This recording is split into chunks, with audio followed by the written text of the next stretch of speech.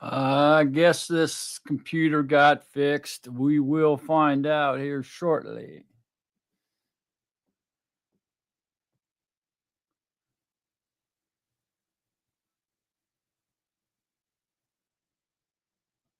Come on in. The water feels fine. Hi, Yami. Can't hear you. Can't hear you, Yami. Cannot hear you. I say hello, hello, Shabbat Shalom, everyone. Hello, Sister Sandra. Shabbat Shalom. Devi. Shabbat Shalom. Good morning, Miss Shabbat Tucker. Good morning, family. How are you?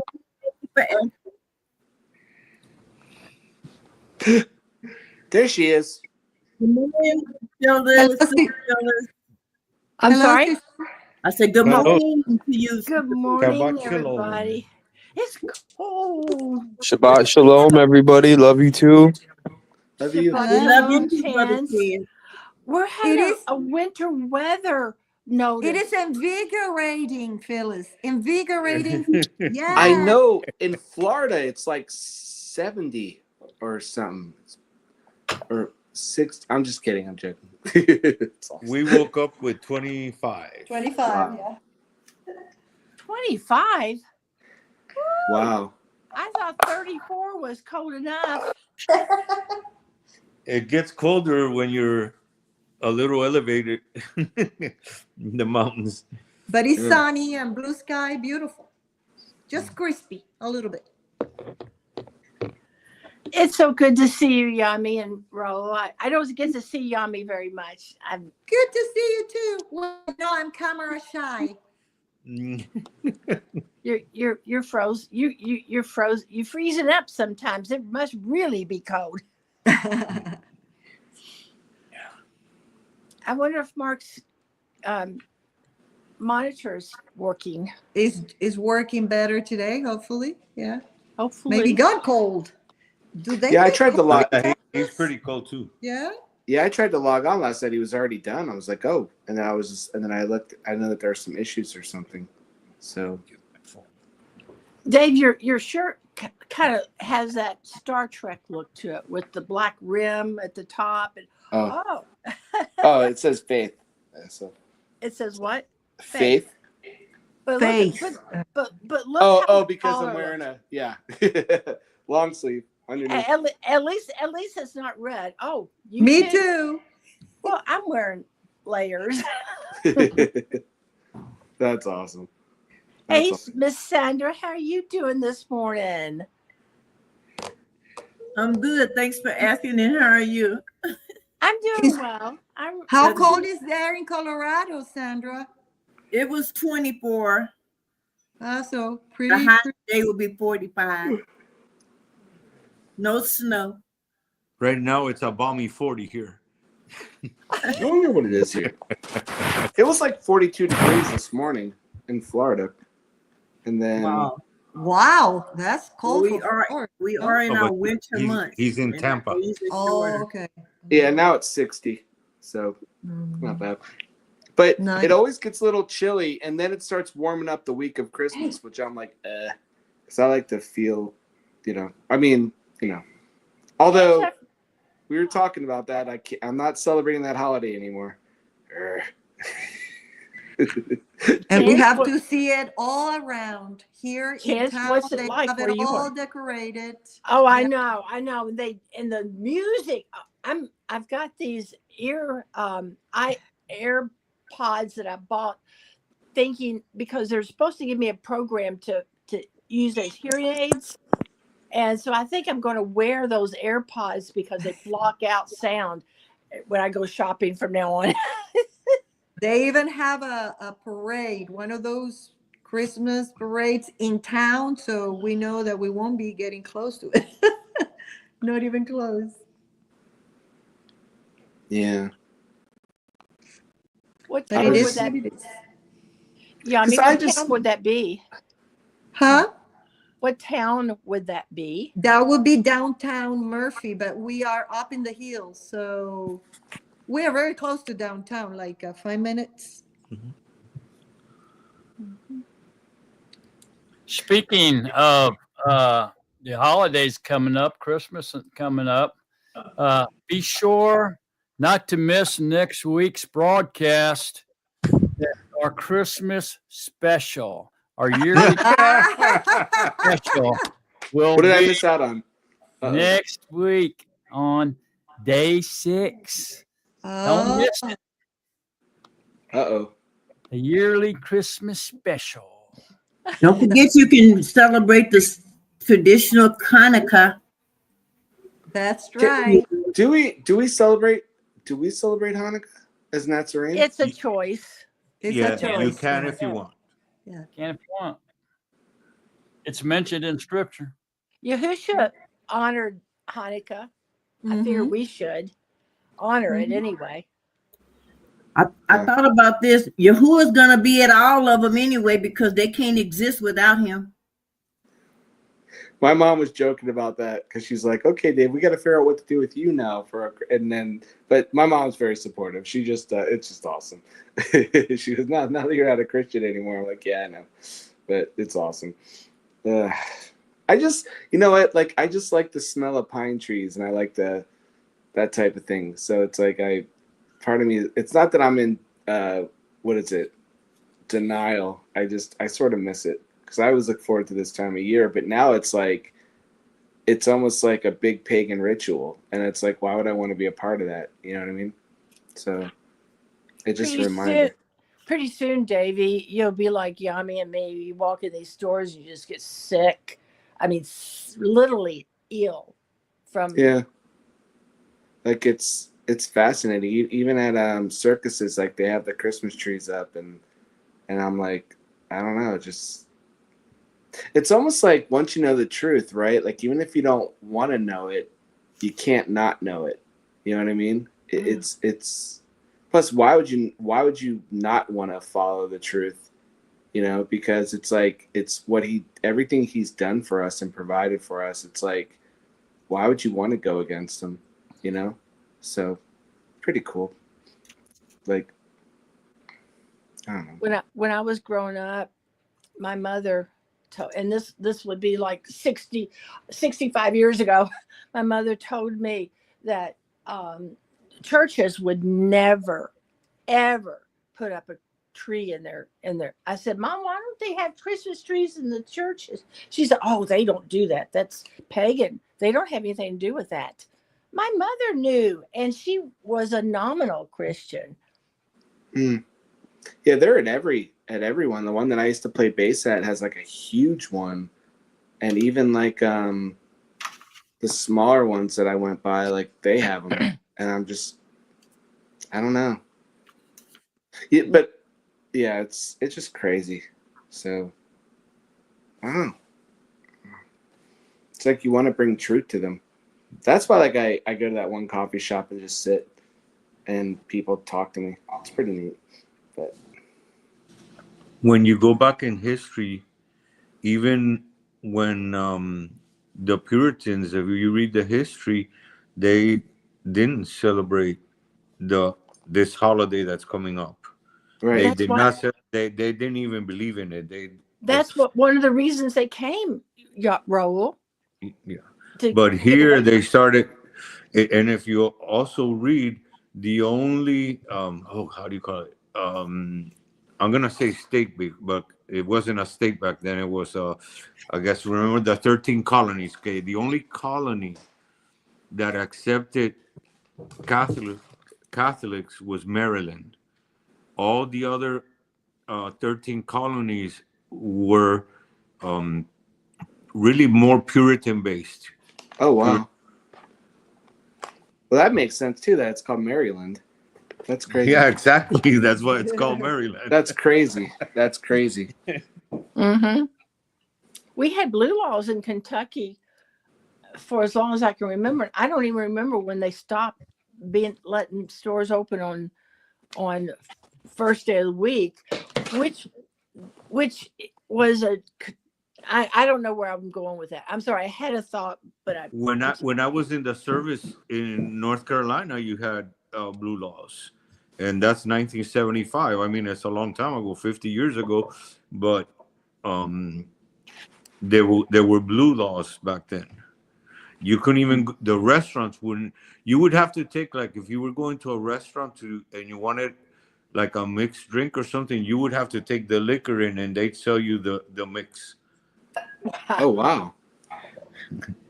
But see, Wow. that didn't even have anything to do with the Sabbath. I don't know where I was going with it, except to mention that they recognize a Sabbath. They recognize a Sabbath, and now they don't recognize any Sabbath.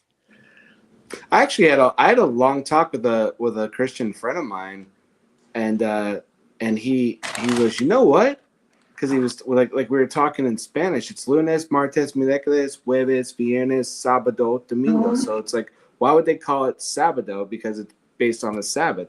And I pointed out to him, and he's like, wow. And it's just like the whole fireworks just started going off for him. You know what I mean? Like even just little things. So pretty I crazy. guess, Davey, that the Tampa area taught you some Spanish, huh? I took 3 years of it in high school, so I know a little bit. You know, like Because there's a lot of Latins. I mean, especially yeah, in yeah, Tampa. yeah, cigar and You- everything. You know, Yeah. Lou said most every country, nation in the world has a word for Sabbath in their days of the week.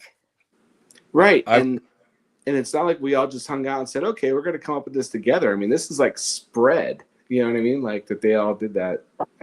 Sorry, go on. There's some countries that still use first, second, third day, fourth day, fifth day, sixth day, and Sabbath, sábado. Portugal is one and Brazil is another. They don't use names for the days. Iceland is one of them. Wow. I had my coffee. Where's Phil? Oh, you know what? I need to make mine. Oh. Phil's going to be late. He's going to be late for the date, he said. Thank you, babe. I'm going to go put on some coffee. Mark, I'll be right back. is your monitor working correct? See you. So far it is. Yeah, I ended up having to update the drivers on my computer and camera and everything. Once I did that, it seemed to start working. So I think we're good. That happened about a year ago. I forgot about updating the drivers. So. Chance, But what's her name? Hanukkah is mentioned in John 10:22. We find Yahusha walking in the Kadesh place in the porch of Solomon. It says, and at that time, the Hanukkah came to be in Jerusalem, and it was wintertime. And so every time that we read about Yahusha, either going to Jerusalem or in Jerusalem, it's always because he's there to celebrate one of the feasts or appointed times. And so just him being there at the time of Hanukkah would highly suggest that he was there to celebrate Hanukkah, Yahusha. And so I would say that it is definitely allowed. And it's a good alternative to Christmas once that you understand it. Now, Hanukkah is called the Festival of Lights because of the candles. They light a candle every day for 7 days. And so it's called the Festival of Lights, or also the Feast of Dedication, because Hanukkah commemorates the rededication of the temple in Jerusalem.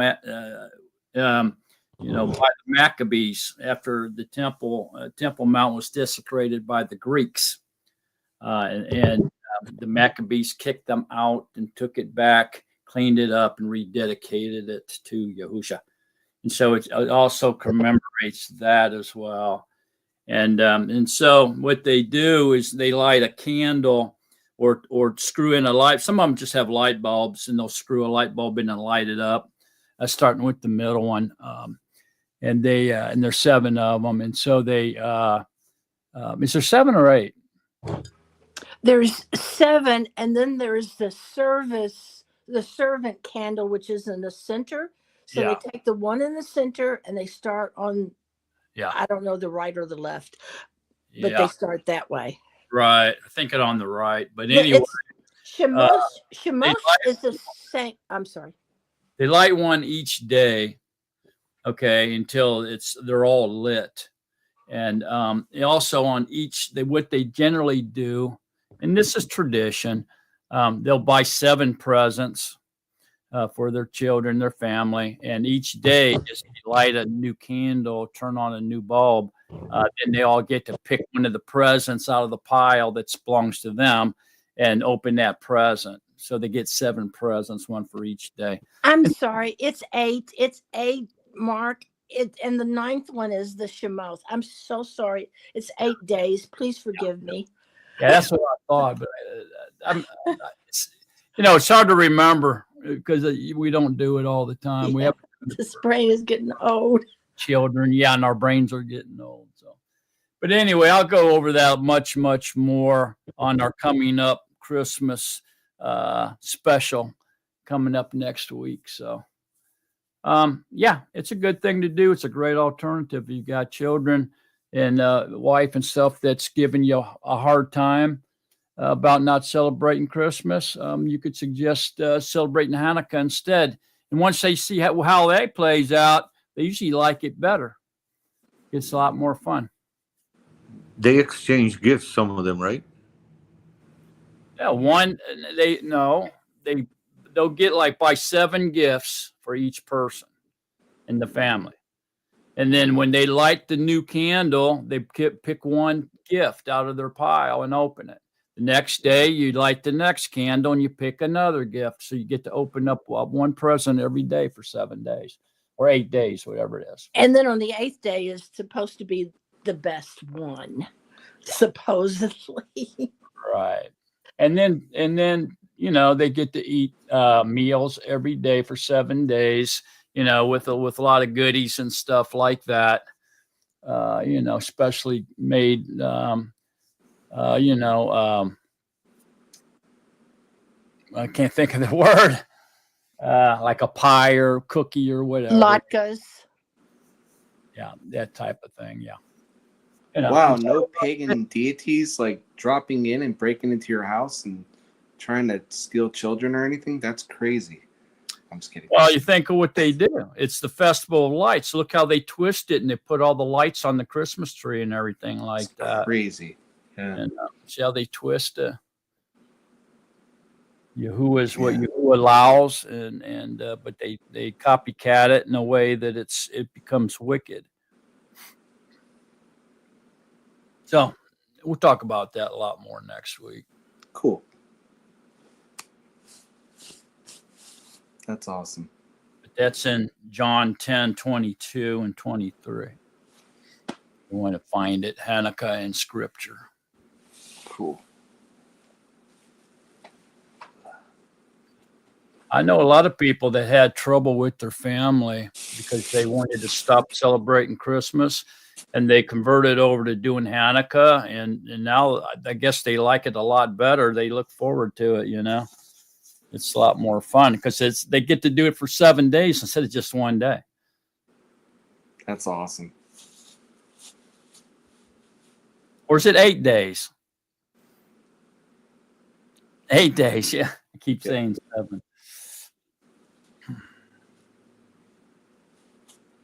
Oh, that's right. That's how I remember that. So the menorah has 7 branches, and then the menorah for the Hanukkah has 8 or 9, actually. people get those confused. Yeah. I'll read my notes and I'll know better what I'm talking about next week during our Christmas special. The truth about Christmas coming to a neighborhood near you.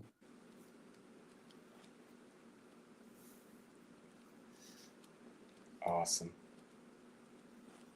Actually, it's interesting that I was reading the book Timeline and that I literally got to that point today, and I was like, just fascinating how everything just works out.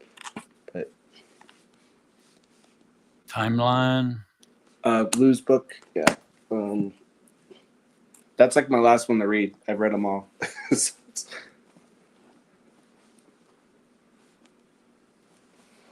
Which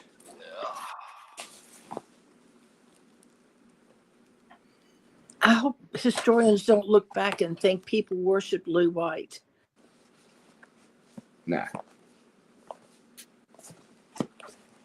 The great thing about his books is are the links to the pages, though. It's almost like an encyclopedia, because then you have all I mean, I've been reading them too, but you stop and you read the articles on the HTMLs. Yeah, that's what? what kind of worries me too, Phyllis. I get really worried about that when everybody starts saying, "Well, Lou said this, and Lou White said that, and Lou this, Lou that." And you know, that's part of the reason he kind of backs off from being on these shows. Yeah, It gets too much attention, and he doesn't want to take anything away from Yahusha. right. Yeah, I feel sorry for him. People start. Yeah, we find that same situation with Paul. Paul got really Yes. upset, man. I mean, really lost his mind over it.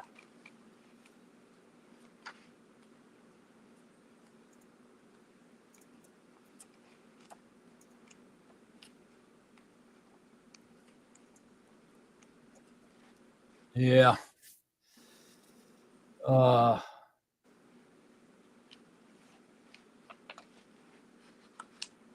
Awesome. Yeah, for First Corinthians 1,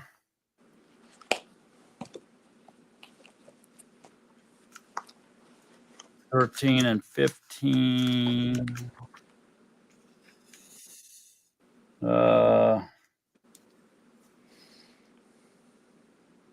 Yeah, so listen to this. This is Paul really very upset.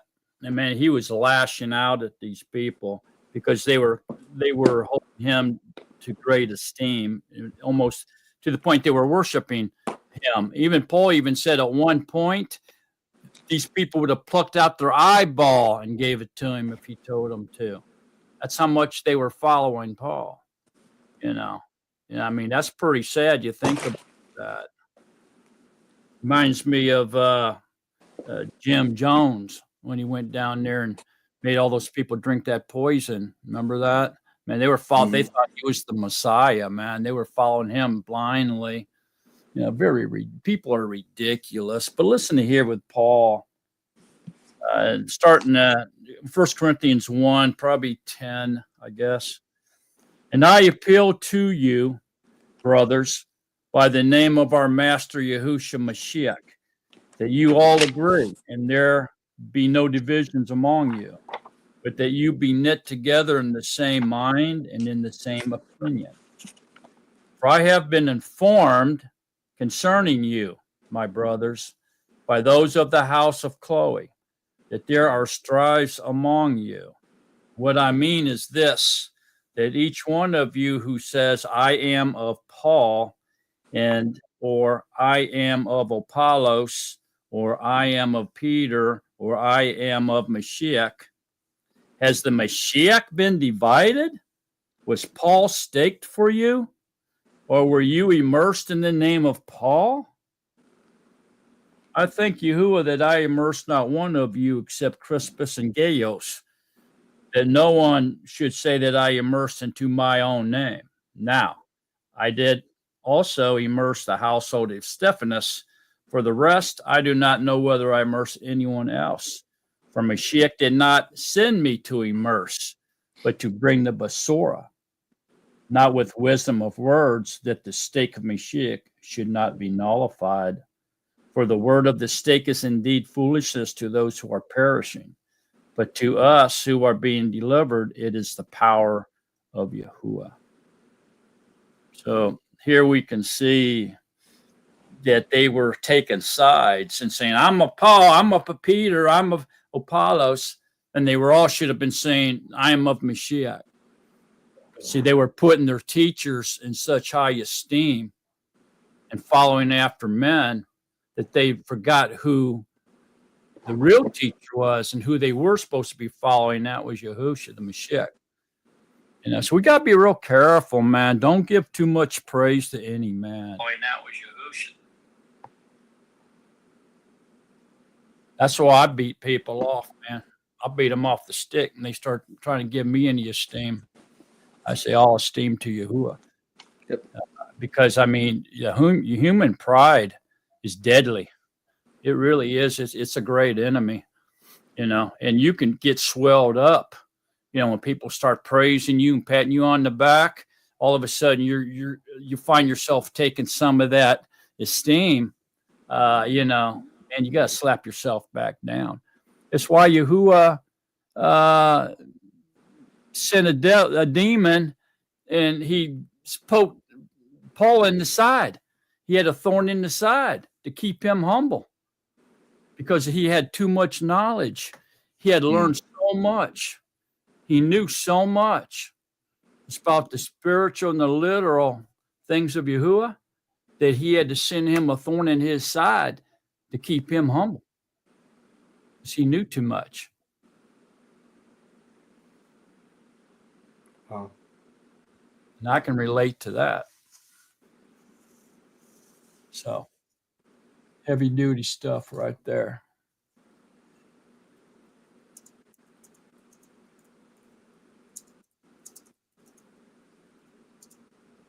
I don't know if any of you have ever read that part of it.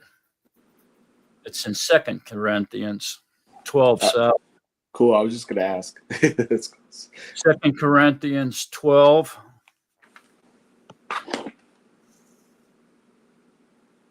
Seven. Probably should start in 5, I guess.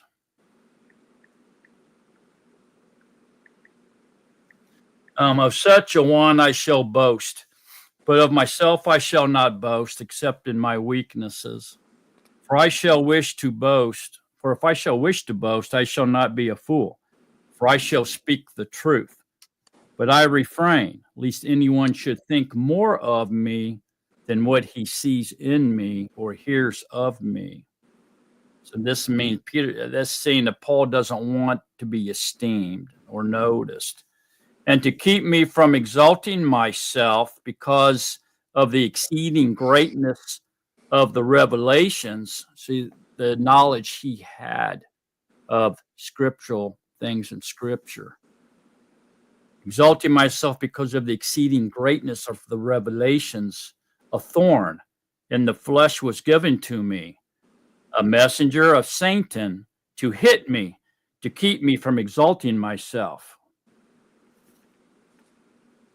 Concerning this, I pleaded with the master 3 times to take it away from me. And he said to me, my favor is sufficient for you, for my power is perfected in weakness. Most gladly, then, I rather boast in my weaknesses so that the power of Mashiach rests on me. Extremely powerful stuff, man. We got to be real careful. The more you know, the more you have to humble yourself, boy, because he send a demon down there to get a hold of you, beat the crap out of you, stick you in the side with a thorn, you know, to humble you. Okay, so you think you're all that because I've showed you all my secrets? Take this. Bam. Send a demon to hit you. Knock you back down off your pedestal. You don't know all that. I'm the one that showed it to you. I'm the one that revealed it to you. Stop acting like you know it all. Stop acting like you're better than everybody else, or you know more than everybody else, or you're above someone else. If you don't, I'll take care of you. I'll knock you back down off that pedestal, boy. You got to be careful, not only with yourself, but with others. Don't be bragging on other men. If you want to brag about something, brag about Yahuwah. Mm-hmm. Be careful. We all love Luwat, but I can almost promise you Luwat don't want you esteeming him, bragging on him. I'm pretty sure he doesn't.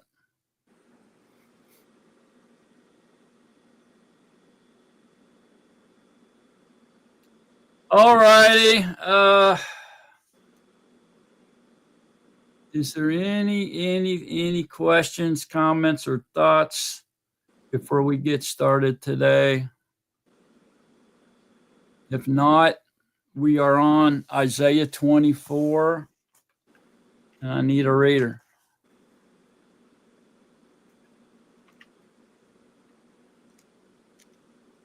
Both our readers are absent today, aren't they? Tad and Phil. Phil said he'll be here. He's just going to be late. I don't know where Tad's at. He was on last night. Go ahead, Davey. All right.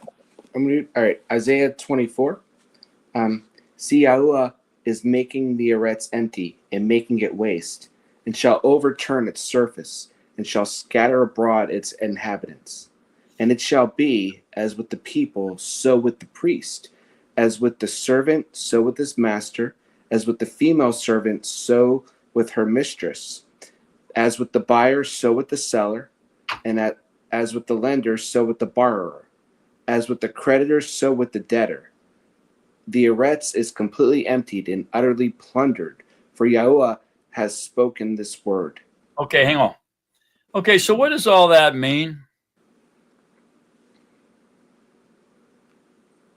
What's all that telling us?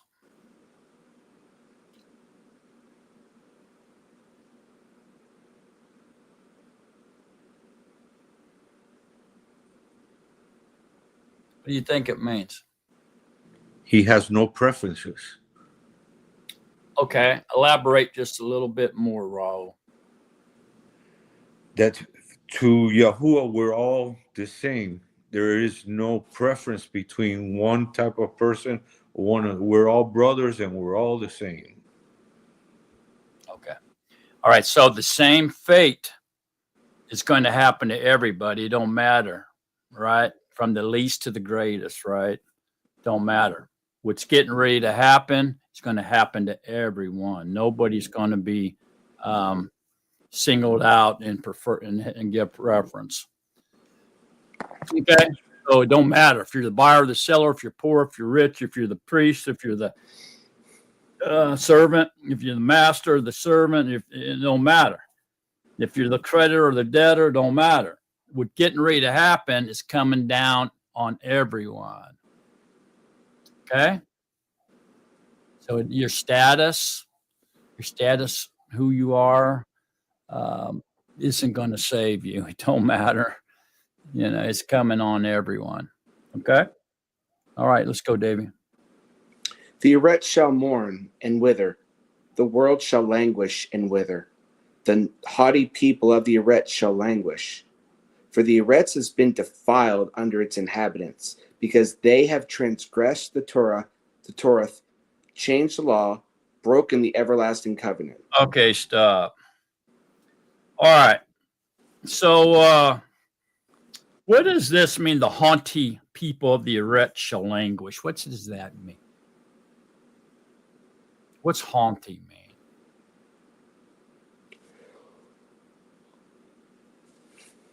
Anybody? Ike? Proud, being proud. Right. Prideful, proud, right. So the haughty people are walking around with their chest sticking out and their nose sticking up in the air, acting like they're better than you. In the Eretz shall languish. What's that mean, languish?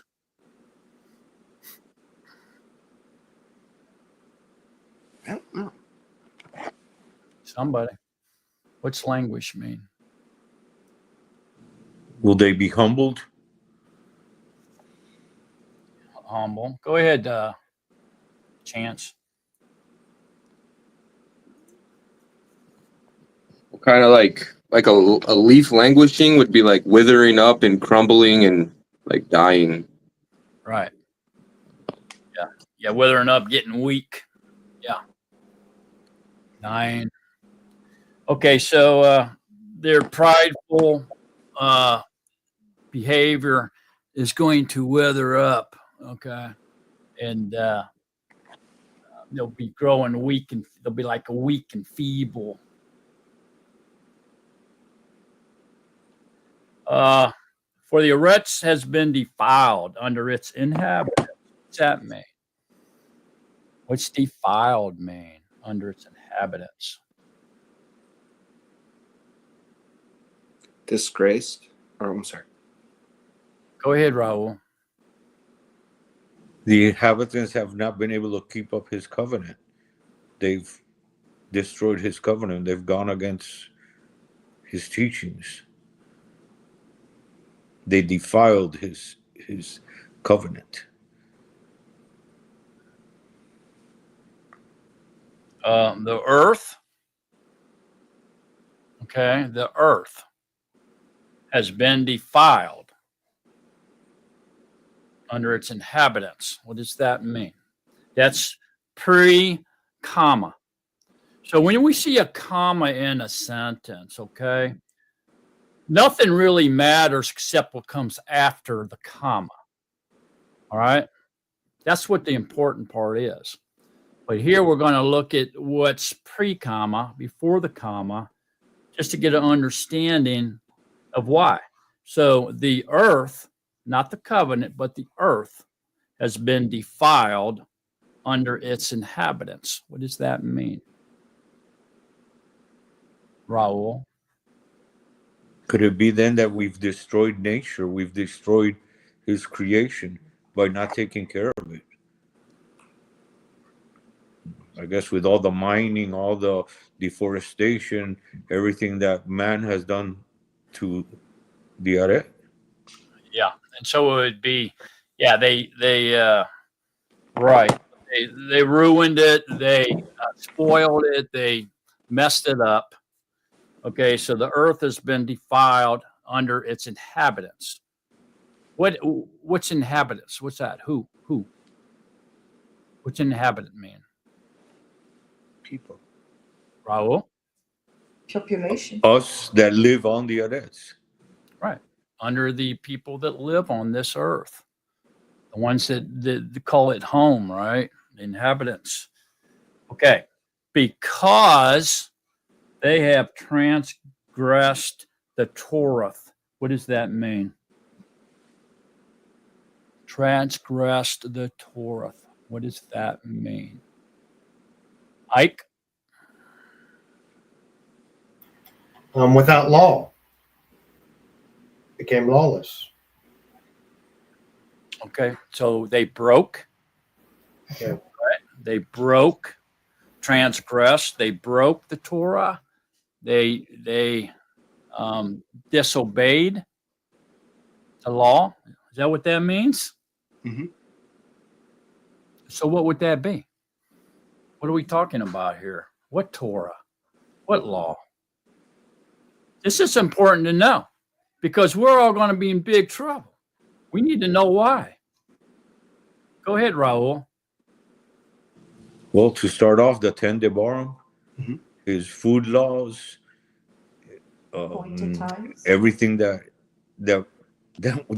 people don't keep anymore nowadays, breaking the Shabbat. So they transgressed the Torah means that they were disobedient. They weren't lawful, right? Were they? They were criminals, right? Because they went against established law. Is that correct? Phyllis, go ahead. Yeah.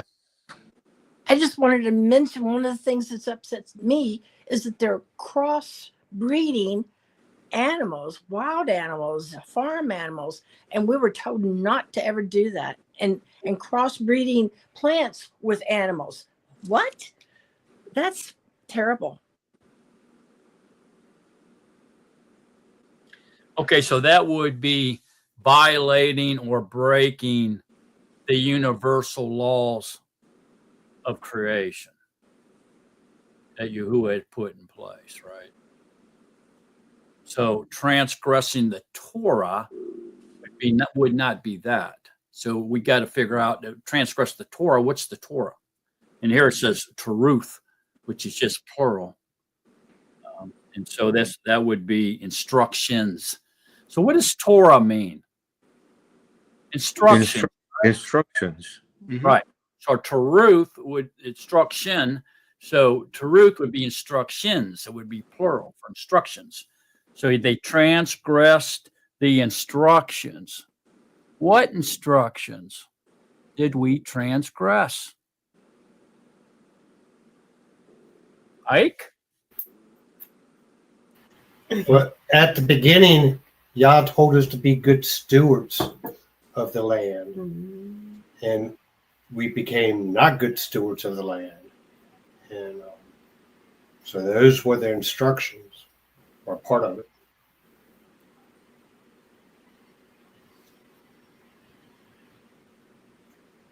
Anybody else? Raul?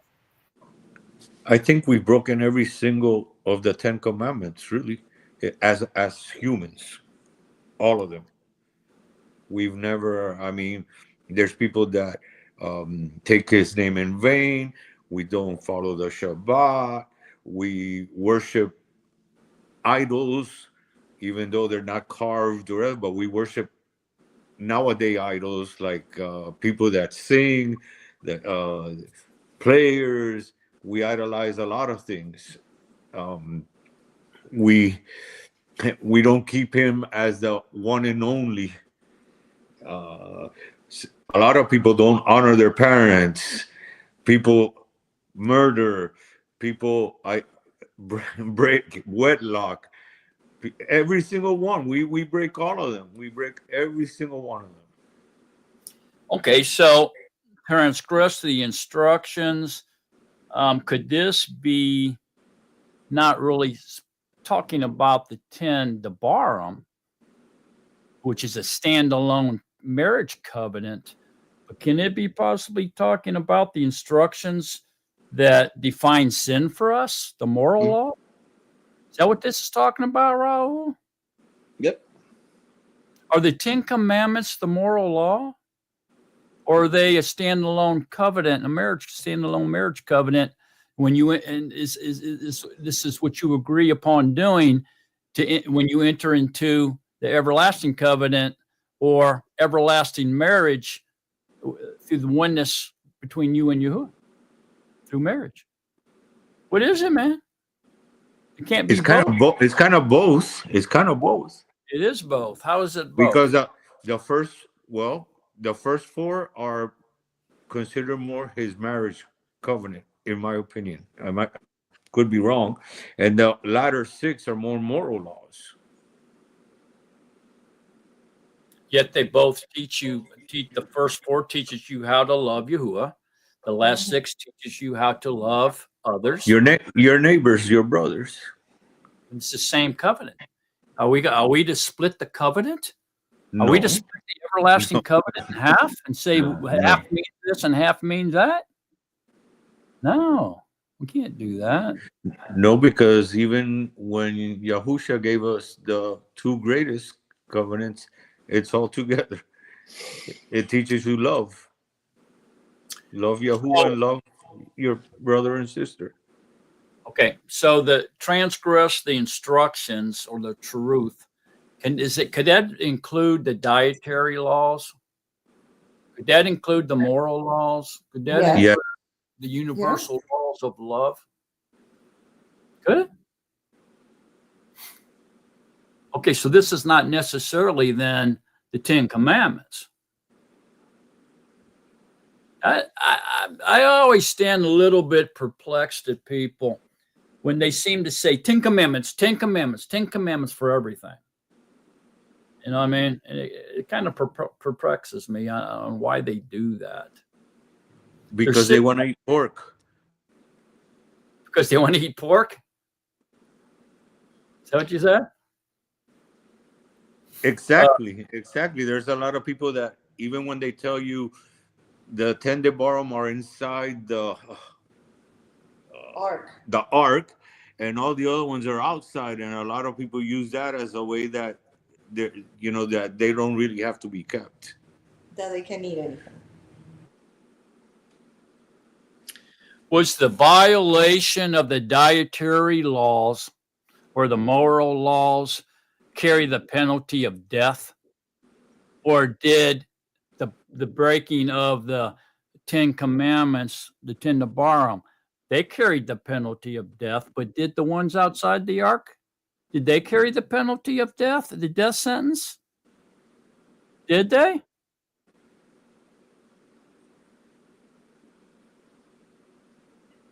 Some did and some didn't. But the 10 Debarim, every single one of them did. Matter of fact, if you broke one, you broke them all. That's because the reason that is because if you break any of the 10 Debarim, okay, you broke them all because all of them are the death sentence. It don't matter, okay? And so what happens if you break one? What did you just do? You broke the everlasting covenant, okay? And since you've broken the everlasting covenant, the penalty for breaking a covenant, especially in scriptural days, was death. If either party if you entered into a blood covenant with someone and you broke that covenant, the penalty was death for you. And in a lot of cases, even your family would be destroyed and killed and wiped out. A blood covenant was not a joke. You didn't enter into a blood covenant half-heartedly. You needed to understand that the penalty for breaking the blood covenant was death. And in a lot of cases, even they would kill you and your family, your offspring, so that your lineage wouldn't exist, would stop right there and then, wouldn't go off into different generations. So it was a serious thing. So because they have transgressed the Torah or the instructions, to me, this would mean that they don't really care about any of the laws, none of them, the dietary laws, the moral laws, the blue line laws, any of it. Okay, they just go crazy, do what they want to do. So they're basically lawless people, right? As far as transgress the truth, to me, because the Torah, when we say Torah, and we're referring to the 10 Debarim, this is a standalone covenant. Okay. I think there may be one or two of them found in the moral laws, but basically they're a standalone covenant. When that young man asked Yahusha, what's the first command? Did he say, I am Yahuwah your Elohim, have no others before my face? Did he say that? No, he didn't, did he? What did he say? Love Yahweh with all your heart and soul and strength. Yeah, he said, Yahuwah is one. Love Yahuwah with all your heart, being, and strength, from all your might. And then what did he say? He said, not only is that the first, but it's the greatest. Didn't he? And then he said, the second is like it. Love your neighbor as yourself. Did he not? Why didn't he say, the first is I am Yahuwah your Elohim, have no others before my face. You do not bow to images. This is the second. Why didn't he say that when that man asked him that? Why didn't he say that? It's always the 10 Commandments, the 10 Commandments, the 10 Commandments. Well, if it's the 10 Commandments, why didn't Yahusha say, the first commandment is, I am Yahuwah your Elohim, have no others before my face. And the second commandment is, you do not bow to images. Why didn't he say that then if it's always 10 commandments, 10 commandments, 10 commandments? Somebody. Go ahead, Chance. The Torah. Because love hangs the whole Torah. What's that got to do with anything? Yeah, love completes the whole Torah. It's completion. So if you love Yahuwah and know that he's one, and if you love your brother and sister, you're completing the Torah. What I'm asking you is, everybody always says that it's the 10 commandments, the 10 to borrow. Okay, and it cannot be. Okay, and why didn't Yahusha, if it was, would he not have answered him by quoting the first and second command of Debarim? He didn't. So why? Why did he say the first is Yahuwah is one, and the second is like it, love your neighbors yourself? Those aren't the first and second 10 Debarim. Why? There's a reason why. What is it? And if you don't understand that and you can't get that, boy, you better be listening up because you're all mixed up. Go ahead, Raul. Because if you love Yahuwah with all your mind, with all your heart, and with all your might, you would keep the 10 commandments. No. I mean, your statement's true, but it's not the answer I'm at looking for. Okay, so look at Hebrews chapter 4, verse 9. Be page 1177. Hebrews 4,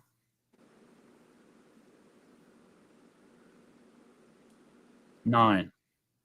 So there remains a Sabbath keeping for the people of Yahuwah. What? The people of Yahuwah? Does that give you a hint? Go ahead, Ike. So is the 10 Baborim, the 10 Commands, that's the marriage vows. Now we're getting it. Now we're starting to think with the old noggin. The 10 Debarim is a standalone marriage covenant, folks. You don't even have to obey it. You don't have to do anything with it unless you're Yahuwah's people. It just said. There's a Sabbath keeping remains for the people of Yahuwah, not for the people of the world, but for the people of Yahuwah.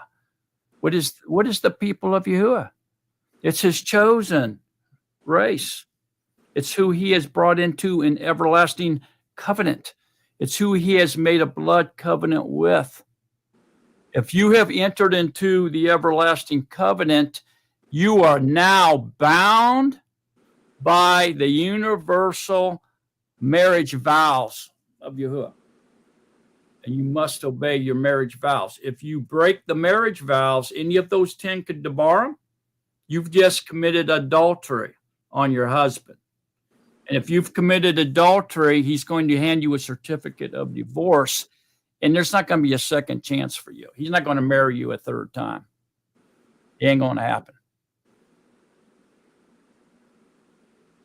Okay, so when we're talking about transgress the Torah, this is speaking of you that they're just going crazy. They're not obeying any of his instructions whatsoever. There's 614 laws, approximately, in Scripture. Okay, in the Tanakh, and some of those have been annulled because of the old priesthood being annulled, but many of them remain. Some are for men, some are for women, some are for children. If they apply to you, then you have to obey them, such as do not move a borderline, So you know the fence line between you and your neighbor, the border. If you go up there and put up a fence and you just look around a little bit, say nobody's watching, I'm going to build this fence about 2 more feet over on his side to give me a little bit more. You just violated one of his instructions. You're not allowed to do that. Okay. And so do not eat mice or do not eat pig.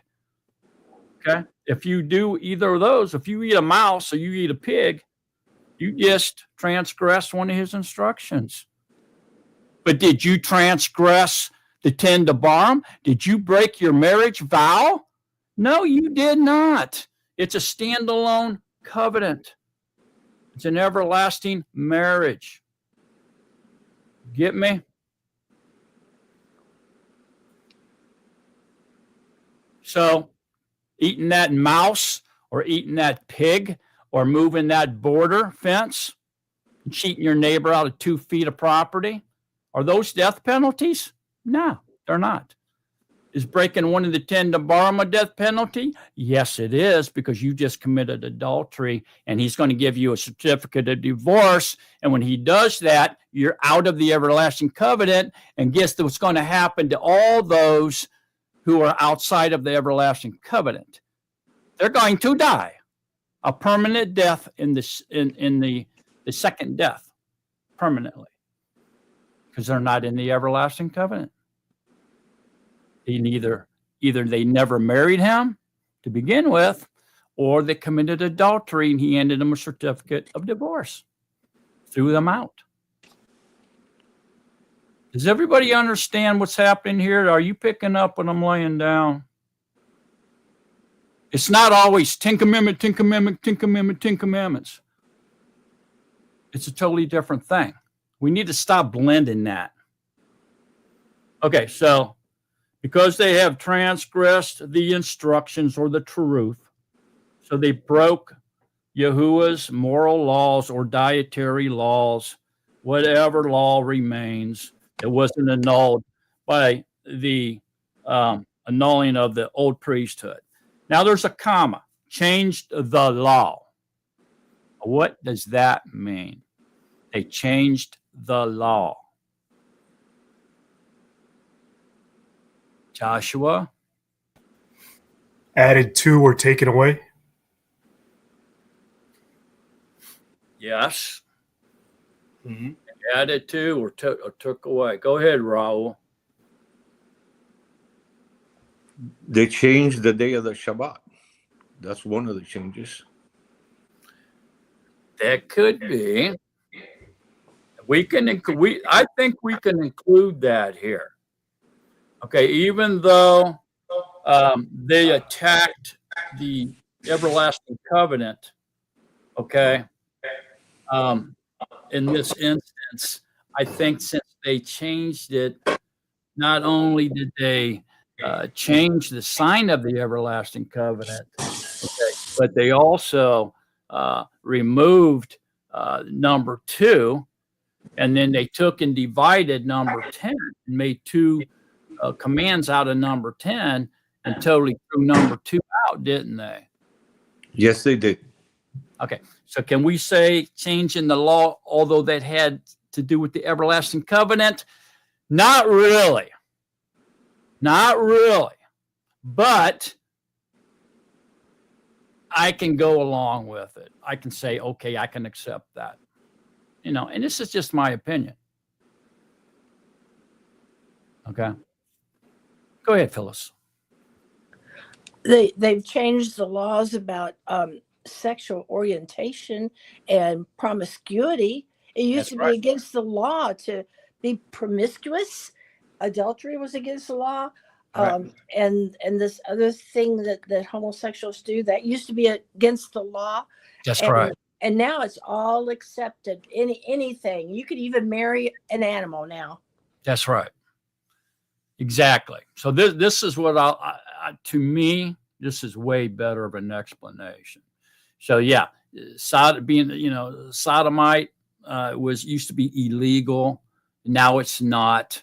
It used to be illegal for man to marry a man or a woman to marry a woman. Now it's not, so forth and so on.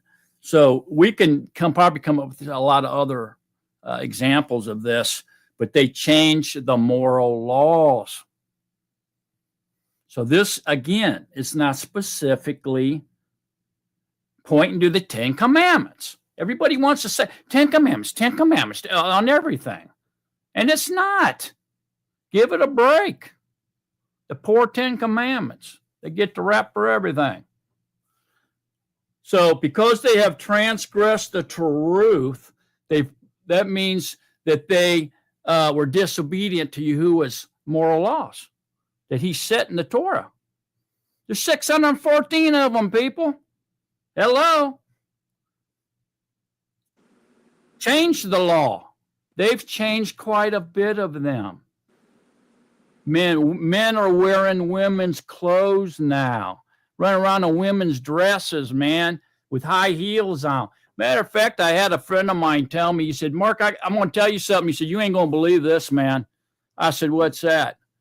He said, my nephew was in the Army, called me and told me that on Gay Pride Day or week, whatever that is, he said they made his platoon march around town wearing red high heels in celebration of Queer Day. And I said, man, you got to be kidding me. He said, no. I said, are you serious? They made the United States soldier put on red high heels and march around town? He said, yes, that's what I'm telling you. I said, you're right. I can't believe it. So you got women wearing men's clothes. Were they government issued? I don't know. I guess they were. Have you ever seen that one dude that looks like a woman? He's an admiral or something. You ever see that person? I have. It's disgusting. They show him all the time. It's disgusting. He's one of our leaders, man. Let me see if I can find who that is. I know. Is he the reason they put up the signs in the bathroom that biological male only? I know who you're talking about.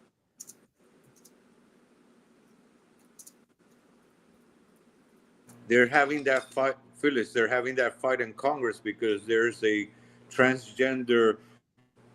There's a male that thinks she's a woman, and they're fighting over. There's a bunch of the women Congress people saying, "No way is she coming into our bathroom."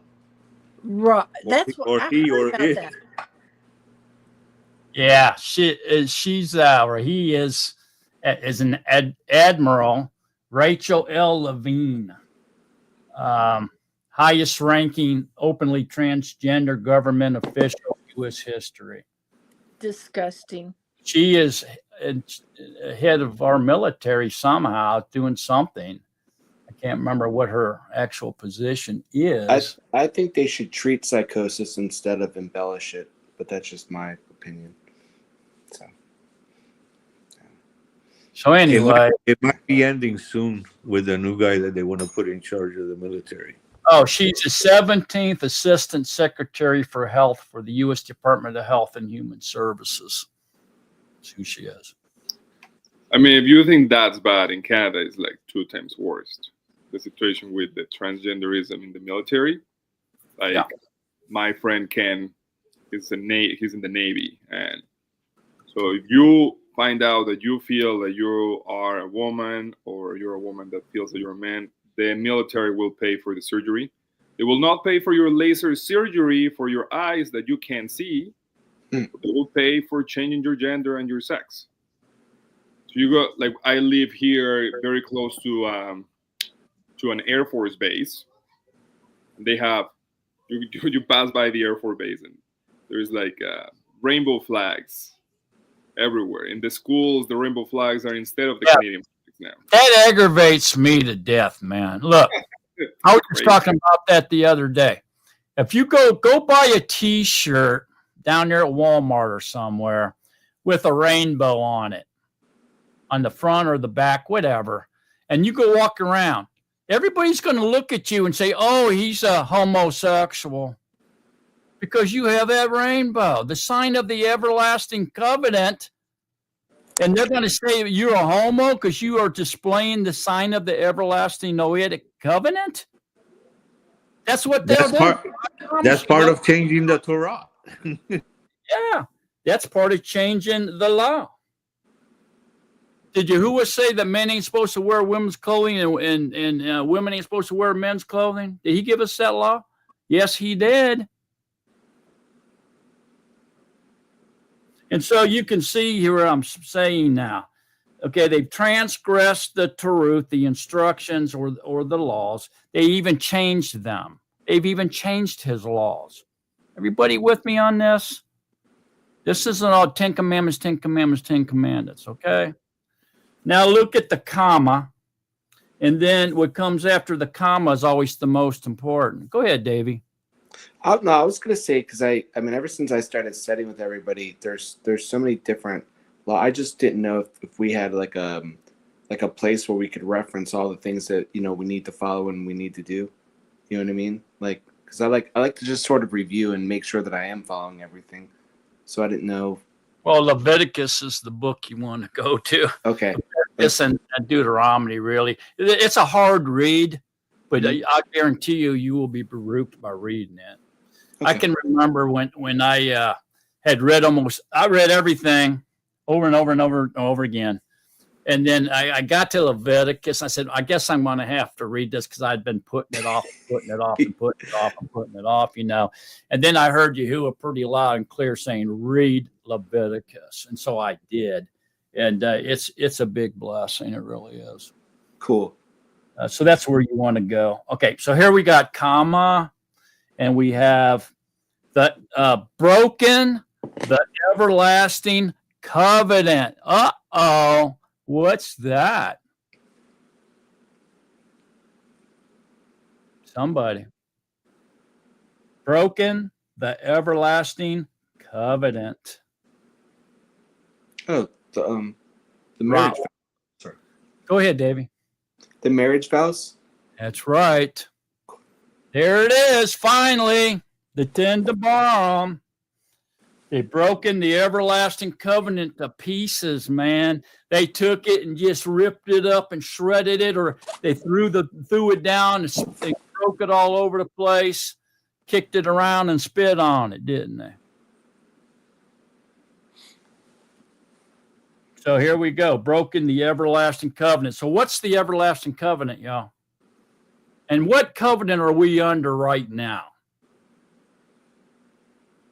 There's a lot of different covenants, and all of them say they're everlasting. When Yahuwah says something is everlasting, he means it's everlasting. So what covenant are we under right now? And what is the everlasting covenant?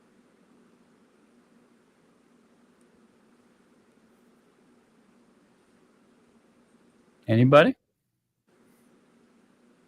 Phyllis? Would that be the 10 Debarim? Yes. Why is okay, so how did the inhabitants of the Eretz break the everlasting covenant? How has that been broken?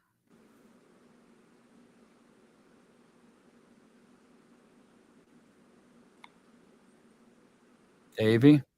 There's a lot of them. Like, they worship the pagan gods. They break, the adultery, the everything, the idolize, like all that stuff, right? Correct. So one way it would be idolatry. There's one way they broke it. All right. By worshiping idols, statues, humans, animals, stars, sun, moon, nature, all this is idolatry. This would definitely be a way of breaking it. Right? What else? How else did they break it?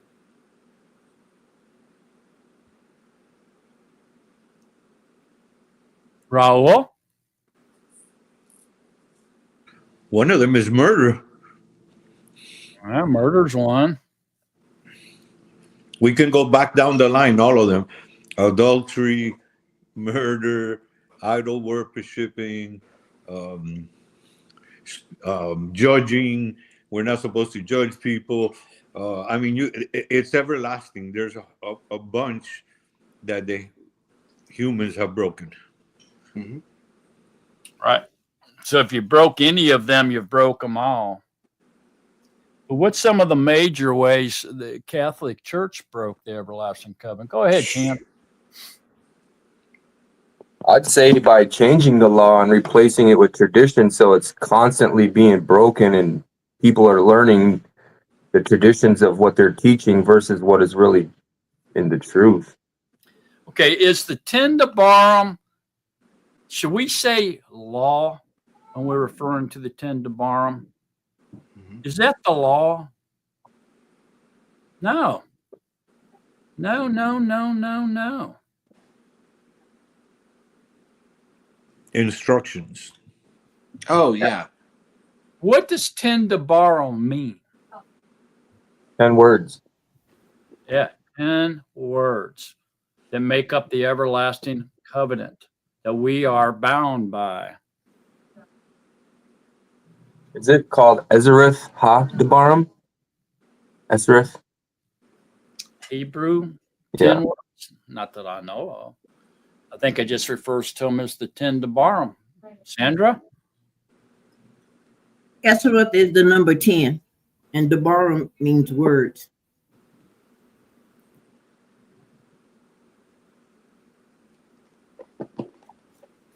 Y'all got this Mhm. thing from Phyllis, this bookmarker? Yep. Look I even on have it on my phone. Yeah, look on the back. Oh. See where it says 10? Then you have in Hebrew, you have the yod. In Latin, it's Y because we write in Latino alphabet. Use the Latino alphabet, don't we? That's why they call the people, the Spanish people, Latinos, because they speak Latin and they write with Latin. So you got the Y in Latin, Yod in Hebrew, and it's gematria is 10. And so its corresponding number would be 10. So can we say Yod Debarim? Can we say Yod Debarim? Yeah. And if you say L, if you say L in Latin, what's the corresponding number? We write L in Latin. And we're talking numerical equations. What would it be? So when L is 50, right? X is 10. Same thing here. Yod is 10 in Hebrew. So when you write that Yod, if you're talking numbers, that would be 10. Just like in Latin. Oh. When you do it in Latin. We say 10 because that's English. So we're mixing English with Hebrew. 10 Debarim, right? But what if we say it in all of Hebrew? How do we say it, Sandra? How do you say 10 Debarim in Hebrew? 10 words. Esareth La Debarim. What? Esareth Ha Debarim. It stands for the letter for the article D. It's a little different in grammar than it is in English. You don't take the actual letter that represents the number 10. And When you write it, you do. Well, Write it down. in my grammar book, the number 10 is Asareth. So it's Asareth if it's single, and if it's plural, it's Asareth. So that's why it's Esareth Ha-Debarim. Devarim is words, because Dabar means word. and ha is the, because the letter hey represents the, or it can also represent and when it stands alone. That's when you're reading Hebrew in the Tanakh.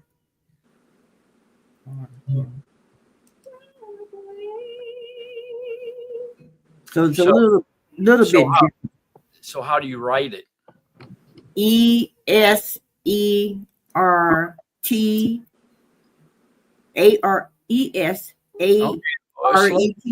and then HA, and then DABARIM. Okay. All right. So if in ancient Hebrew, if they would write a yod, and then they would write say yod alif. Okay. What would be the number? If I write Latin and if I write X I, what am I writing? 11. 11. So what in Hebrew? If I write Yod Alif, what am I writing? 11.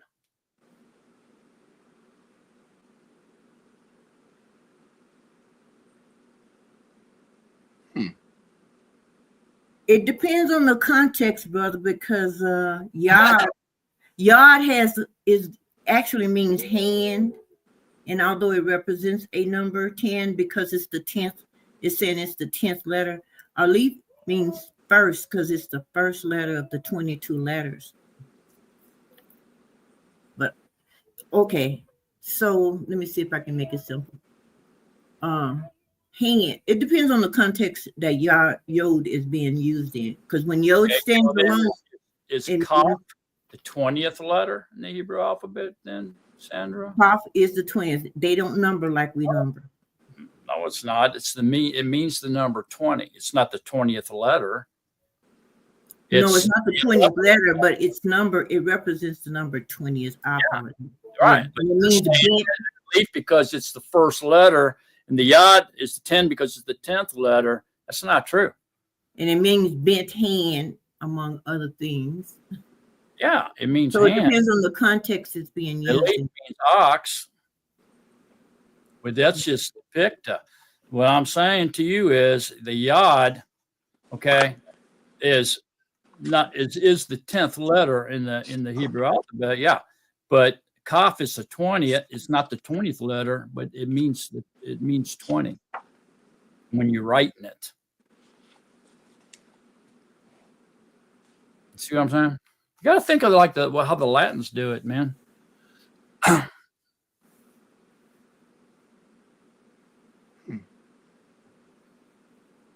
So count to 1 through 10. Can you do that? Count 1 through 10 in Hebrew, ancient Hebrew.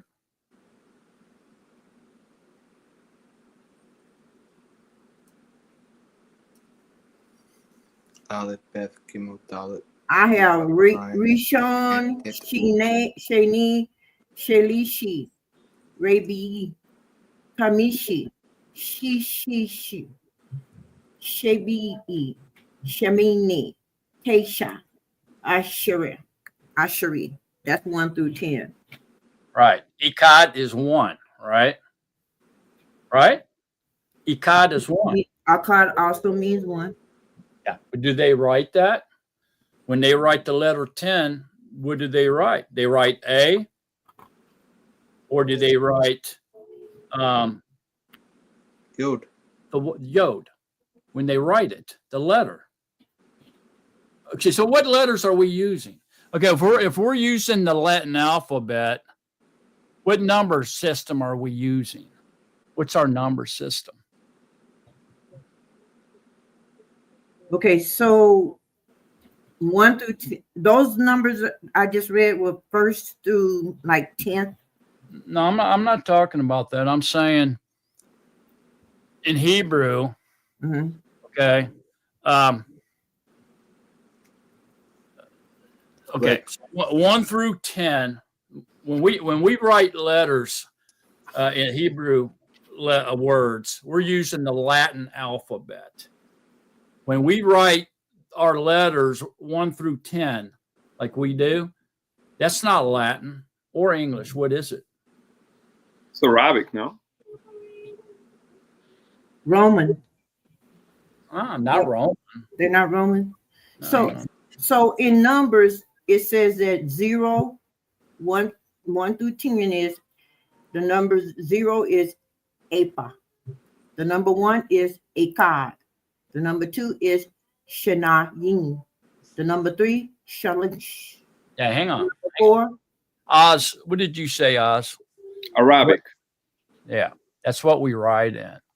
So we write our letters in Latin, and our numbers we borrow from the Arabs. Okay. Arabic. See what I'm saying? And so you don't write in Hebrew. If I would write 10, I wouldn't write 10, or I wouldn't write Ikad Isar. I would put a yod there. And that would be a 10. Go ahead, Phyllis. Lou did put a comment down. I don't know if that answers the question that you were asking or not, but he made a comment. I can't read it. You'll have to read it. What's that? Where at, Phyllis? In the chat. He made a comment in the chat.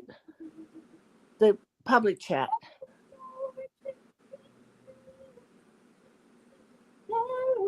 I don't see it. So, This? Oh. Is that what you're talking about, Phyllis? Go ahead, Davey. so it would be like Aleph, Beth, Gimel, Dalet, Hey, Vav, Zayin, Het, Tet, Ud. Wait a minute, I went too much, didn't I? So Aleph, Beth, Gimel, Dalet, Hey, Vav, Zayin, Het, Tet, Yod, right? And that's 1 through 10. And then we would do, like, when we want to do 20, we would do like Kaf Uno, or I'm sorry, Kaf Aleph if we want to do like 21. Yeah, okay, listen to what I'm saying here. Listen, I don't want to stay on this. Okay. Because I might even be wrong. I mean, I don't really know a whole lot about this. But look, when we say 1, 2, 3, 4, we write 1, 2, 3, 4, 5, 6, 7, right? We do this. We write 1, 2, 3, 4, 5, right? Like this. Right. Correct? Okay. But when we write it down, we don't do that. We write ONETWOTH3EE. See what I'm saying? Mhm. So that's what you're doing. Say Ikag, Shalash, Abba, all that. That's like writing ONETWOTH3EE. But if you're going to make the number, then you would put a yod. See what I'm saying? That makes sense. It's like in Latin. If you write the number for 10, you're going to put an X. You're not going to write TEN on there, even though that's Latin letters. See what I'm saying? You know, one thing I've always wondered also is that, we say Al and like Aleph, but Aleph doesn't have any sound to it, does it? If you look at the Hebrew alphabet, because I was studying Hebrew for a while, and I just always found that interesting, because we do use, like, we always say Al, or we always, like, that kind of thing, but Aleph, the first letter of the Hebrew alphabet, doesn't have any sound to it, which I found interesting, but maybe another time.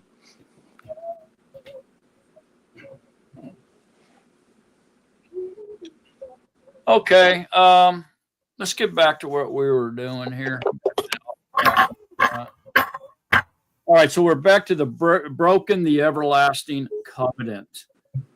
And we've given examples of that. How about if broken the everlasting covenant, then they don't really care about anything, obviously. So then the sign of the everlasting covenant was done. What did they do to that? Well, first of all, what is the sign of the everlasting? What's the sign of the everlasting covenant? Shabbat. Someone's mic is, I can hear music playing in the background. if you're not talking, then please mute your mics. Keep control of your mics, y'all. We're hearing kids and music and all kinds of stuff here. All right. So what is the sign of the everlasting covenant? Sandra?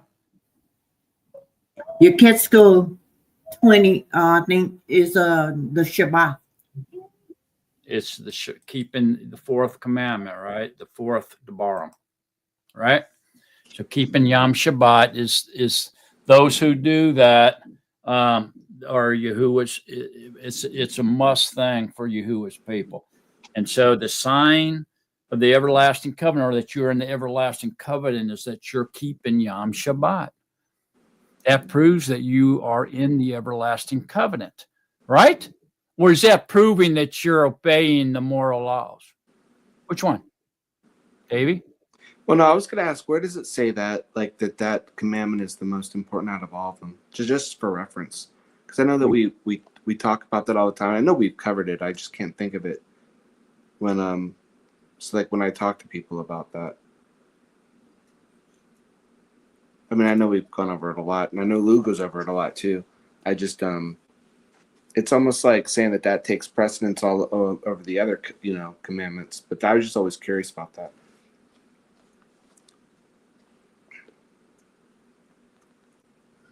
Oh, I don't know where it says it's the most important, but it does say it's a sign, and it's in Exodus.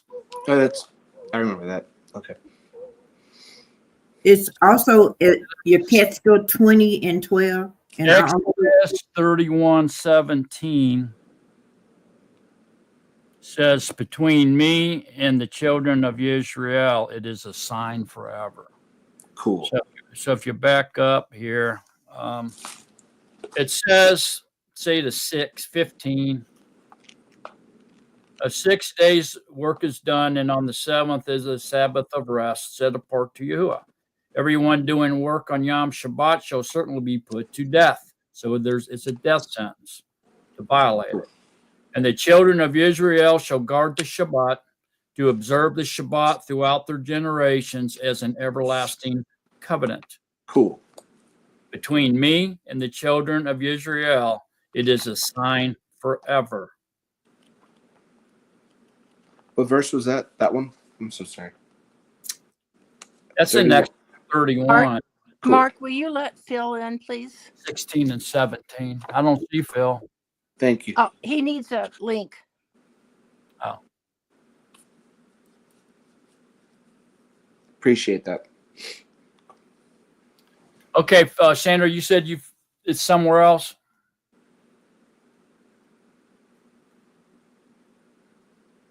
In your Catskill 12, it doesn't say everlasting covenant. It just said it's a sign. The Shabbat is a sign. What scripture was that you read in Shemoth? 31.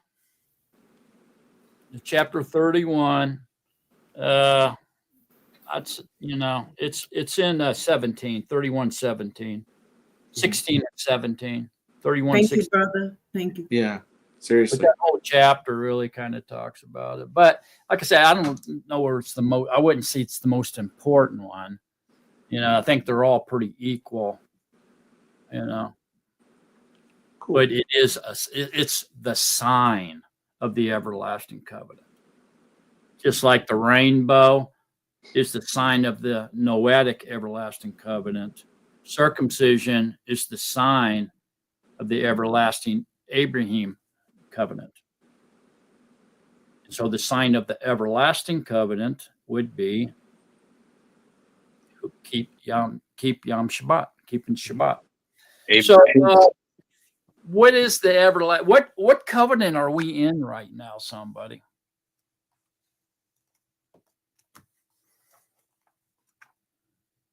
What covenant are we in? What are we committed to?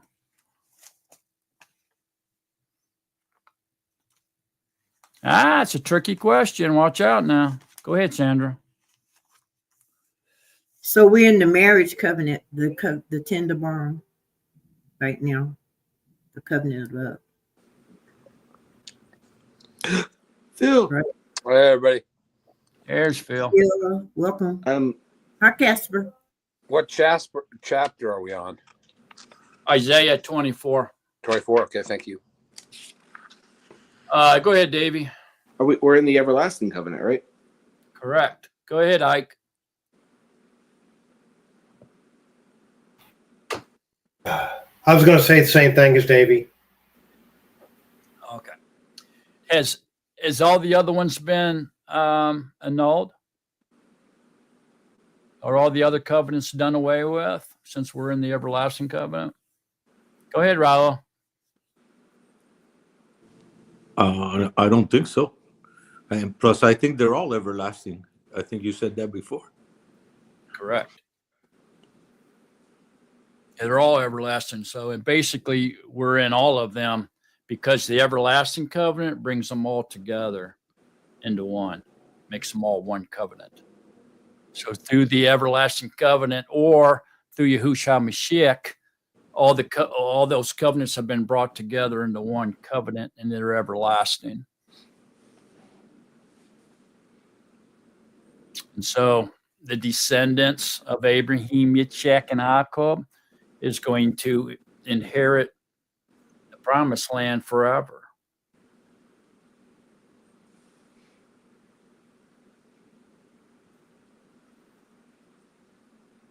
Because it's everlasting. And who is that? Who are the descendants of Abraham, Yitzchak, and Jacob? Who's the descendants?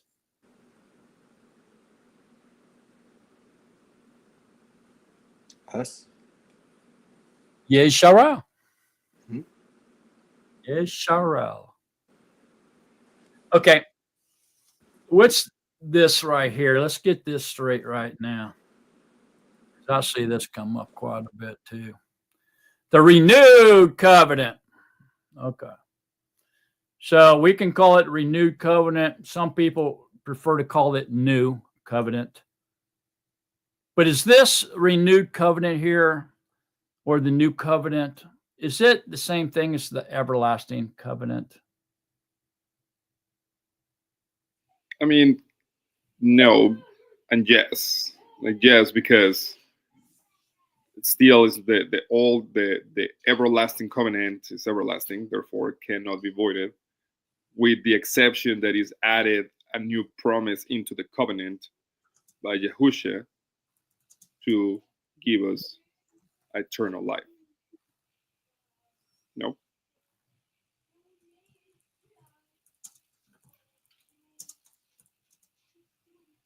Anybody else?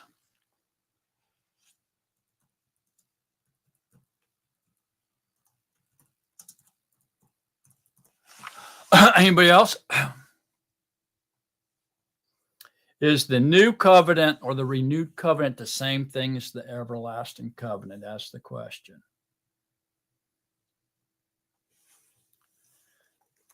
Okay, is the new, go ahead, Ike. I was going to say yes, it's the same. Yeah. It's the same thing. Okay. And so when we talk about the everlasting covenant, what is it? What did we say it was? Yahuwah. The 10 Debarim. It's a standalone covenant, the 10 Debarim. Right? So under the old covenant, if you will, did they have the same 10 Debarim or did Yahuwah change them? Oh. Same. Was the Catholic Church correct by changing them because we're under a new covenant? Mm-hmm. That's what they said. Oh, we're under a new covenant now. We're under the New Testament. We're not under the Old Testament anymore. That's been annulled. So the 10 Commandments have been changed because we're under a new or renewed covenant. Yeah, man, don't you know that? You know, number 2's gone. You know, bow down to images. That don't mean nothing anymore. That's part of the old covenant. You don't have to keep the Shabbat on the 7th day. Don't you know you're under the new covenant? You keep it on the first day of the week. Now, didn't you know that? That's a man-made covenant. There's only one place in the Tanakh where the term new covenant's used. Anybody know where that's at?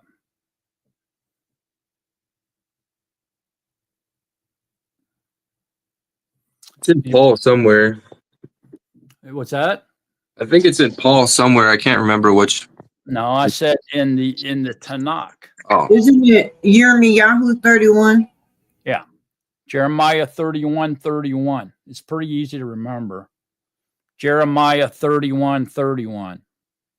Pretty easy to remember that. And it says, see, the days are coming, says Yahuwah, when I shall make a renewed covenant with the house of Yisrael and the house of Yehuda, not like the covenant I made with their fathers in the Yam, when I took them by the hand to bring them out of the land of Mitzrayim, my covenant which they broke, though I was a husband to them, declares Yahuwah. For this is the covenant I shall make with the house of Yisrael after those Yamim, declares Yahuwah. I shall put my Torah in their inward parts and write it on their hearts, and I shall be their Elohim, and they shall be my people. So what's the difference between the old covenant and the new covenant, or renewed covenant, however you want to say it? It doesn't bother me if you say a renewed covenant or new covenant. I really don't care. Go ahead, Sandra. The difference is that he had written his word up on tablets of stone, and then he's going to write them up on our hearts. Okay, what does that mean? That we are going to, that means that we're going to become that word to me. That's it. That's it. Okay, so when they were written on the tablets of stone and they were carried around in a box, that's what an ark is. It's just a box, right? A trunk or a box. And then all of a sudden, he ain't going to do that anymore. He's just going to write them on our hearts. So what does that mean, Sandra? The word is implanted in us. Okay, and what does that mean, Sandra? What have we? We are the living. We are living word. We are Yahusha. We are now the ark of the covenant because we carry the covenant around in us. We're the box. We're the trunk that carries the covenant. We have become the ark of the covenant. Go ahead, Davey. Oh, I was just saying, wow, that's awesome. But like, Go, Phil. I was going to say the same thing. It was, yeah. So Okay. Awesome. Yes. Okay, so the difference then between the old covenant and the new covenant, just to make it simpler for people to understand,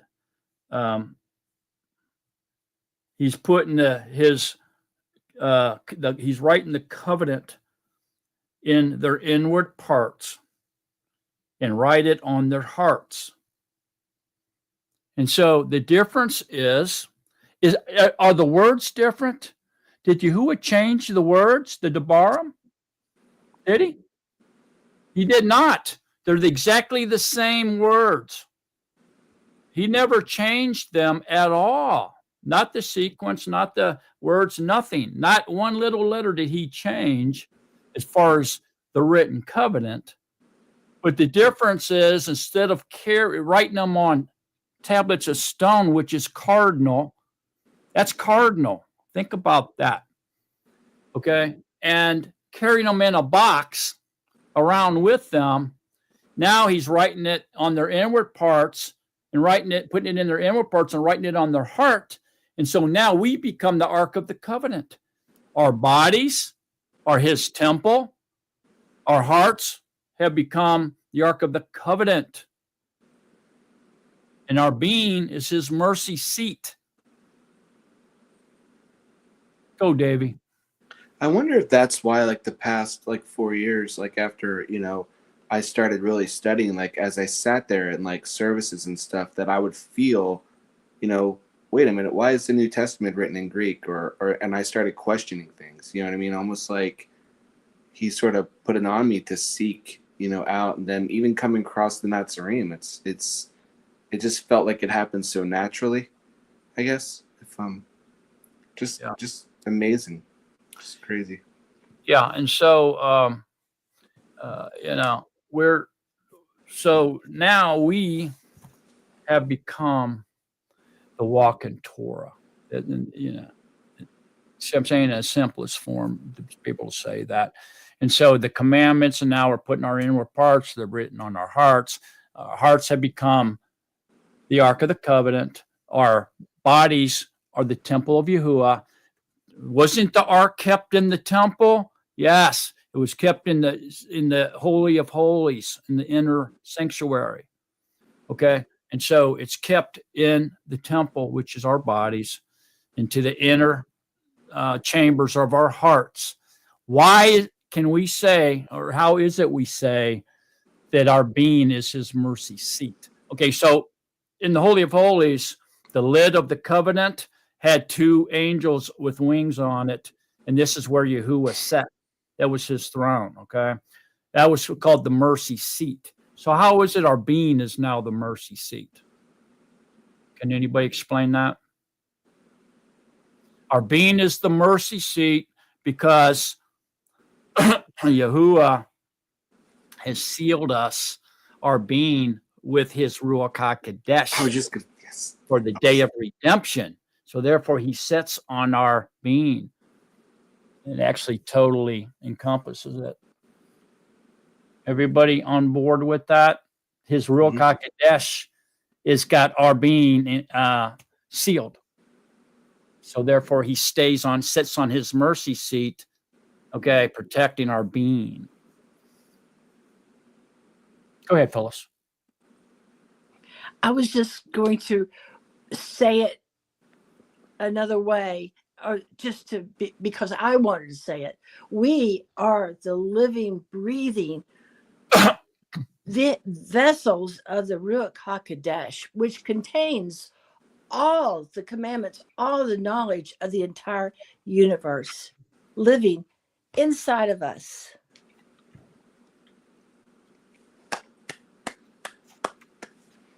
Say it again your way, Brother Mark, so I can write it down, please. You know I like to write it down. Our bodies have become His third temple.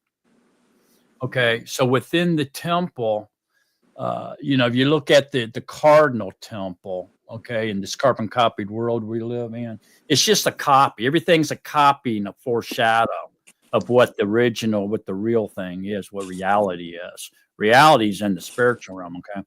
So just look at it. You can see we're the temple now. So into our inner chamber, the innermost part of the sanctuary, the inner sanctuary, the Holy of Holies, is where they kept the Ark of the Covenant. And so He put His covenant in our inward parts and wrote it on our hearts.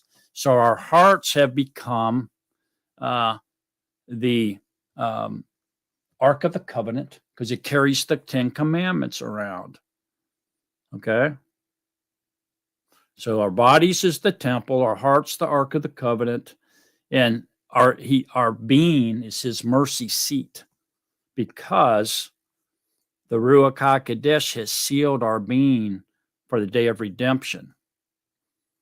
Therefore, He's sitting there on our being. It has become the mercy seat because you're delivered because of the immersion of the Ruach HaKodesh, man. And it's because you got the Ruach sitting on your being, as your being sealed for the day of redemption. That's why you're going to be delivered. That's your insurance, man. That's your policy, your insurance policy that you're going to be delivered. You have been immersed in the Ruach HaKodesh. That's how you know. Without that, there's no guarantee. Not to say you won't be delivered, because Yahuwah can have compassion on whoever He has compassion and favor on who He has favor. Okay. But there's no guarantee. If you have the Ruach HaKodesh, that's your insurance policy. It's your guarantee that you're being delivered. Any thoughts, comments, or questions? Go ahead, Chance. What about our poor brothers and sisters that say, "Oh, He knows my heart"? What about them? What do we say to that? Jeremiah 17. Yeah, our hearts are evil and desperately wicked. Yeah, he knows your heart's evil and wicked. He sure doesn't know your heart.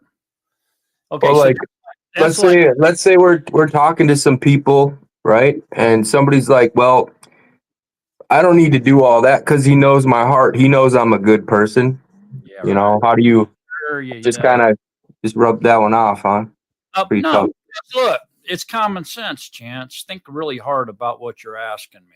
Oh, Look, I know the answer already. I was just saying, like, what do we say to the What's the people that say that? You know, because if are you asking me what to say, or are you telling me? yeah, what I'm asking you, how would you go about that? Okay, I'm going. That's what I'm getting ready to tell you. Okay. Give me a chance. Chance. Look, if they say, when they say, I don't have to obey any laws because Yahuwah knows my heart. The J-Man knows my heart. He knows I'm a good person. Out of your heart comes all your wickedness, man. Okay? Your true intentions come out of your heart. And so by them saying what they're paraphrasing then what they're saying. I would say, so what you're saying is you can go out and steal, rob, rape, murder, bow down to statues, do anything you want on the outside because Yahuwah knows that inside you're a good person? I don't think so, because what you do on the outside is who you really are on the inside. That's what I would tell them. I wouldn't let them get away with that. You can't be evil, wicked, horrible person on the outside and be a good, gentle, righteous person on the inside. That's ridiculous. That's a good way to go about it. I run into this question more often than I'd like to admit. But some people actually think they're doing good according to the Torah of their heart. You know what I mean? They're not. Yeah. Sandra, give him that verse again. Sandra, give him that verse. Above all things, the heart is wicked.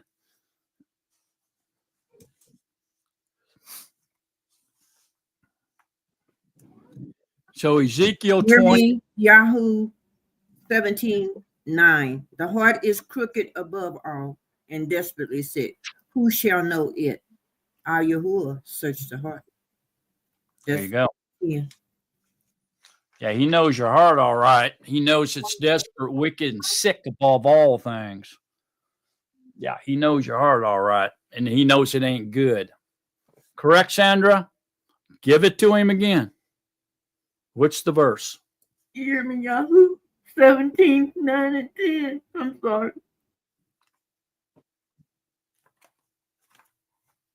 Jeremiah 17, 9 and 10, Chance.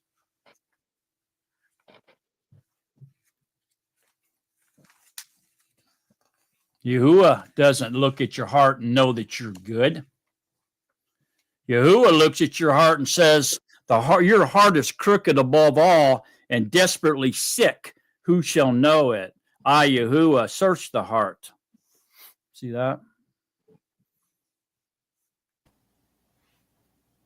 So you ain't no evil, wicked sinner on the outside and a good, perfect, little, righteous person on the inside. That's a joke. Go ahead, Joshua. Yeah, I was just going to add that, this whole heart and he knows my heart and all this kind of stuff comes from this world that we live in where everyone tells you to follow your heart, and it's just over and over and over again. People are told that. So that's what they always refer to.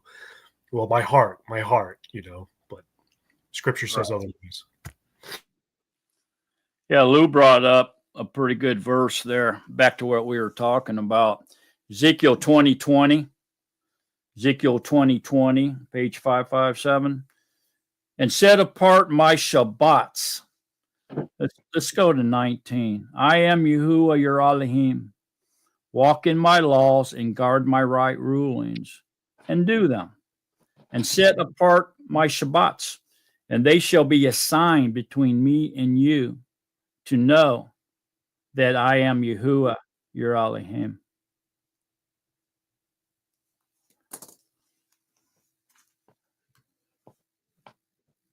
So there's another reference to that. Go ahead, Ike. Okay, I just want to recap this, and I got to speak it out so I know I understand it. Is that all right? Yeah. Okay, so the ten to barm is the marriage vows. That's for his bride. The rest of the rulings are right living, right ruling that go along with our normal life. Okay, so basically, what this whole thing is talking about his bride, the first resurrection. Am I correct? No. No. You have to enter into the everlasting covenant to be his bride. Yes, if that's what you're at. Yeah, through the Ruach. Yeah, the Ruach is your confirmation. Yeah. It's required of all men, okay, to repent, and turn back and enter into the everlasting covenant. He wants everybody to do that, but that's not going to happen, is it? Right. No. We all know that that's not going to happen. Correct? Correct.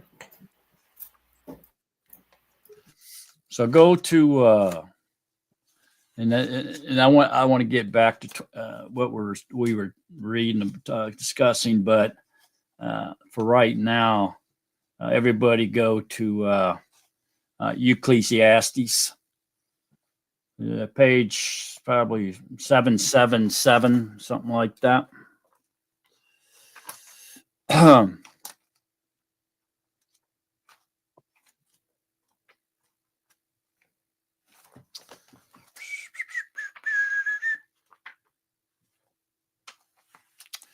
And it would be the last chapter, chapter 12, 784.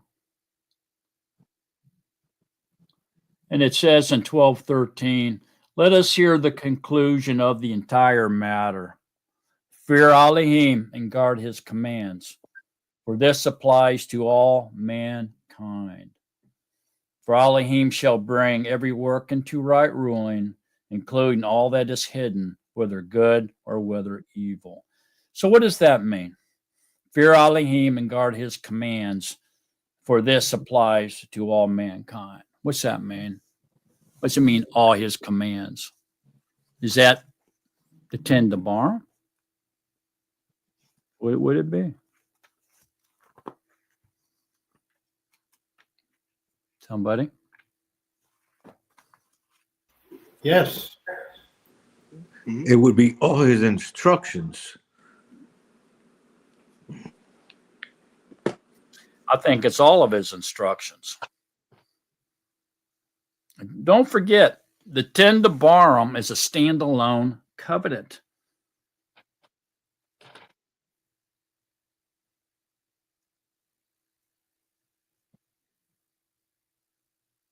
He's Then also kind of saying in verse 14 that he knows your heart. What's that? In verse 14, in the last verse, he's also telling you he knows your heart. He knows what you're doing wrong and what you're doing right. He knows everything. It says, for Elohim, it says, fear Elohim and guard his commands, for this applies to all mankind. For Elohim shall bring every work into right ruling. Every work, not just the 10 to barm, but every work into right ruling, including all that is hidden, whether good or whether evil. So this to me means all of them. All of them. Period. Go ahead, Phyllis. This has been a very valuable discussion for me, because even though I've always been aware, well, there's these commands out here, but there's these commands I had to keep and do. What about the other commands? You're putting this in perspective for me. I never thought about it. Commands for everybody, and then commands for his bride or his Natsarim. It's so simple. Thank you very much. Yeah. So let's look at it at a different point of view. If we're in the everlasting covenant and we're bound by the 10 Debarim, okay, do we get to ignore all the other commands, all the other laws? Do we get to ignore the rest of them? Do we? No, we do not. No, we do not. See the difference? So how about somebody who's being righteous and they're obeying all of Yahuwah's laws, statutes, commands, but they haven't entered into the everlasting covenant? What's up with them? Are they bound by the everlasting covenant? No, they're not married to Yahuwah. Does that mean they get to go build images and worship idols? No, because it's written in the law. It's also in the law not to do that. Can anybody find that where that's written in the law for everyone, all mankind? Can you find it? Somebody?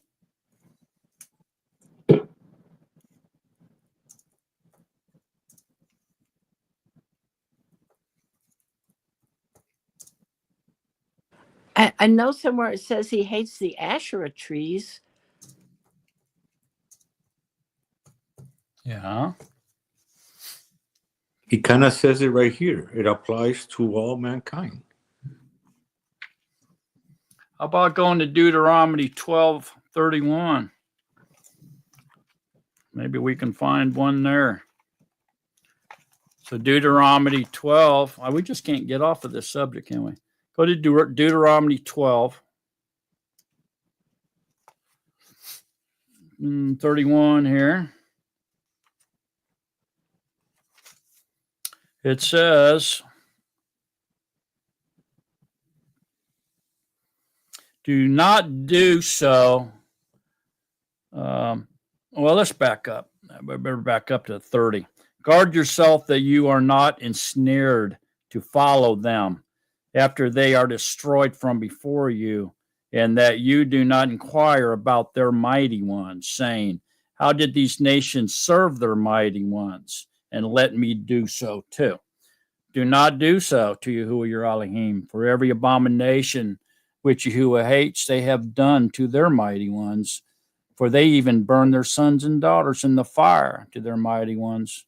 All the words I am commanding you, guard to do it, and do not add to it nor take away from it. How about that? That's for everyone, isn't it?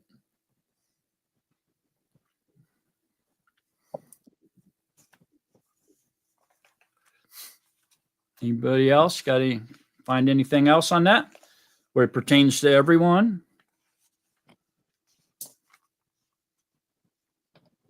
Look at Deuteronomy 5.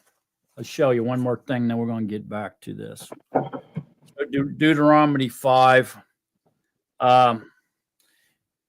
It says, starting at 1, it's on page 203.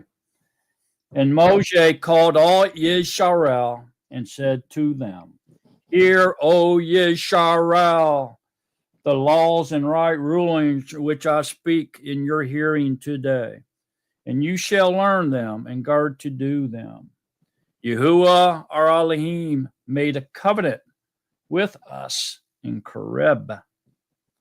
Yahuwah did not make this covenant with our fathers, but with us, those who are here today, all of us who are alive. Yahuwah spoke with you face to face on the mountain from the midst of the fire, and I stood between Yahuwah and you at the time, to declare to you the word of Yahuwah. For you were afraid because of the fire, and you did not go up to the mountain, saying, and that gives us the 10 Debarim. And then afterwards, down to verse 22, it says, these words Yahuwah spoke to all your assembly in the mountain from the midst of the fire, of the cloud, and of the thick darkness with a loud voice. And he added no more. See that? He added no more. Why did he add no more? Because this is a standalone covenant between him and his chosen people who he married at the bottom, at the base of Mount Sinai. They had the wedding feast there, the whole 9 yards.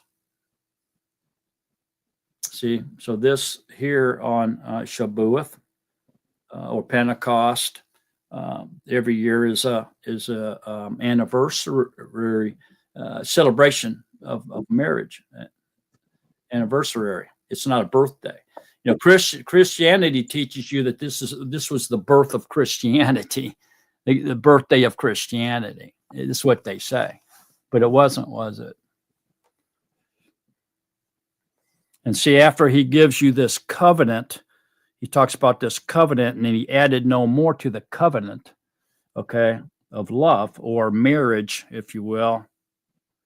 Goes down to 29, says, oh, that they had such a heart in them to fear me and to guard all my commands always, so that it might be well with them and their children forever.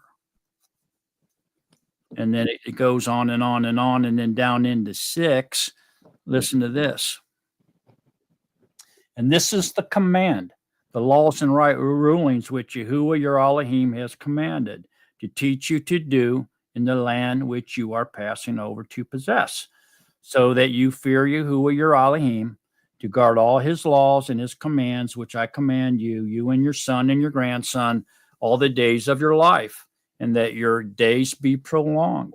And you shall hear, O Israel, and shall guard to do, that it might be well with you, and that you increase greatly, as Yahuwah Elohim of your fathers has spoken to you in a land flowing with milk and honey. Hear, O Israel, Yahuwah our Elohim, Yahuwah is one. So there's the first and greatest command.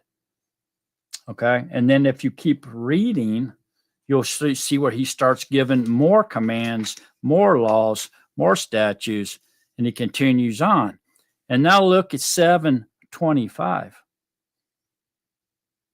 Deuteronomy 7:25. The carved images of their mighty ones you are to burn with fire. Do not covet the silver or gold that is on them, nor make it for yourselves, lest you be snared by it. For it is an abomination to Yahuwah.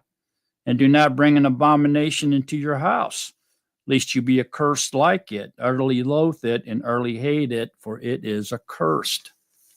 So this would be speaking about statues made of gold and silver, or wood, or stone, that you bring into your house and worship. See that? So notice that all these laws are outside of the covenant. He said he added no more to the covenant. You see that? So that's what I'm telling you. The everlasting covenant is a standalone everlasting covenant. Everybody seeing that at this point? You should be able to start seeing it now. Anybody got any thoughts, comments, or questions on this? It's very important to understand. Extremely important, really. Everybody seeing now what I'm talking about? Are you picking up what I'm laying down?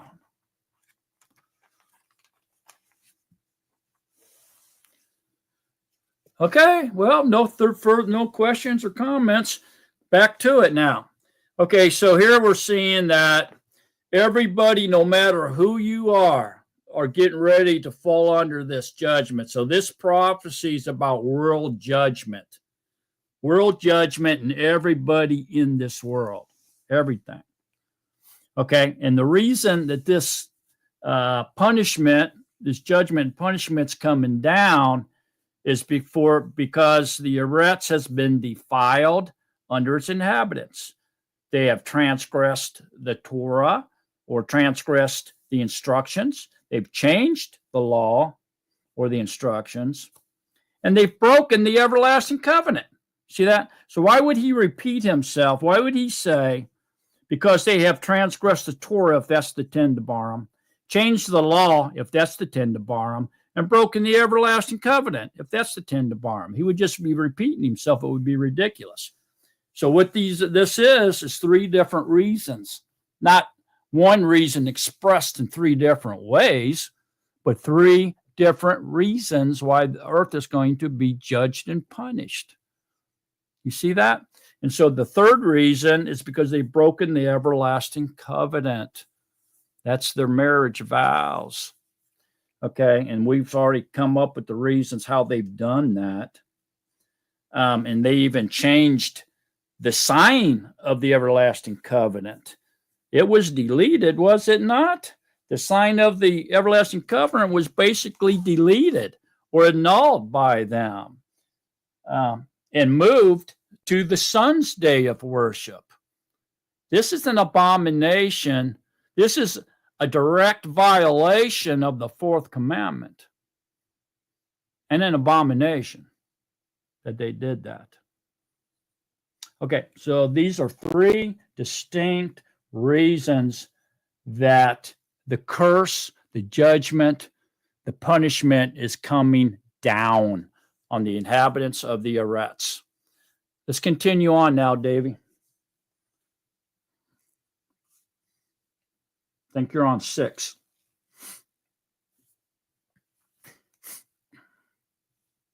We can't hear you, Davey. Okay, awesome. 6. Therefore, a curse shall consume the Eretz, and those who dwell in it be punished. Therefore, the inhabitants of the Eretz shall be burned, and few men shall be left. The new wine shall fail. The new wine shall fail. The vines shall languish. All those glad at heart shall sigh. The joy of the tambourine shall cease. The noise of those who rejoice shall end. The joy of the lyre shall cease. No more do they drink with the song. Strong drink is bitter to those who drink it. Okay, hang on a minute. Okay, so here we see the punishment, okay, or the curse for doing these three distinct violations. So curse shall consume the Eretz. Those who dwell is punished. Therefore, the inhabitants of the Eretz shall be burned, and few men shall be left. So everything's going to burn up. Peter says that the earth and the Shemayim will burn and the elements will melt. He speaks of the same punishment. Everybody seeing why the earth's going to burn now? The reason for it. Mm-hmm.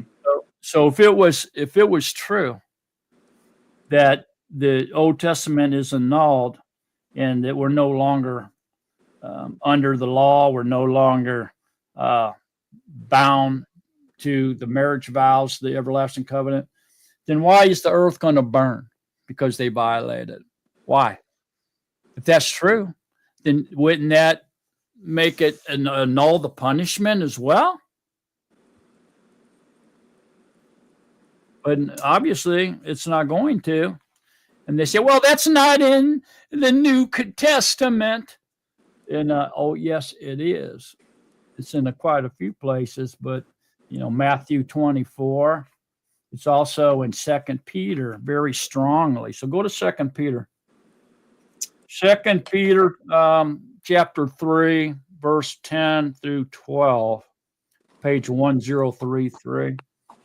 Says, but the Yom of Yahuwah, the day of Yahuwah, that's lights out, folks. The return of Yahushua, lights out.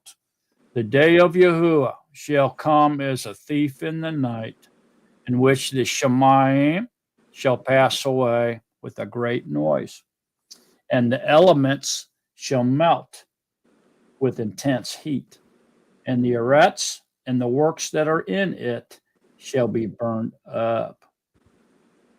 You see that? So there's Peter confirming the prophecy in Isaiah 24.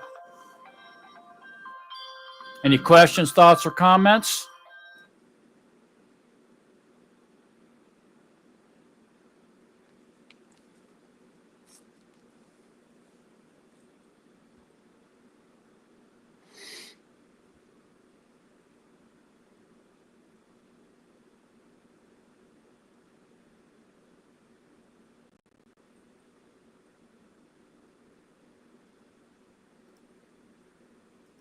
Any thoughts, comments, or questions? Phyllis, are you there? Phyllis. Phyllis is not there, so let me see. Phil. Brother Phil. Yes. I need you to take over for me for about a half hour. Half hour. Yeah, continue on with the study. Okay. We're in Isaiah 24. Verse 7. And we left off at verse 10. Davy's reading. We're in Isaiah 24. Verse 7. And Phyllis can help you. Help him, Phil. Yeah. You and Phil run the show for about a half hour. Gotcha. Okay. I'm glad Phil's in charge. Yeah, No, Phyllis is in charge. 24. Philip. Go through 24 and 25. And I should be back by the time you hit 27. But take your time. Go real slow. Talk about it. Think it out. And I'll be back. Okay. Go ahead, Phyllis. Would you remind me what verse we're on? Thought it was 7. Hey, wait a minute. I'm not reading anymore. Yeah, Oh, Davey, yes, you're you reading. are. And verse 10. 10, Davy. Okay, Cool. Davey. The See, I told deserted, you. the deserted, okay. The deserted city shall be broken down. Every house shall be shut. No one enters. There is a crying for wine in the streets. All joy shall be darkened. The gladness of the Eretz shall be gone. The city is left in ruins, and the gate is stricken with destruction. For thus it is to be in the midst of the Eretz among the peoples, like the shaking of an olive tree, like the gleaning of grapes when the grape harvest is done. They lift up their voice, they sing of the excellence of Yahuwah. They shall cry aloud from the sea. Therefore praise Yahuwah in the east, the name of Yahuwah Elohim of Yisrael in the coastlands of the sea. From the end of Eretz we shall hear songs, splendor to the righteous one. But I say, I waste away, woe to me. The treacherous betray, with treachery, the treacherous betray. Can we hold on right there, Phil? Yeah, Raul's got his hand up too. Go ahead, Raul. I was going to ask if you guys thought what he's talking about is in his time or in the future. I was thinking that too.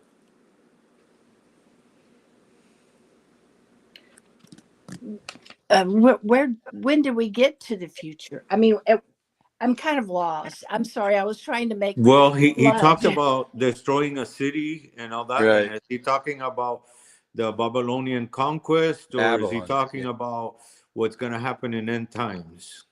I think it's end times because of the burning up of the Eretz. Well, Phil, what do you think the new one shall fail means? The vine shall languish. New one, do you think that's spiritual or just literal? I think that's- personally think it's spiritual. Yeah, I think it's a falling away.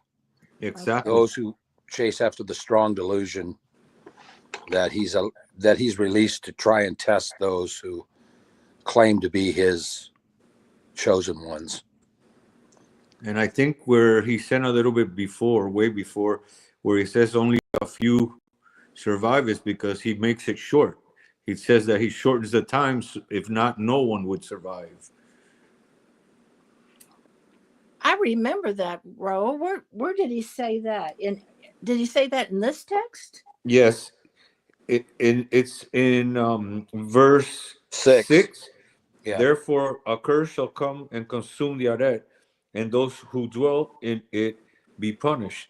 Therefore, the inhabitants of the Aret shall be burned, Oh, and few men shall be left.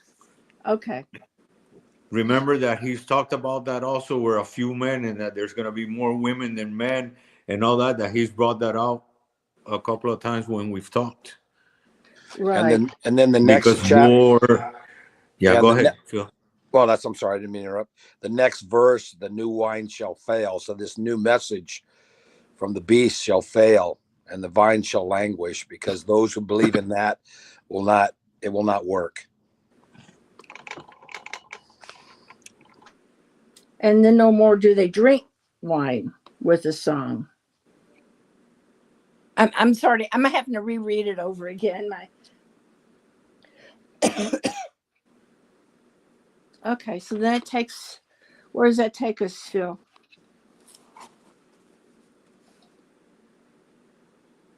17. Yes, know, 7. Yeah, back to 17. But what does that leave us with? Because then they start talking about praising, they're talking about destroying, everything getting burned up, and now they're going to lift up their voice. They sing of the excellency of Yahushua. Oh, not Maybe yet. maybe those who pass this test of this delusion. I mean, I don't know. I'm just The few men that are left. right that are spared. Does anybody else have anything to contribute, please? I Yeah, have. Oh, go ahead. I was going to say, actually, the few men that are left, I think are concerning men and women, and he brings them into the 1,000-year reign to repopulate the earth in the flesh.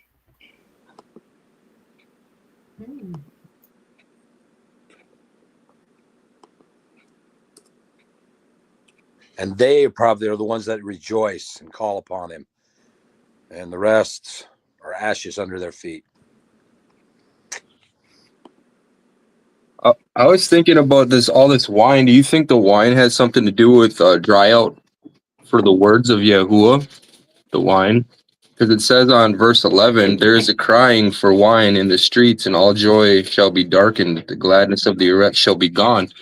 You know how, I can't remember what book it was, but there shall be a dry out or a famine for the words of Yahuwah.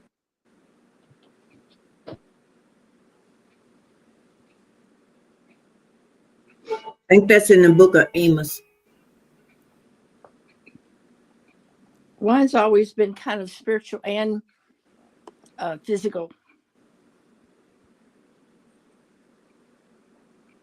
Do you think the shaking of the olive tree has to do with Yisrael on the next page? It says, Eretz among the people like the shaking of an olive tree, gleaning of the grapes when the grapes of harvest is done.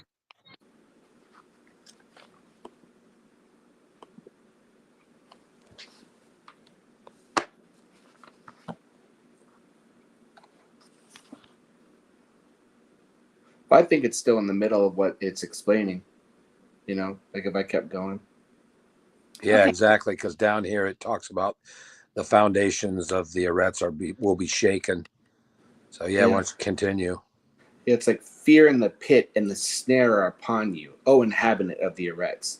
And it shall be that he who flees from the noise of the fear falls into the pit, and he who comes up from the midst of the pit is caught in the snare. For the windows from on high shall be opened, and the foundations of the Eretz be shaken. The Eretz shall be utterly broken. The Eretz shall be completely shattered. The Eretz shall be fiercely shaken. The Eretz shall stagger like a drunkard, and it shall totter like a hut, and its transgression shall be heavy upon it, and it shall fall and not rise again. And in that Yom it shall be that Yahuwah punishes on high the host of exalted ones, and on the Eretz the sovereigns of the Eretz. And they shall be gathered together as prisoners are gathered in the pit, and shall be shut up in the prison, and be punished for many yamen. And the moon shall blush, and the sun shall be ashamed. For Yahuwah to Sabbath shall reign on Mount Sion, and in Jerusalem, and before his elders in esteem. See, I'm okay, whoever's calling. Go ahead. But that's why, like, I personally, I mean, I know a lot of people in Natsarim like say that the evil or the people who broke the Debarim will just be like gone, like poof. But I mean, that just seems too easy to get out of. You know what I mean? That's why I don't agree with that. Because it even says right here, they'll be gathered and they'll be shut up in the prison and they'll be punished for many yom. You know what I mean? I honestly feel like they'll do their time because Well, no, I hate to say can I say- this, but what's the point? You know what Can I anyway. say something, Davy? Yeah. Read that again. That's not what it says. And they shall be gathered together as prisoners are gathered in the pit, and shall be shut up in the prison and be punished after many yeomen. So they'll be shut up in the prison. Uh-huh. Then they'll be punished, and their punishment, Phil, what do you think? Isn't their punishment just oblivion? Because they'll know that they don't exist anymore. Yeah, and I think they'll be shut up in there until the great white throne judgment. Oh, that makes sense. And they'll be judged, and then they will be destroyed. Yeah, I think you're right. Yeah. Yeah, because having to do that for 1,000 years definitely wouldn't be cool. No kidding. No kidding. Yeah. That's for sure. Yeah, it seems as though.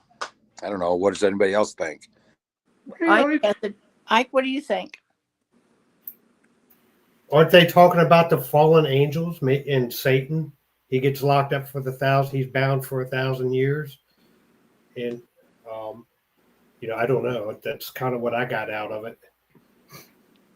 Yeah, but he's saying yom mean many years, so that can be the 1,000 years. Yeah. A day is like 1,000 years. So I don't know. I agree with Phil. Yeah. Sandra, what do you think?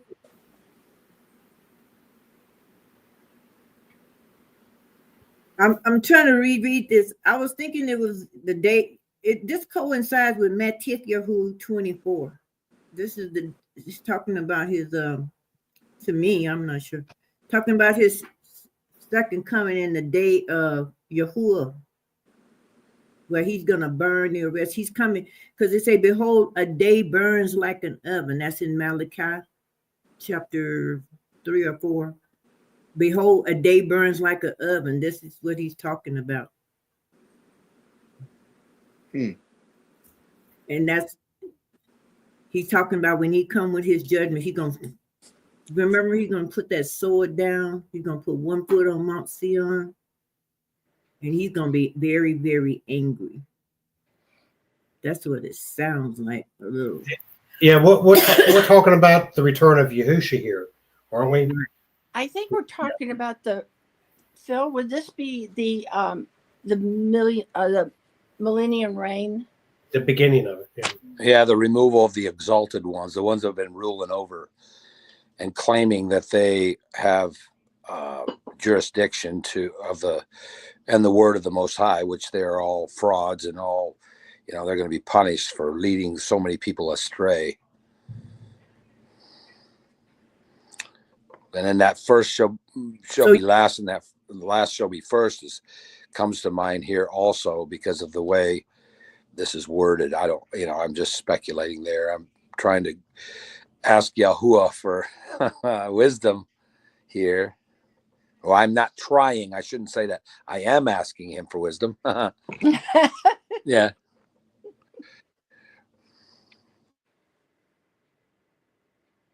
Good. And all those that are being led astray are those circuses, and that's Muslim, Catholic. And it was Muslim, Catholic. Oh, Muslim, Christian, and Jews. They're just gonna because they realize that they've been lied to the whole time.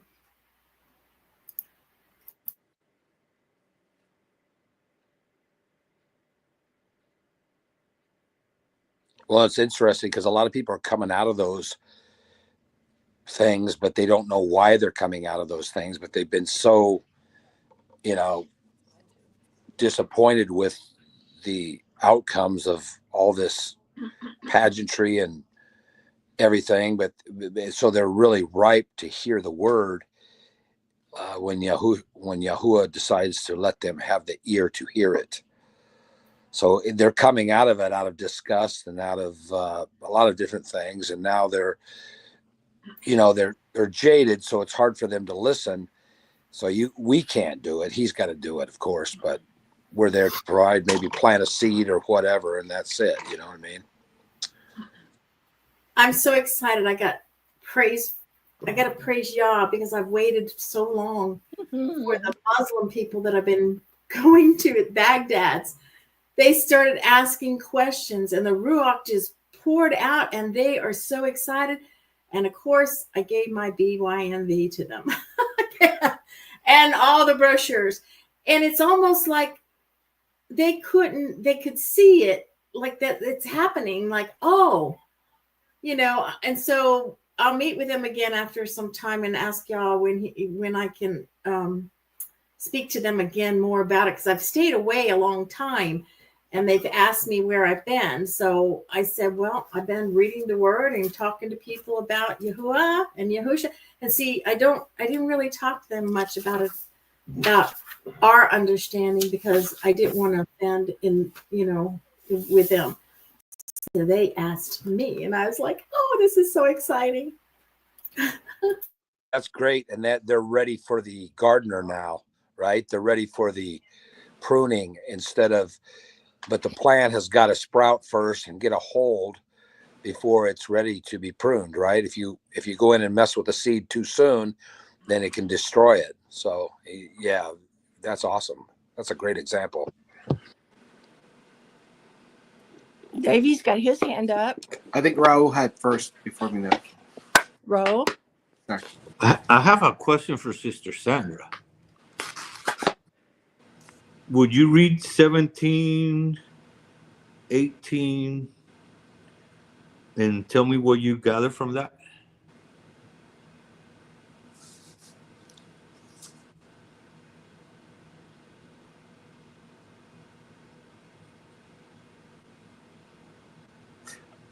I was just gonna say that that's like when the guy from the church came up to me last time I was at the coffee shop saying that he realized that staros, it does mean steak, but I already said that earlier. So anyway, cool. So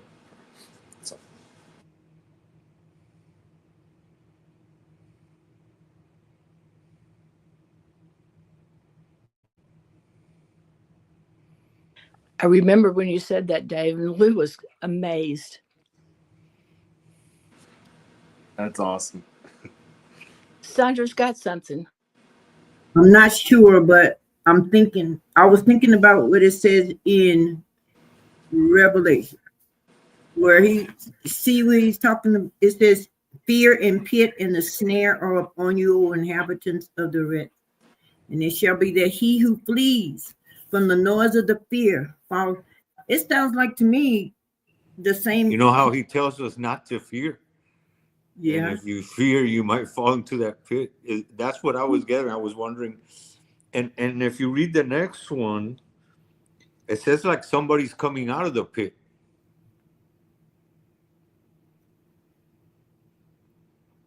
Well, I think it's because it says, for the windows from on high shall be open. So it's like this.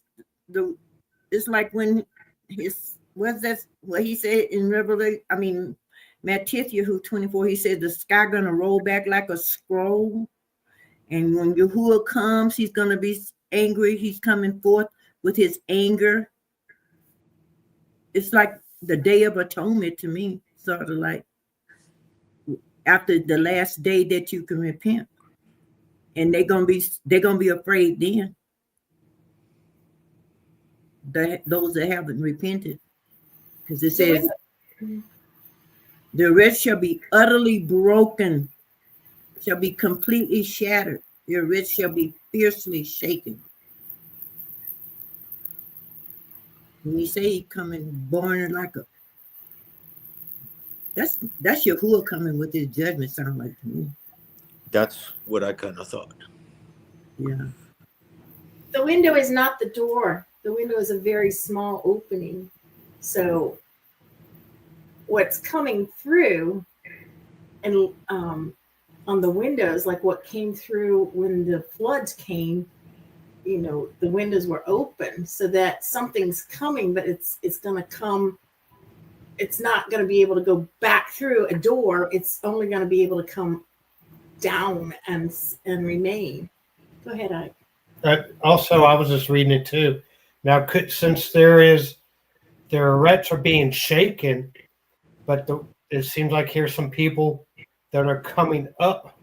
Wait a minute. And he who comes up from the midst of the pit is caught in the snare. Now, do you think maybe that's the ones that are in those underground bunkers trying to hide? I was thinking the same thing. That they come up and thinking, and well, and all those places will be shaken. They think they're escaping, but they're not. Yeah. That's gonna be their prison. Mhm. They're not gonna be able to get out. Yeah. Yeah, that's cool. Thank you, Raul. I mean, I'm glad you pointed this out. Opened it up more, and he says in there, and it shall be that he who flees from the noise of the fear falls into the pit. So those are people that don't know Yahusha. Or somebody that sees what's coming and they're fleeing because they're fearful. They're not trusting Yah. Well, fear is of Satan. It's not of Yah. Someone pointed out that it says we're not to fear. I forgot. I'm sorry. Someone said that we're told not to fear. One of you mentioned it, but the fact that they were fearing, I really like that concept. The fact that they were fearing, they were mistaken, they didn't know what the heck was going on, so they're running away. Whereas hopefully the Natsarim are being trained enough that we won't fear. I don't believe we have fear because we know where we're going. We know who we belong to.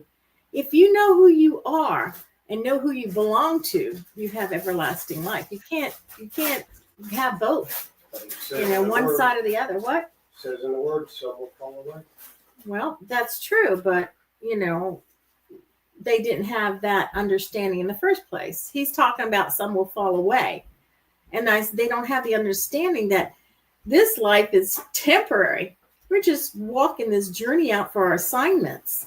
And now our assignments are getting ready to be completed as we go out and minister and love to all around us.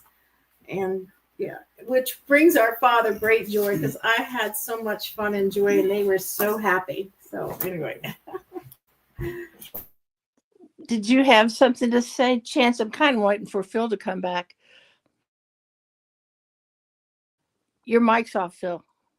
Yeah, I did. I was reading in Hebrews 12:25 to 13. It says, take heed to not refuse the one speaking, for if those did not escape who refused the warning on the arrets, much less we who turn away from him from heaven, whose voice shook the arrets.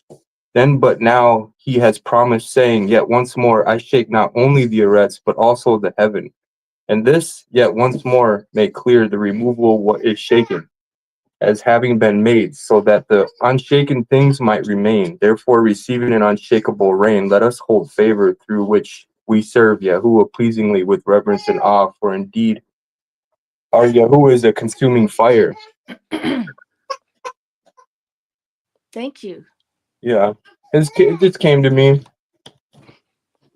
What's coming to you, Josh? Well, I'm kind of reminded of the Catholic Church when they have that how they have that huge statue of in Vatican Hall of it's like a 66-foot tall statue, and it supposedly, if you go to the website about it, they tell you that it's J-Man coming up from the ground after a nuclear explosion. And it just reminds me of when all this talk of the pit and the key to the pit and destruction, and I'm thinking of nuclear. This is a nuclear, something that deals with nuclear war or a massive nuclear strike across the globe or something of that nature. But so I don't know. I'm thinking this has to deal with, this judgment here that we're reading about just deals with nuclear in some form or fashion. And like I said, I think it's connected to that statue that the Catholics, hold over there at Vatican Hall. And I don't know. So that's my thoughts on it. Mm-hmm. I want to say something out loud. Hopefully Mark can hear me. Mark, Phil had to leave. He's probably going to try to come back in. I hope you'll be able to see him and let him in.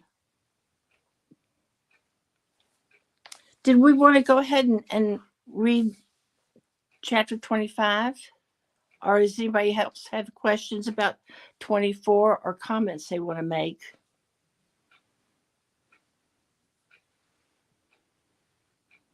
Anybody? I think Phil is just afraid and he doesn't want to handle it.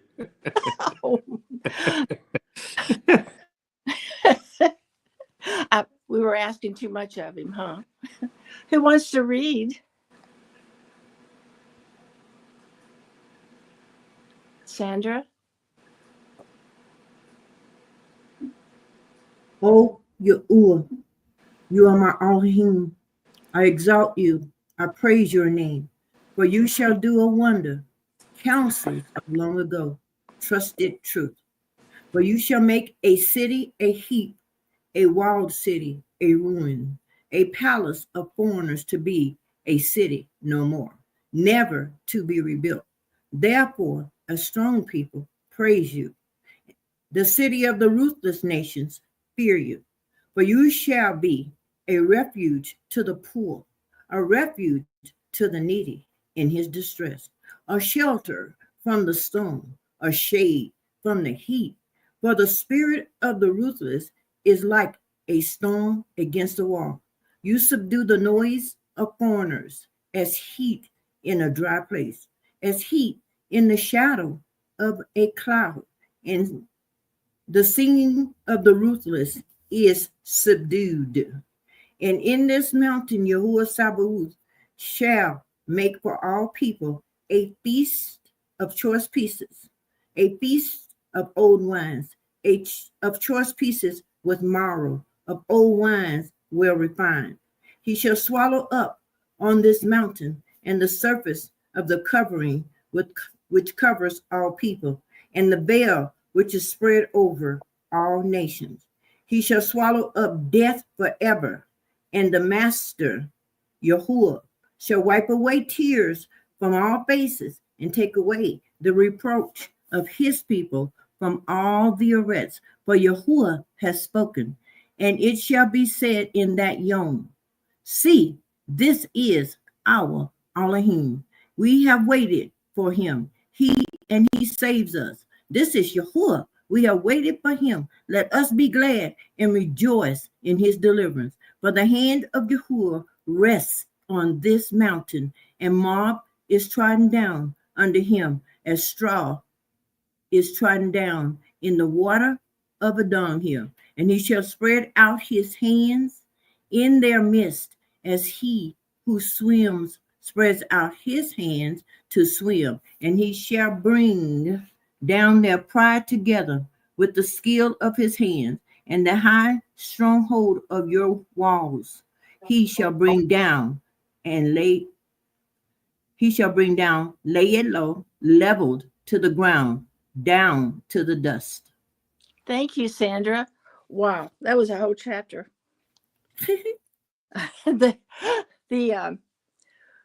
Anybody have any comments that they want to say? What time frame is this? Does anybody know where we're at now in time? We thought maybe we were starting the millennial reign. So where would we be now? I don't know. I'm hoping you all do. Well, it's the one where it's dark print there tells you right there that take away the tears. That right there points me to Revelation 21. So where he wiped away all the tears. You want to read that for us? Because I like relating Revelation 21. Hold on. Oh, Revelation 21. Let me go back. Let's okay, but 21, Revelation 20. I have to go back. Wait a minute. Oh, it's about 1208 or something like that. I have to use the big one now because I gave mine away. Okay.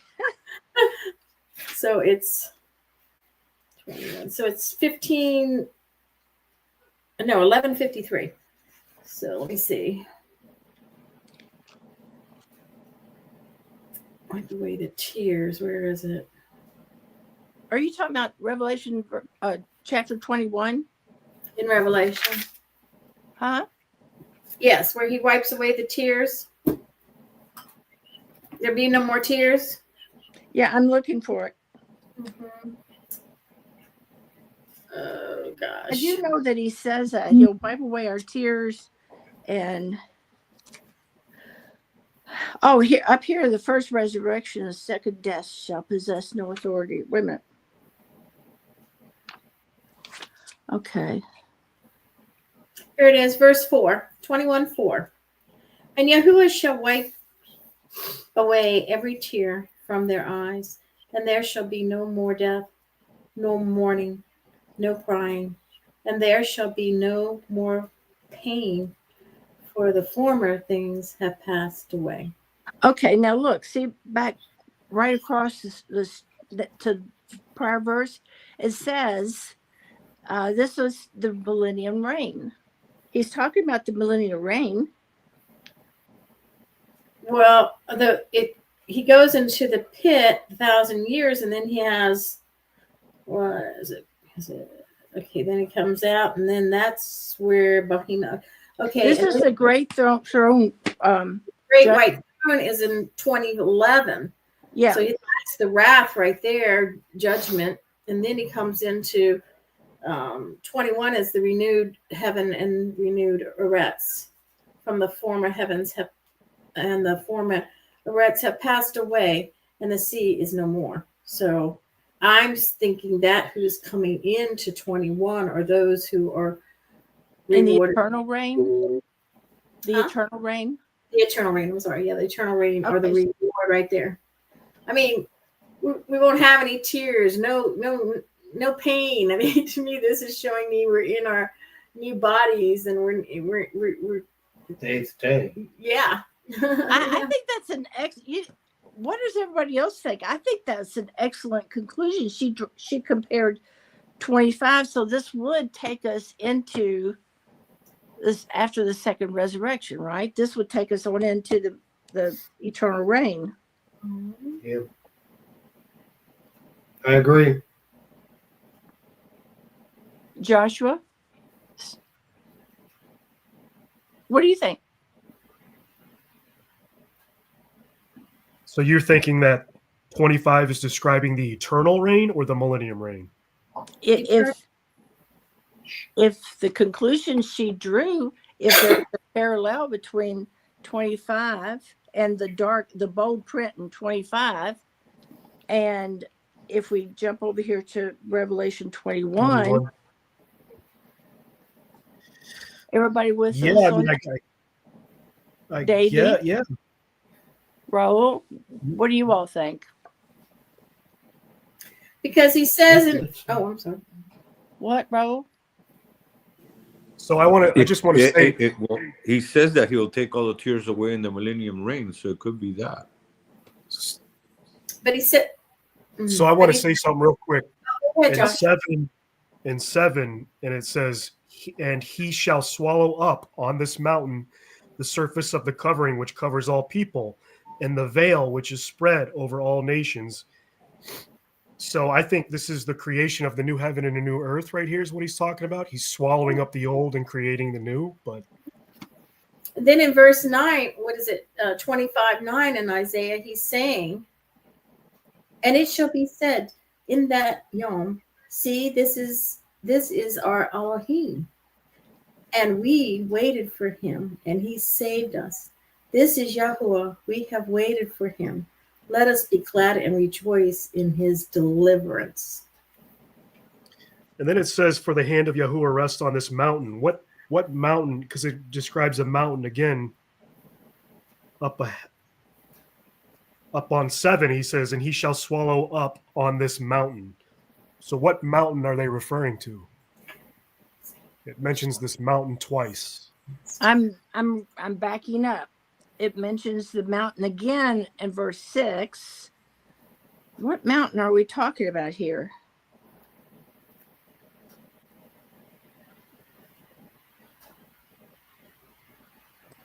Is it The the mountain, Mount of Olives? the mountain he comes down on, wouldn't it be? I would. Which time? Well, we're talking about the millennial reign up here. Yeah. Verse 6 almost sounds like the wedding feast, Yeah. The people a feast. Yeah. which okay. is at the end of the 1,000-year reign. Mhm. Oh, it is. The wedding feast is at the end. Yeah. How did I skip? How did I miss that? At least that's what Mark said. Well, I'm sorry. I'm going to get my brain back. Yahusha is going to heal my memory. I He promise. already has. He already has. He Claim already it. has. Thank you, Abba. I thought the wedding feast was when Yahusha returns. That's what I thought too. And I talked to Mark about it. I could be wrong, but I thought I understood him to say that the wedding feast was at the end of the 1,000-year reign. When we enter into it, we get to know him, physically, personally. And he has the wedding feast at the end of the 1,000. because I could be wrong. many are going to fall away during that time too. So those who are at the end of the 1,000-year reign are his true bride.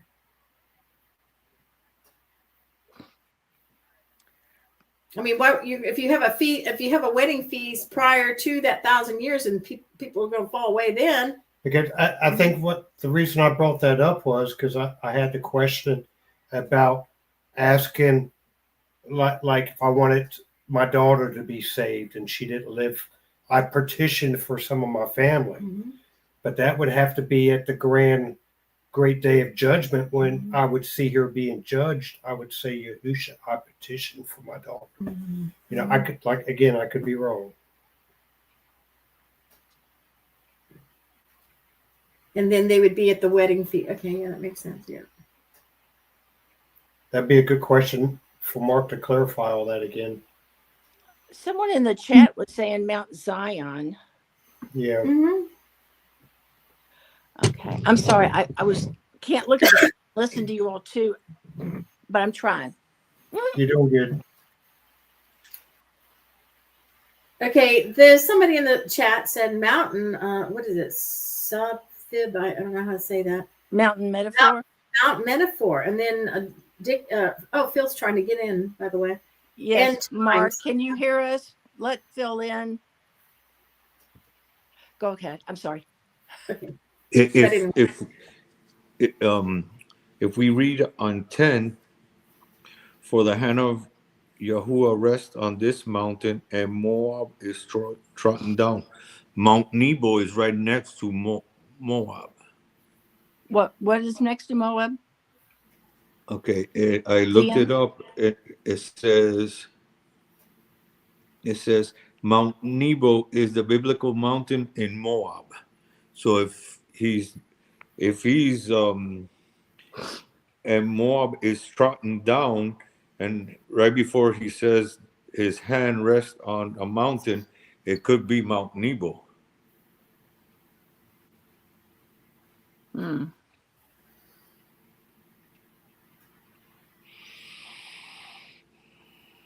It's just an idea. I looked up to see, what mountain would be near there.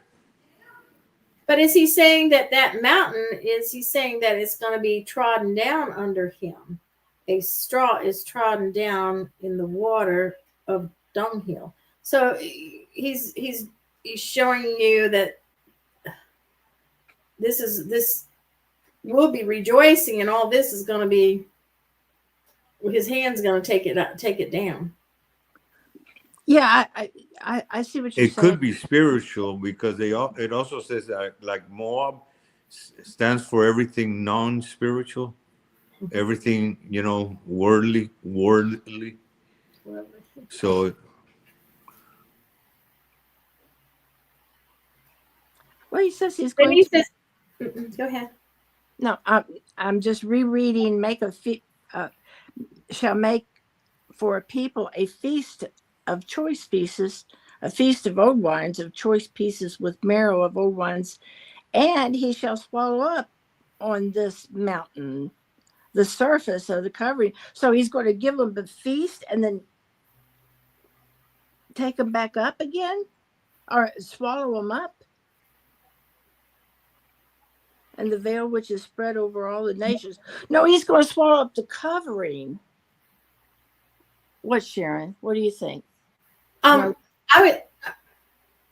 I was thinking that he's going to come down. I was getting ready to read 11, and he shall spread out his hand in their midst, and he who swims, like you're swimming, you got your hand cupped, spreads out his hand to swim. So he's reaching out to swim, and he shall bring down their pride together with the skills of his hands.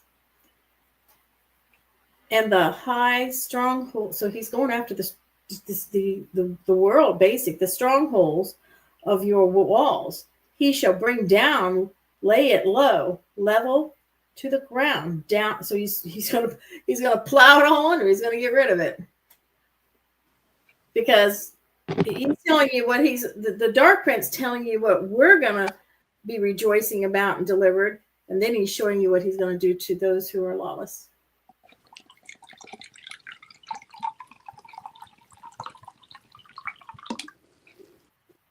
Thank you, Abba.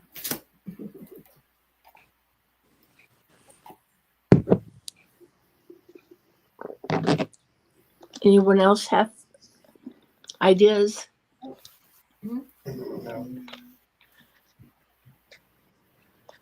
Thank you, Abba. I'll shut off my mic for a while. Well, Mark's told us to go real slow. Have we gone slow enough? I like what up here in verse 5 where he says, you subdue the noise of foreigners as heat in a dry place, as heat in the shadow of the cloud. The singing of the ruthless is subdued. It sounds like he's going to take down these people who don't worship him.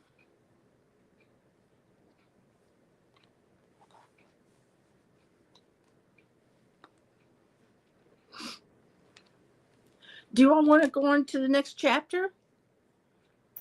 If you do, who wants to read it? I'll read it. All right, Ike. 26. 26. Mm-hmm. In that Yom, the song is sung in the land of Yehuda. We have a strong city. He sets up deliverance, walls and ramparts. Open the gates. Let the righteous nations which guards the truth enter in. The one steadfast of mind, you guard a perfect peace. For he trusts in you. For he trusts in you. Trust in Yahuwah forever. For in Yah, Yahuwah is a rock of ages. Okay, hold on a minute, Ike. Okay. I wanted to back up and listen. Open the gates. What does he mean, the one steadfast of mind? The you is Yahuwah, guard in perfect peace. So someone who's steadfast in mind. Well, here it's discussing a nation, Phyllis. It says it's a nation. Let the righteous nation which guards the truth enter in. The one steadfast of mind, you guard in perfect peace. So I don't know, is it the nation of Israel, I would imagine, right? Well, right. The gates enter into the outer court, so he's going to let them in from the outside into the outer court, and now we're allowed to go into the most thank so we're looking. You. Thank you very much. Okay, go ahead, Ike. Okay, 4. Trust in Yahuwah forever, for in Yah, Yahuwah is a rock of ages. For he shall bring down those who dwell on high. He lays the exalted cities low. He lays it low to their wrecks. He brings it down to the dust. A foot tramples it down. Feet of the poor, footsteps of the needy. The path of the righteous is uprightness. O upright one, you weigh the course of the righteous. Also in the path of your right rulings, O Yahuwah, we have waited for you.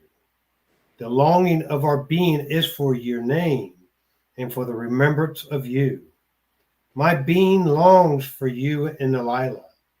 Also my spirit within me seeks you earnestly.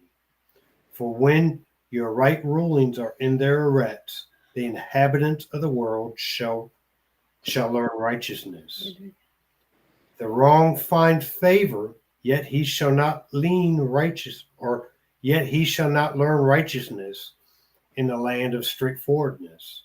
He acts perversely and does not see the excellency of Yahuwah. Okay, who is going to have the nerve not to learn righteousness? What do you think this means? That there's going to be transgressors with us even at this time? No. Maybe he's still talking about the millennial. I don't know. Anybody else have an idea why he's talking about people that don't want to learn righteousness? He says he shall not learn righteousness.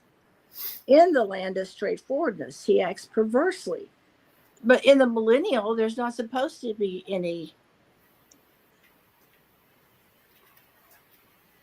Well, I think in the millennial there'll still be flesh. That's what we're supposed to be doing, teaching, right? Yeah.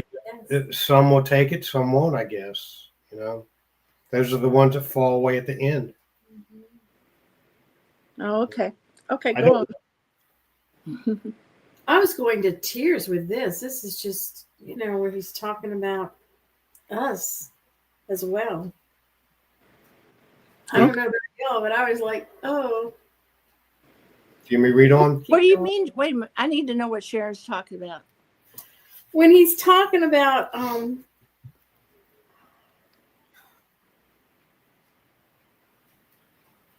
basically this is like he's telling us how much he loves us and how much he, all this that he's going to do. Let me see if I can find it here. I think the gates are open. Wait a minute, steadfast and peace. So he's trusting you, who is the rock of ages. 8 almost reminds me of his bride telling him. You want to start reading there? Verse 8. Yeah, do read. Also in the path of your right rulings, O Yahuwah, we have waited for you. The longing of our being is for you, for your name, and for the remembrance of you. My being longs for you in the lilah. Also my spirit within me seeks you earnestly. For when your right rulings are in their arrest, the inhabitants of the world shall learn righteousness. There it is right there. That to me is so beautiful. But the wrong won't learn righteousness. Okay. Yah's looking for us. It sounds like it's coming. What does it mean when it says that the wrong finds favor? That's what's confusing me. Because of us, I think. Go ahead. Now, just my guess is maybe because when we petition for our loved ones, you know what I'm saying? That because they're not righteous, they're wrong, but because Yahuwah honors us, he gives us that gift. I don't know. What do you think, Sandra? Honestly, I'm not sure, but it sounds like his first coming to me. Okay. In this, because he's talking about deliverance, and then he's talking about the inhabitants of the world. He said, for when your right rulings are in the earth, so his right rulings are his judgments. When they're in the earth, that possibly they will learn righteousness. But then he goes on to say, the wrong did find favor, yet he did not learn, right? He didn't turn. He didn't repent.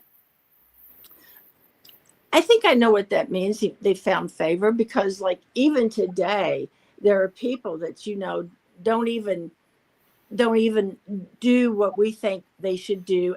They're not keeping the commandments, and yet, like someone said, you could pray for this person, and Yahushua will bless them because of the situation there and now. He doesn't hate us. He always knows when we're going to turn to him too. And the reason I say that is because remember how he was in his first coming, how because he's talking about, he said, okay, the first sentence is, in this song is sung in the land of Yehuda. We have a strong city. He sets up deliverance, walls, and ramparts. So Yahushua was the deliverer that in his first coming, remember how they rejected him? How they rejected Shaul? Mm-hmm. That's why I'm saying that sounds like his first coming. But then it changes when he talks about, for when his right rulings are in the earth rest. Seems like it changes to him pouring out his judgments at that time. I guess it could be, but I think we're still in the first. Also in the path of your right rulings, O Yahuwah, we are waited for you. The longing of our being is for your name and for the remembrance of you. And that's when he restored calling on his name during that 4,000 millennium. I'm not sure, but that's what it's saying. Yeah, I can see that. Yeah, but when you go up to chapter 25 and you see that he's saying, not to argue or anything, but he's saying that we're waiting for him. Okay, where is it? See, this is our Elohim. We have waited for him, and we have and he saves us. So saves us. Yeah, I don't know if this is going in. But right there it says you do a wonder. What was the wonder he did? He put Yahushua. He incarnate Yahushua to become our deliverer and sacrifice himself and bled for us. And that's what reconciled us back to him. Councils of long ago. Where are you reading that at? That's in 25, verse 1. He said, for you shall do a wonder. Shall do a wonder. Yeah. Yeah. For you shall make a city a heap. Then he's talking about destruction there. But this still could be the second coming. This still could be the millennial reign, because these are the things he's going to do. Mm-hmm. I agree. Okay. This part here, I believe, the first part of it, I do believe is still the millennial reign. But when you get down here, where it switches over, what verse is that? 8. He switches over. That to me is just, I mean, how can you? This is Yahuwah. We have waited for him. Let us be glad and rejoice in his deliverance. So at that point, we're delivered. That's the only thing I was looking at. And so now we're going to where he's telling us we've waited on him. And I mean, verse 8 through, yeah, but he's still got the unrighteous. Is that what you're saying in here? Unrighteous is still coming up? Are we so far off that everybody's leaving?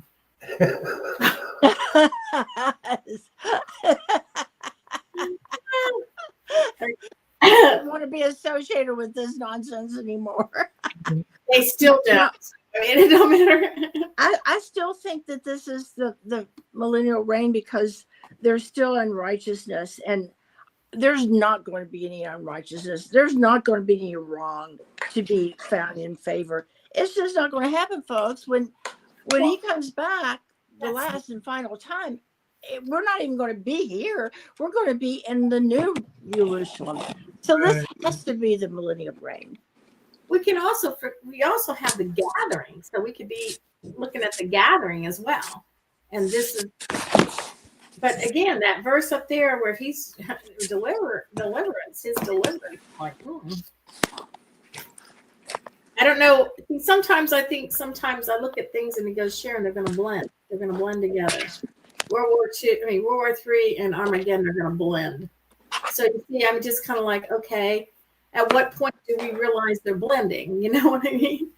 That's what I ask. How do you know? I asked him that, not y'all. Davey, your mic is on. No, Dave. I just realized that. I'm sorry. Did you want me to read on? Yes, please. What verse are we on now? 11. Okay. O Yahuwah, your hand is high. They do not see. They see the adore of the people and are ashamed. Also, let the fire for your adversaries consume them. O Yahuwah, you establish peace for us, for you have also all our works in us. O Yahuwah, our Elohim, other masters besides you have had rule over us. Only in you do we make mention of your name. The dead do not live, the departed spirits do not rise. Therefore you have visited and destroyed them, and made all the remembrance to perish. You shall increase the nation. Yahuwah, you shall increase the nation. You are esteemed. You shall expand all the borders of the land. Now, see that? I'm sorry, but that kind of reminds me of going into the 8th day. Yeah. You know, What do you mean 8th day? after the 1,000-year reign. Revelation 21. Yeah, we go into eternity. But No, it that says after you the shall- thousand-year reign is the white throne of judgment. Correct. And then after that, go into the eternal reign. Yes. Correct. But I when agree. he's going to burn up the earth, all that which is here that doesn't belong here, and unrighteousness is going to be gone too. But when he comes down for the eternal reign,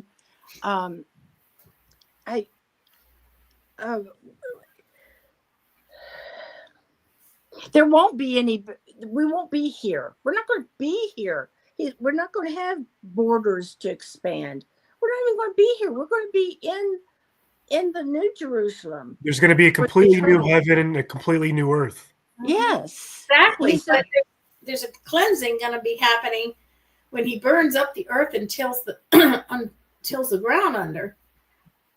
So when he burns up the earth, that's when Yahushua comes his second coming and Yes. shields and protects us from that. Hallelujah.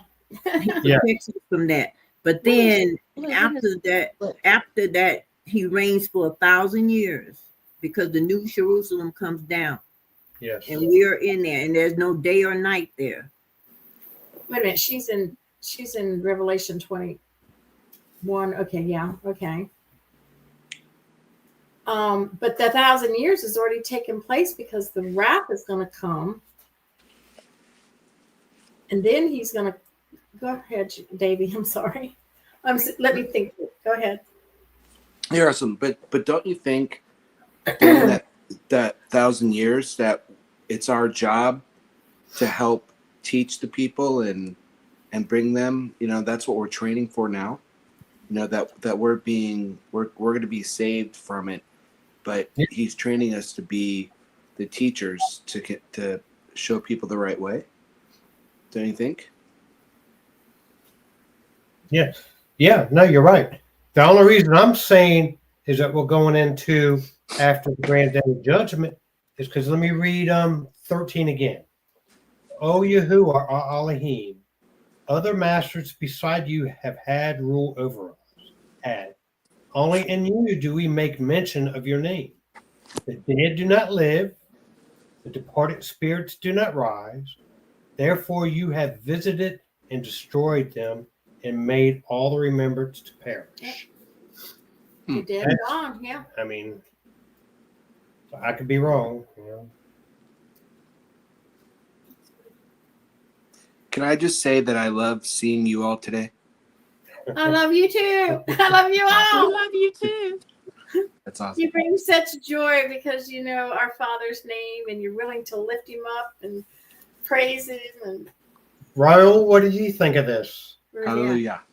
he at? Oh, he's eating. No, he's not. Explain what you're asking. Yes. So what do you think of the conversation? What do you think of it? I was outside with my dog. I had to take my dog out. Tell him what you said. Okay. Okay. What It's verse is cold that? out here. 13? Let me read 13 and tell me what you think. O Yahuwah, our Elohim, other masters besides you have had rule over us. Only in you do we make mention of your name. The dead do not live, the departed spirits do not rise. Therefore you have visited and destroyed them, and made all the remembrance to perish. Where are we at right there? Somebody said in the chat, finish reading the chapter and you'll find out. That's very good. Thank you. Okay, go ahead then. Good job, bro. Good job. Did I leave off on 13? How you doing? O Yahuwah, our Elohim, other masters besides you have had. Wait a minute now. Where am I at? After 13, go to 14. No, go to 15. I'm sorry. Okay. 15. You shall increase the nation, Yahuwah. You shall increase the nation. You are esteemed. You shall expand all the borders of the land. Yahuwah, in distress, they shall visit you. They shall pour out a prayer when your disciplining is upon them. As an asher with child and about to give birth, wrenches and cries out in her pain. So shall we be before your face, Yahuwah. We have conceived, we withered in pain. We have given birth to wind. We have not accomplished deliverance in their wrecks, nor have the inhabitants of the world fallen. Let your dead live together with my dead body. Let them arise, awake and sing. You who dwell in dust, for your dew is a dew of light, and let their wrecks give birth to the departed spirits.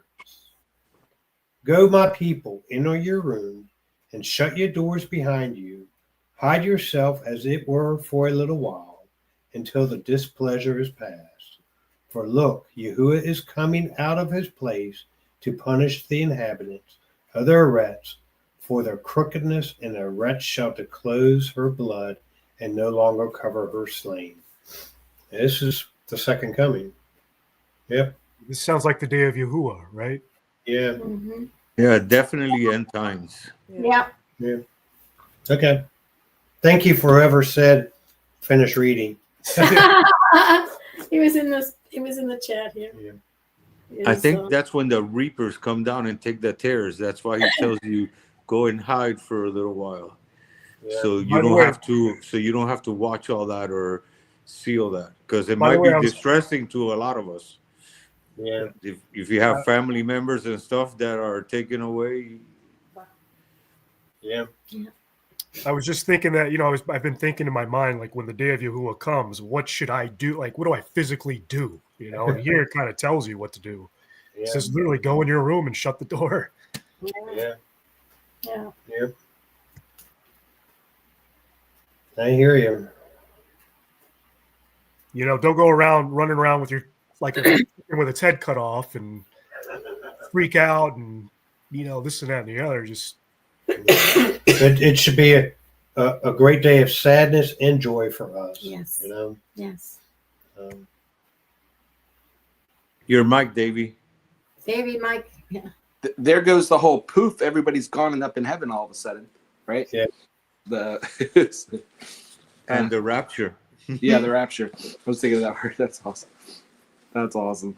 So when he was speaking in the bold print over here, he's talking about futuristic then. After the millennial. Phyllis. There you go, Sharon. That's exactly right. He jumped out of context Mm-hmm. He shall swallow up death forever.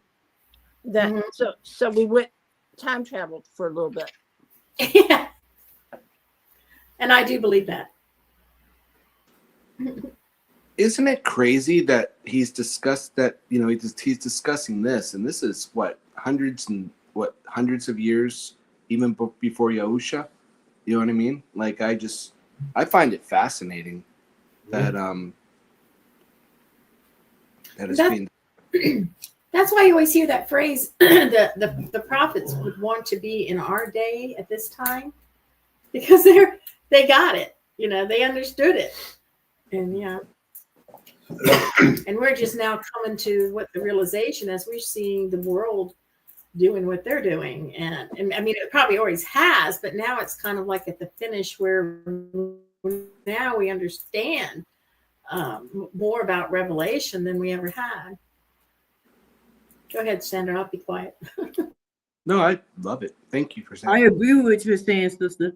I was just going to say it also shows how he is showing the end in the beginning, and how he prophesied, he planned it, he did it, and all his delight he do. Another thing is that, how people say that we don't have to do anything in the they call it the Old Testament, in the Tanakh, but it just proves that the Tanakh is still alive and well. Just wanted to add that.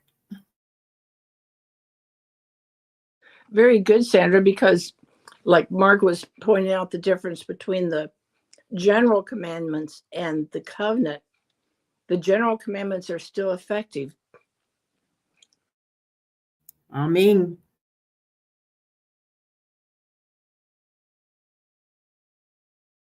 Is Phil still waiting to get in, but nobody could let him in, right?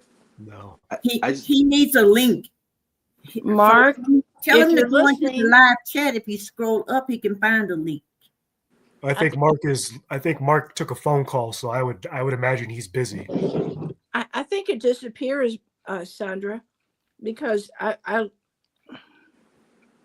it disappears.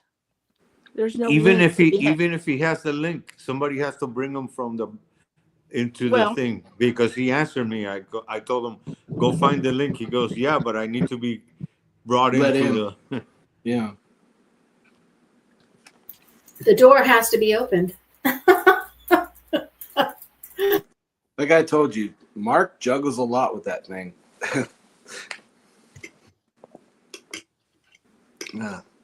Davey tried it one time.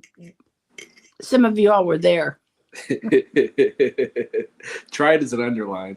That's awesome. So I guess it's safe to say that 26 has always been all about the day of Yahuwah. Yeah. Mm-hmm. We're not jumping around or doing anything else, right? We're just just that one spot that Sharon pointed out. They kind of had a look into the future. Mm-hmm. It would be interesting what Mark had to say about that, but I agree with Sharon on this. We just had a little bubble. And David, you did good. That's awesome. You brought us together when we just needed it. Thank you.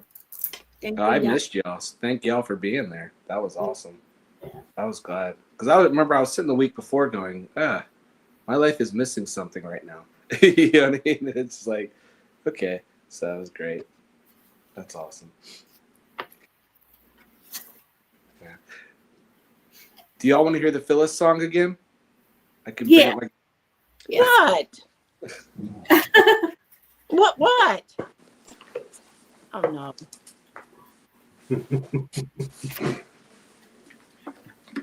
I think I've heard this before. Phyllis, what you talk about, Willis?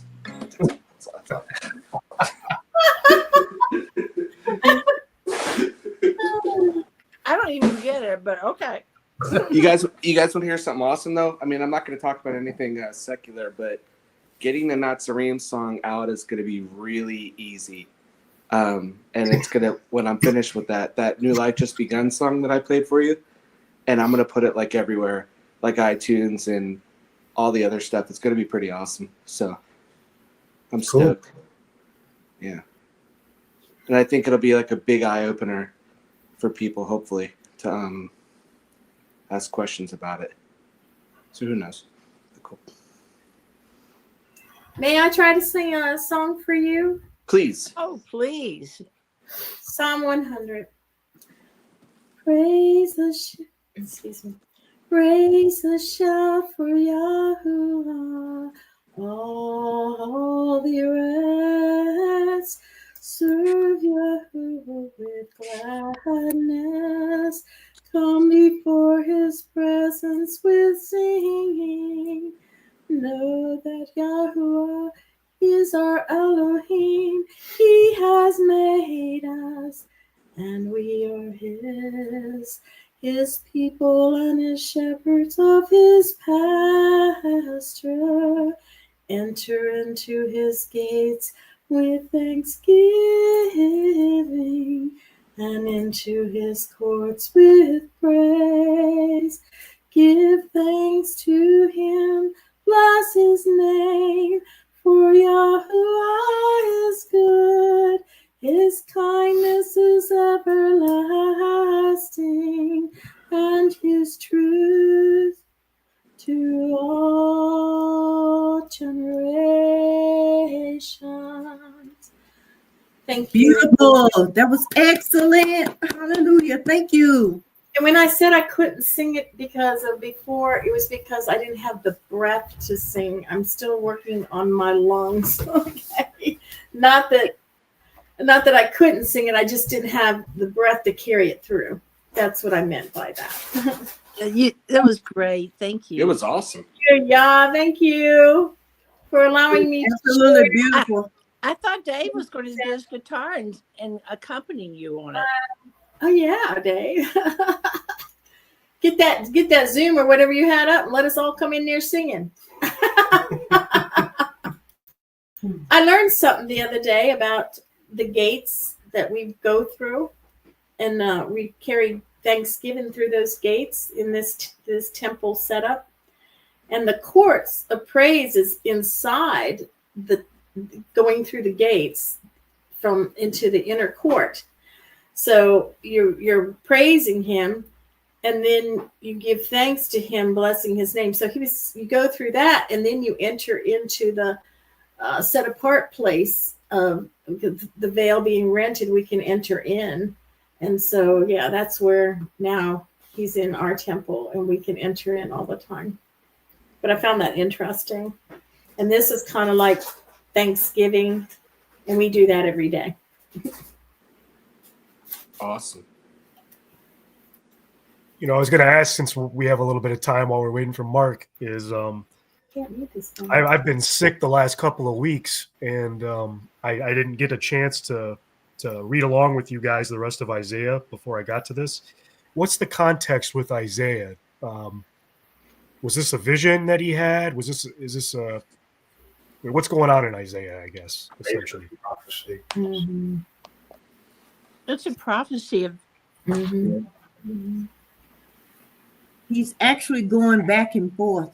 YashaYahu is going back and forth, talking about his judgment upon the different nations that had taken Yisrael into captivity, and what his punishment toward them is what the first part, 1 through 6 or 7, was about, and the time period, and then in like 7 through, I think we went through 18, he's going back and forth, prophesying about the millennium reign, the right on judgment, and then he's going back and forth like what Yahukanan does. It seems like that's a way that Yahuwah prophesies back and forth and stuff with his words and stuff, and that's where. But you can still listen to those lessons. They were really good. I listened to them over and over again. They help learn better for me when I listen to them. And Isaiah himself, who was he? Where was he from? Et cetera, et cetera. Wasn't he Amos's son? His name means, I forgot what it means. It's in here though. Son of Amatz. Son of Amatz. You know, that's a good question, Josh, because I don't know. It was son of who? What? Amos, or how do you say it, Sandra? Amos? Son of Amatz, A-M-O-T-S, Amatz. concerning Yehuda and Jerusalem in the Yomim of YashaYahu. All of these are different kings or sovereigns of Yehuda that reign in, and that's where he's coming from. His name means deliverance is Yah. There it is. Yasha is deliverance, is Yahuwah. Okay. You should go back and listen to them, because Mark went into a lot of detail explaining to us about the north and south kingdoms, you know, and how they, because that, the kingdoms, how they divided up has a lot to do with, you know, what Isaiah's talking about, I guess. I have from my notes that YashaYahu, he reigned between 783 to 742 BC. He was the 10th sovereign of Yehuda. And Yatham, he reigned from 742 to 735 BC, the 11th sovereign. Akaz, he reigned from 735 to 715 BC. He was the 12th sovereign. And then Akizkiyahu, 715 to 701 BC, the 13th sovereign of Yehuda. And then 722, Assyria had taken Yisrael captive, and laid siege on Jerusalem in 701 BC. But if you listen to his kings and sovereigns, then it'll tell you that kings and sovereigns is so powerful. It tells you about the time and the era that these prophecies that YashaYahu was telling, and it is like awesome. I just have to listen to it over and over again to really get it, like to sit down and stay with me. Mm-hmm. Brother Mark, Phil is trying to get back in. Oh, Phil, come on in, man. What you guys do? Run Phil off? Yeah, we got mad at him. Did you? And he got embarrassed and left. I've never heard Phyllis say words like she said. It was crazy. Really? Oh, And, sorry. and my mic is not on mute. Sorry. don't leave Josh. Josh. Oh. When you listen to Mark again, what you do is you put the speed on faster. That's how I listen, because I pick up real fast, so I got to have it a little bit faster. So I listen to him, and then I go back and listen to him again at higher speed. Where'd y'all leave off at? Where you at? Chapter 30. No, I'm kidding. I'm joking. 30? No, I'm just kidding. We didn't want to deal with it anymore. We're about to sing chapter 26, aren't we? I'm sorry, Phyllis, I left. It wasn't out of desperation. It was the fact that someone called. I don't know. Can you block your phone like at these meetings so no one can default call? Can it disrupt? I don't know if you can or not. Yeah, I your can do phone it in on the Apple phone. Really? Uh-huh. How do you do it? Because that's what I'm on. I'll find out later. I just wondered. Are you on Wi-Fi? Yeah, well, yeah. I'm just on my phone, so I just do it with that. So. Oh, okay. But I don't know how I Well, there's ways to take a time out. It's a work break or a study break. Oh, okay. It's All in right. the settings. Okay, I'll check it out later. Thank you. Okay, so you guys did 25, right? Yes. Okay, At 26. So look at 24. Up and at 20, where it says, the arret shall stagger like a drunkard, and it shall totter like a hut, and its transgression shall be heavy upon it, and it shall fail and not rise again. What in the world does that mean? What verse was that again? 24:20. 24:20. The arret shall stagger like a drunkard, and it shall be totter like a hut. What does that mean, Sharon? It almost sounds like all the mountains will fall down and everything will be level. Let me ask you a question. If the earth was flat, would it be able to stagger like a drunkard and totter like a hut? Wouldn't Yep. it have to be round to be able to do that? Wouldn't it have to like get off keel on its axis to start Nope. staggering and wobbling and tottering? It's Could it, if it was flat, could it do that? Well, I don't know. It's kind of like a quarter when you drop a quarter and it twirls around on the ground, you know? Or if you jump up and down on your floor, like your place shakes and stuff falls off the shelves. But that was awesome. I mean, I'm just saying, man, you know. But anyway, this is I love obvious. you, Mark.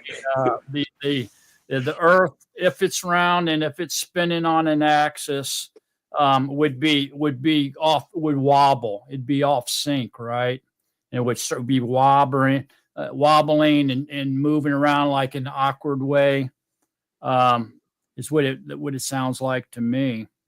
To me, it almost has to be round and spinning on an axis to be able to do such movements as that. I'm just saying. But here it says, and in that yom it shall be that Yahuwah punishes on high the host of exalted ones, and on the Eretz the sovereigns. And they shall be gathered together as prisoners are gathered in the pit, and shall be shut up in the prison and be punished after many yamim. What do you think that means?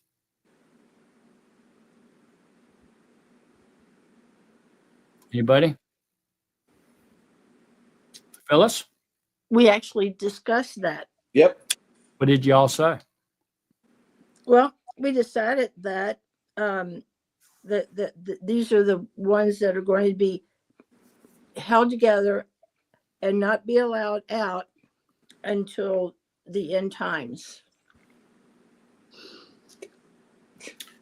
Okay, so Yahuwah punishes on high the host of exalted ones, and on the Eretz, the sovereigns of the Eretz.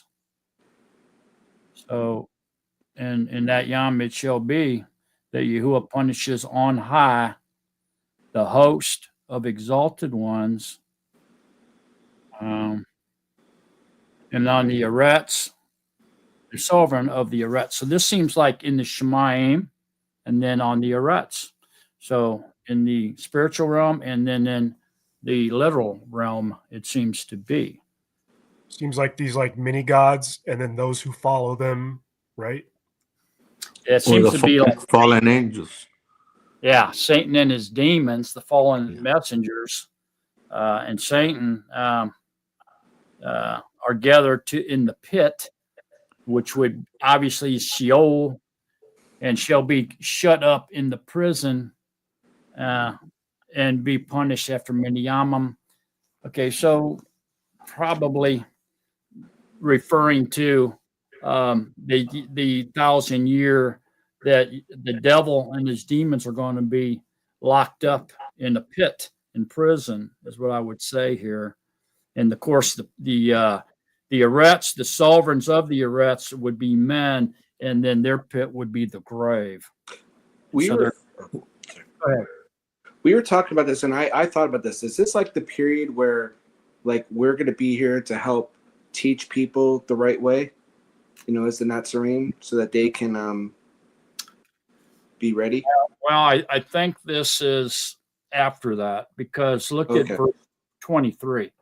And the moon shall blush, means turn red. The moon shall blush, and the sun shall be ashamed. For Yahuwah Zaboah shall reign on Mount Zion and in Jerusalem, and before his elders in esteem. So this seems to be when the moon will be turned red and the sun will not give its light. So this seems to be, you know, the day of Yahuwah.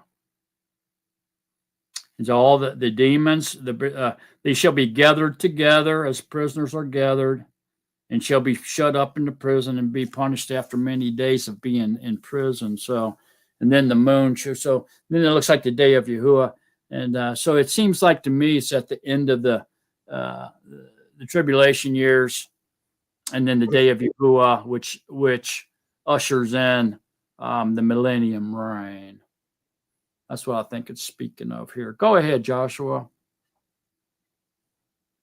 I was just gonna wonder. I mean, if the moon is, if it's a blood moon, then how could the sun be darkened?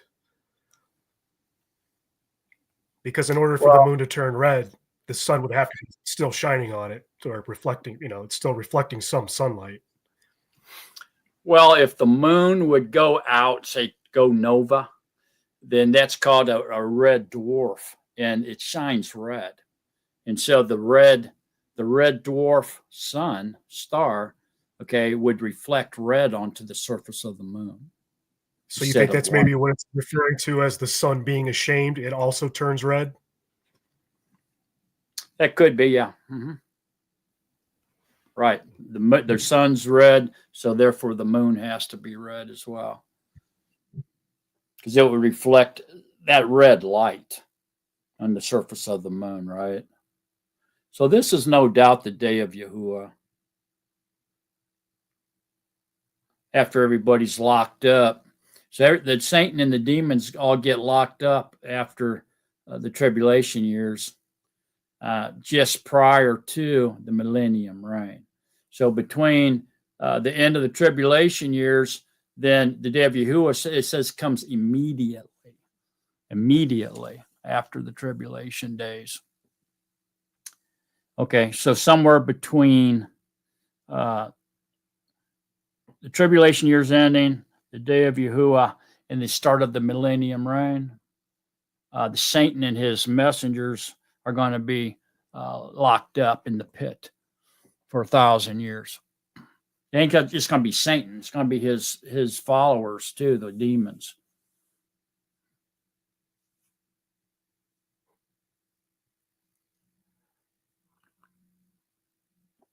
Go ahead, Phyllis. There may be somebody else out there like me. When is the wedding feast? Is it after is it when Yahushua comes back before the millennial reign? Is his second coming? Is that when we have the wedding feast? Yeah. Like I said, there's two different theories on that. Oh, okay. That's what I believe. I think it's after the millennium reign, when the new city comes down from Yahuwah, the New Jerusalem. I think that's the wedding feast, because it says that the wrong will never see the righteous, they'll never see the new city, which is represents the bride. You know, the new city is the bride, and so it says the wrong will never see the new city. See what I'm saying? So, if it was before that, then the wrong, which is flesh, would be able to see the wedding feast and take part in it. You know what I mean? I just there's different opinions, but as far as I'm concerned, I think it's after the millennium reign. Go ahead, Phyllis.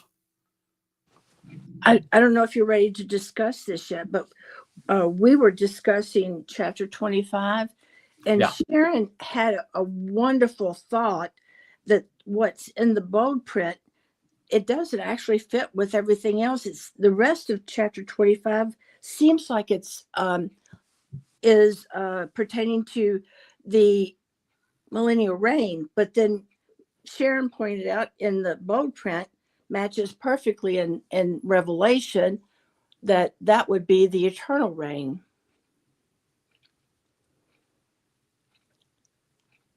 Well, from verse 7 to 9, okay, 7 to 9, let's listen. And he shall swallow up on this mountain the surface of the covering, which covers all people, and the veil which is spread over all nations. He shall swallow up death forever, and the Master Yahushua shall wipe away tears from all faces, and take away the reproach of his people from all the Eretz. For Yahuwah has spoken, and it shall be said in that Yom, see, this is our Elohim. We have waited for him, and he saves us. This is Yahuwah. We have waited for him. Let us be glad and rejoice in his deliverance. So a couple things jump out here, right?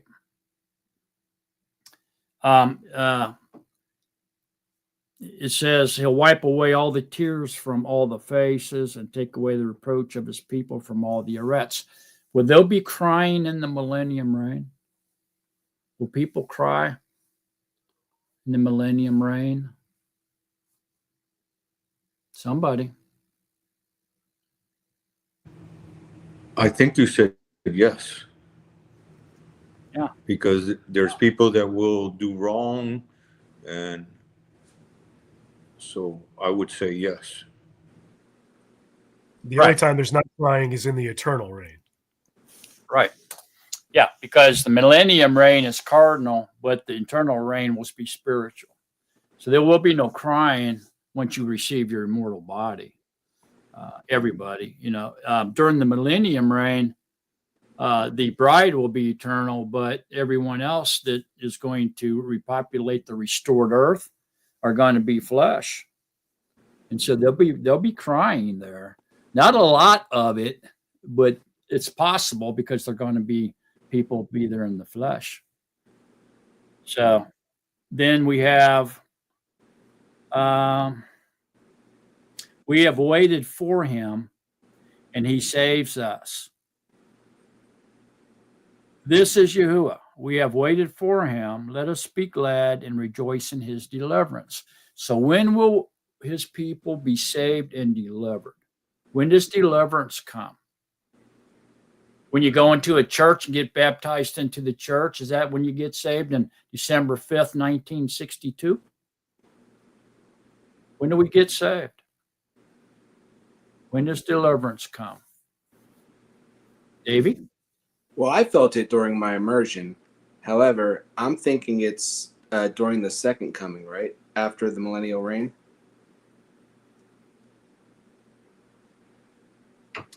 The second coming is before the millennium reign. It's the day of Yahuwah. Oh, yeah, that's what I mean. Like the millennial reign, and then, yeah, that's what I meant. Cool. So after the millennium reign, what happens? Yeah. What happens after the millennium reign? Eternal reign. Yeah, eternal reign. Eternal reign. But prior to, what happens between the millennium reign and the eternal reign? What happens? Judgment. Judgment. White throne judgment. Oh, yeah. Okay, so And we have so 1,000 years to help to people, those- and then the judgment. Okay, sorry. Okay. What happens to those who are judged to be goats and sheep? What happens?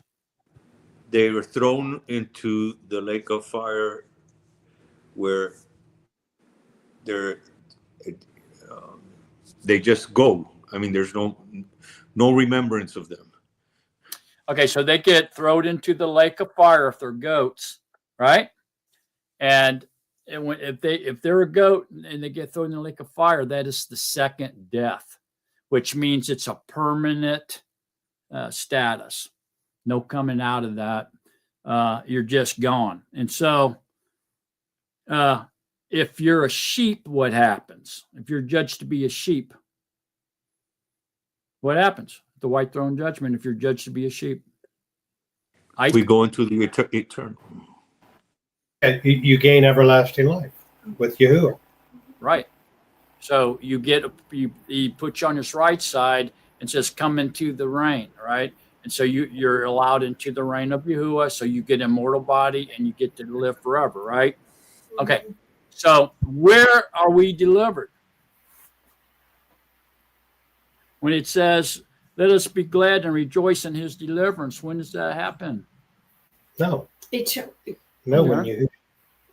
It's When for- when we're in our mortal bodies, when we go into the millennial reign. No. White throne judgment. For the bride, you're right. Okay, thank you. But I'm not Thank you. talking about the bride. I'm talking about everybody else. Oh, but Raul. When he judges you, and Yeah. if he's found correct, then you go into eternal.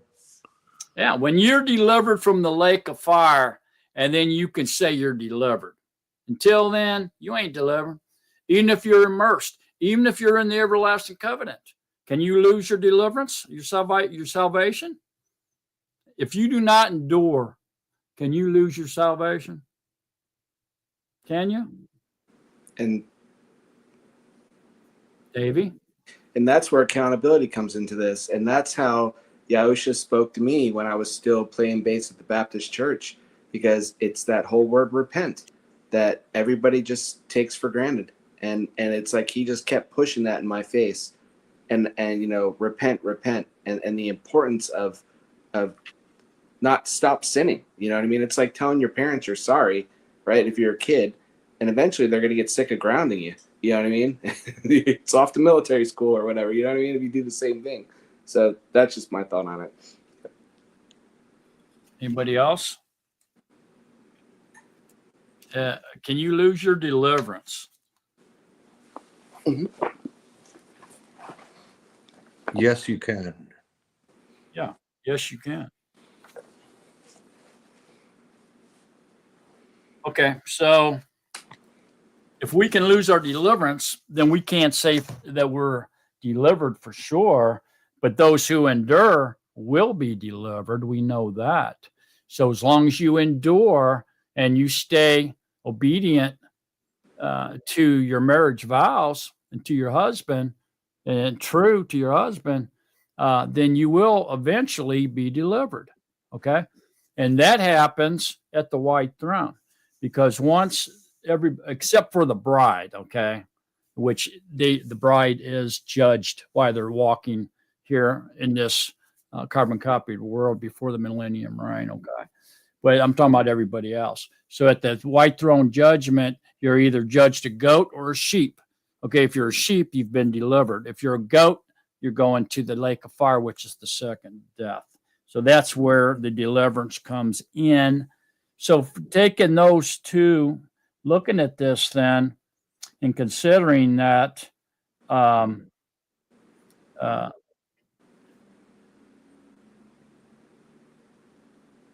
he'll wipe away every tear from all their faces, and we be glad and rejoice in his deliverance. What can we safely say this is? The eternal reign or the millennium reign then? What would this be? Speaking of. Eternal reign. Yeah, almost has to be, doesn't it? Eternal reign.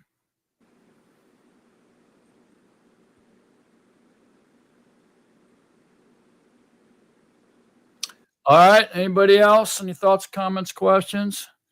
Did you guys go through 26 or did you stop? I think we finished 26, right? Yeah, 26. Oh, We tried to go through We need 26. to start 26. Did we? Yep. Did you stop at 26 or did you go through 26? We Oh, we went stopped. through 26 and we're on 27 now, Mark. Okay. Let's look at 26:13. Mark, can I ask you a question? Yeah, go ahead. In 25, when it says, because we had this question when we were reading this, when he said, and he shall swallow up on his mountain, would that be, what mountain would that be? Because we kept going back and forth. We're at row. Verse 7. It actually starts at 6.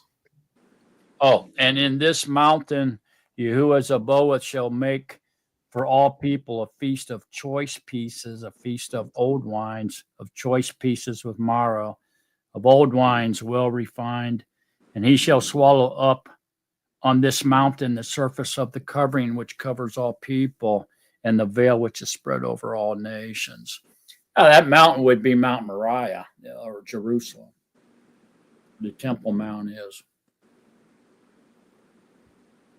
That's what belongs to Yahuwah. That's why when you read scripture, you always notice that they say Yehuda and Jerusalem.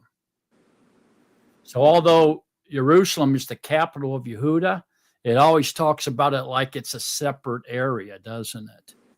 It always says Jerusalem and Yehuda. Why? Because Jerusalem belongs to Yahuwah. That's what Yahuwah chose. Is his, out of all the land on this earth, he chose little tiny Jerusalem for his piece of land. That's where he says, I'm going to live. That's where I'm going to put my name. That's my mountain. That's the set apart place where Yahuwah lives. And he'll live there forever. He said he's going to live there forever. So it's always, Yahuwah's mountain is always Jerusalem. Go ahead, Phyllis. What does it mean? And he shall swallow, no, the surface of the covering, which covers all people, and the veil, which is spread over all nations. What does that mean? He shall swallow up on this mountain the surface of the covering, which covers all people, and the veil, which is spread over all nations. Well, the veil would be the delusion, the deception, remember where it says in Scripture, until this day, there's still a veil. When it comes to Torah, there's a veil still over their eyes. Mm-hmm. Remember that? Mm-hmm. So that would be untruth, the inability to see truth, fleshly veil, if you will.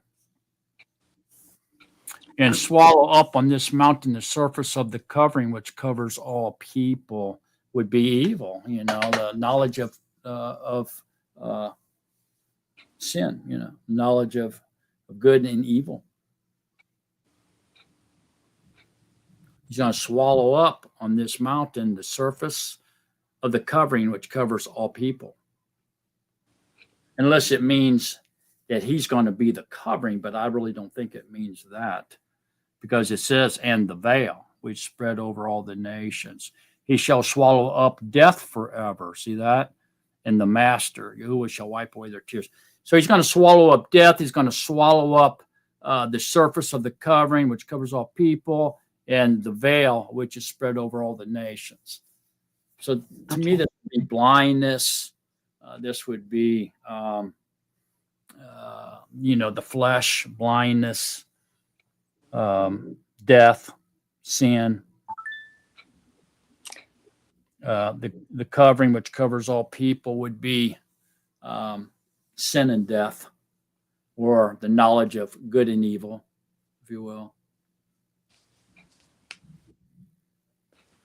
So that's all going to be gone.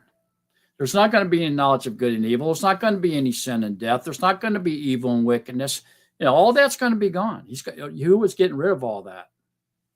That's what it's saying. He's getting rid of all of it. People are not going to be under the covering of sin and death anymore, or evil or wickedness, or even the knowledge of it. That's what it means to me. Anybody else?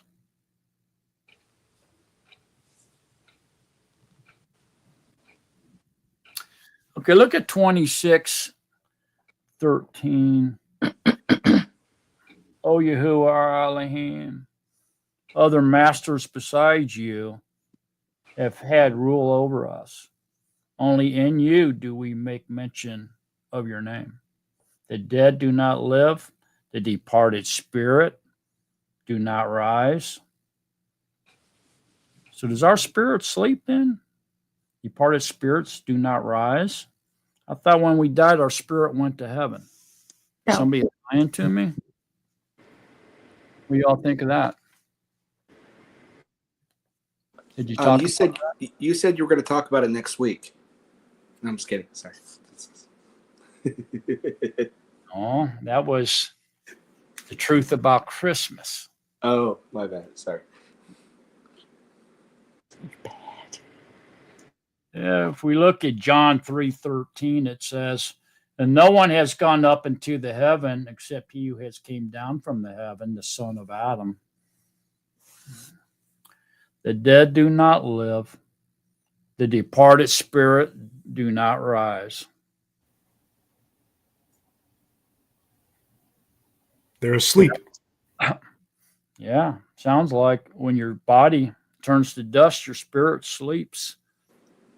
Go ahead, Davey. Oh, what verse was that again? I'm sorry that you just read. Which one? The about the does not rise and sleeps. What you were just explaining. 13, 14, Okay. 26, 14. Cool. Thanks. Therefore you have visited and destroyed them and made all their remembrance to perish. What does that mean? Oh, Did y'all talk about this?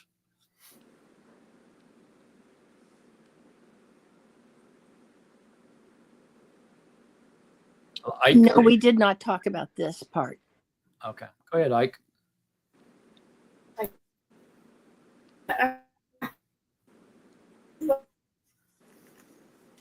Okay, go. Our mouse is going crazy.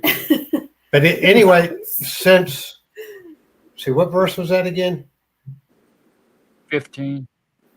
15. Since he said, "You are esteemed, you shall expand all the borders." Wait a minute.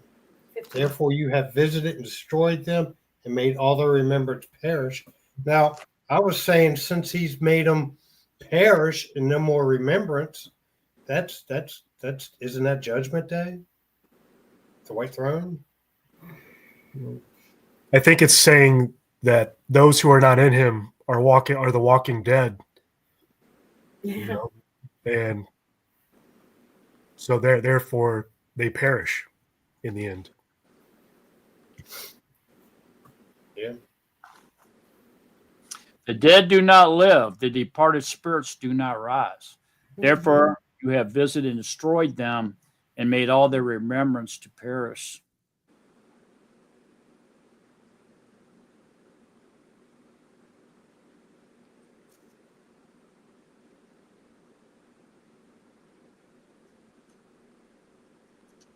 Anybody got thoughts on that one?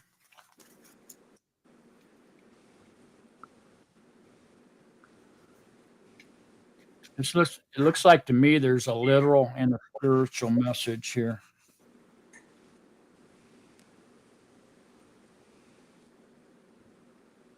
Right?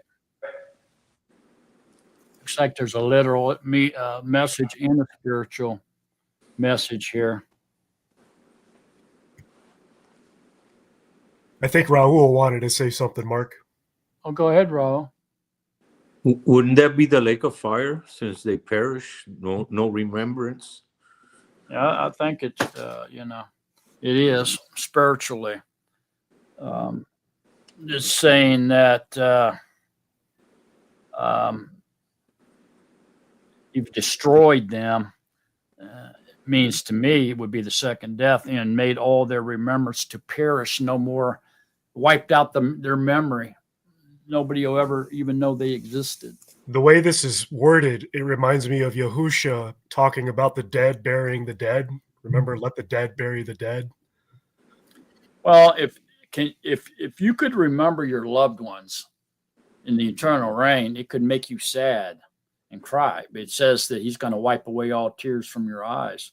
And so therefore the memory of those who weren't delivered that you love, their memory would have to be wiped out. So if you're going to be joyous and not cry about, and not even think about, that would make you very sad, wouldn't it? You're not going to be sad in the eternal reign, because you're not going to have any memory of evil, wickedness, and the loved ones that didn't make it. That's the spiritual meaning here that I'm saying. Can you repeat that one more time? Repeat what? What part? Literally, the very last thing that you just said about those. There's going to be people that we love that. Oh, I say there's not going to be any tears, any sadness in the eternal reign. So therefore, all memory of evil, sin, all the bad things of this world, and all the memory of all the loved ones that didn't make it are going to be wiped out. It's not going to exist. Because if it did, it'd make you sad. I mean, to the point where you'd cry, But But yet we know there's going to be no tears in the eternal reign. He's going to wipe all the tears from your eyes.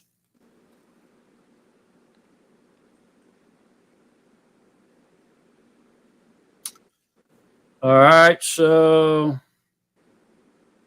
it looks like to me that our spirits must sleep.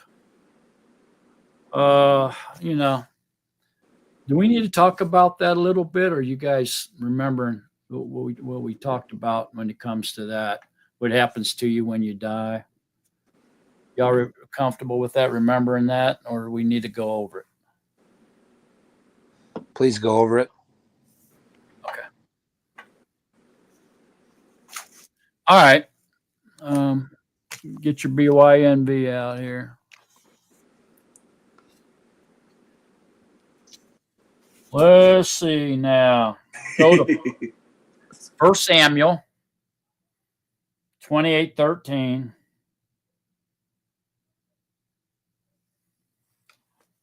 1 Samuel 28:13 says, it's on page 324. And the sovereign said to her, do not be afraid. What did you see?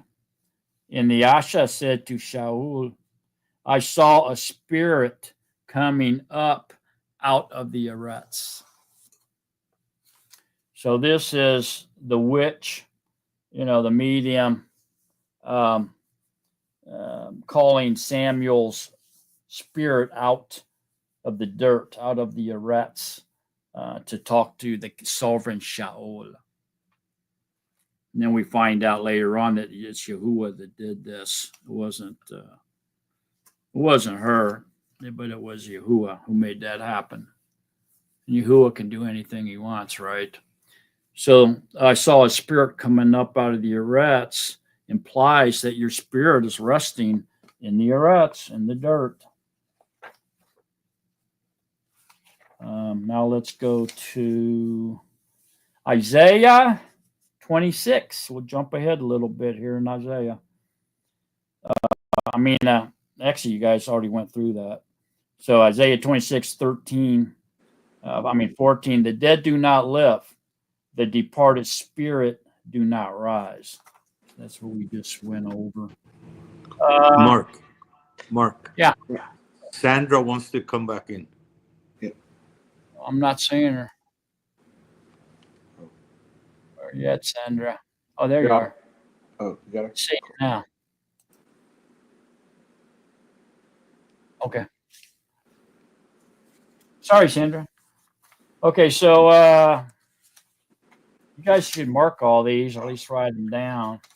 Okay, now let's look at Psalms 104, 29, 6-8, page 688. Psalms 104, 29 says, you hide your face, they are alarmed. You take away their breath, they die and return to their dust. What happened to Chance? You guys run Chance off, did you?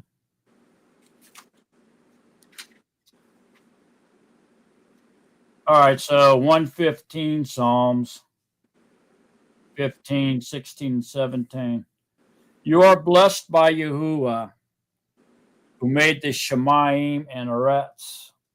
The Shemaim are the Shemaim of Yahuwah. But he has given the Eretz to the children of men. The dead do not praise Yah, nor any going down to silence. But we bless Yah now and forever. Praise Yah. So this is pretty clear. The dead do not praise Yah, nor any going down to silence, not up to heaven. If you're up in heaven with him, you'd sure be able to praise him, couldn't you? It says you can't. All right.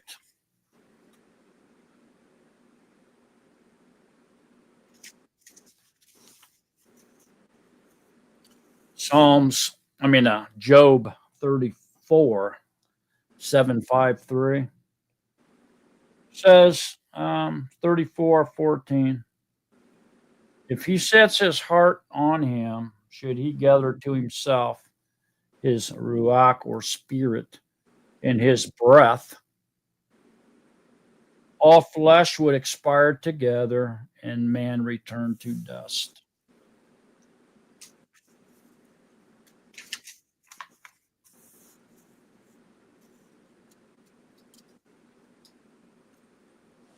Ecclesiastes 3:19, page 777.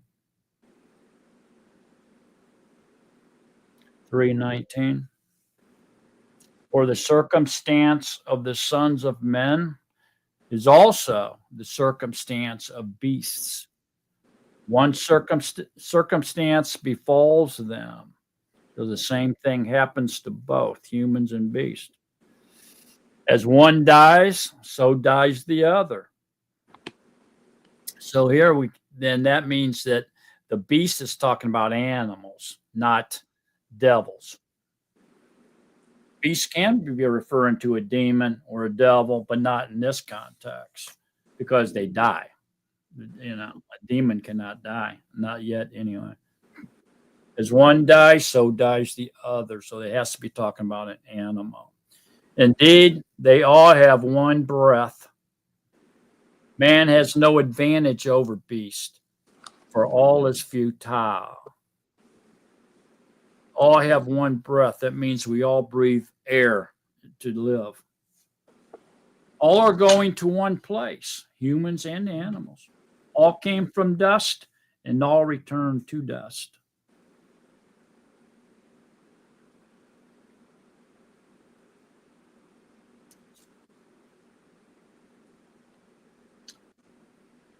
So who knows?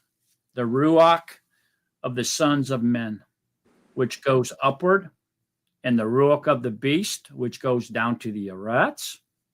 And so this was the belief or the rumor, okay, that the being or the spirit of men would go upward into heaven, right? And the ruach of the beast, because we have no advantage over them. They have flesh and a spirit like we do. And the ruach of the beast goes down. See the question mark? And so it's pointing out the lie. Men don't go up and the animal spirit goes down. We both go down. We have the same thing happens to us as it does the animals. That's what this is saying. This was written by the wisest man to ever live. So I saw that man could do no better but to rejoice in his own work, for that is his portion. For who would bring him to see what shall be after him? Nothing. So the dead know nothing. Humans and animals both return to dust, and there's ruach falls asleep. You see that? That's what that's telling us. The same thing that happens to animals happens to us, is what that's saying. And then we have in Ecclesiastes 12:7, we kind of have, this is kind of where people point to, and they're mistaken on their interpretation of this verse. It says, "And the dust returns to the earth as it was, and the ruach returns to Elohim who gave it." And so people like to point to this and say, see, your spirit returns to Yahuwah who gave it, right? Well, no, not in this context, because in the Hebrew context here, in the language, ruach can mean breath or breeze or wind. Or it can also mean Ruach HaKodesh when it is speaking of Yahuwah directly. Okay, and this ain't. But the dust returns to the eretz as it was, and the Ruach in this context means breath or air or breeze. It's what you're breathing in and out of your lungs. Returns to Elohim who gave it. How? Well, Elohim's everywhere. He is the air you're breathing right now. If you can accept it, Yahuwah is the very breath you're breathing in and out right now. See that? So this is masterfully misinterpreted as humans' spirit going to a place called heaven. They like to point there. But all this other proof shows us that that's interpretation must be an error, or it would be a contradiction of sorts. So now if we look over at Yahukanan in the Natsarim writings, 3:13, it says, and no one has gone up into the heaven except he who came down from the heaven, the Son of Man. Who's saying that? Who's saying that? Yahusha. Yeah, Yahusha's the one that's saying that. Are we going to believe Yahusha? Or are we going to believe these jokers out there that are trying to interpret scripture and tell us that we all die, our spirit goes to a place called heaven? Who are we going to believe? Yahusha says, and no one has gone up into the heaven except he who came down from the heaven, the son of Adam. That's out of the mouth of Yahusha. I think I'm going to believe Yahusha. I don't know about y'all.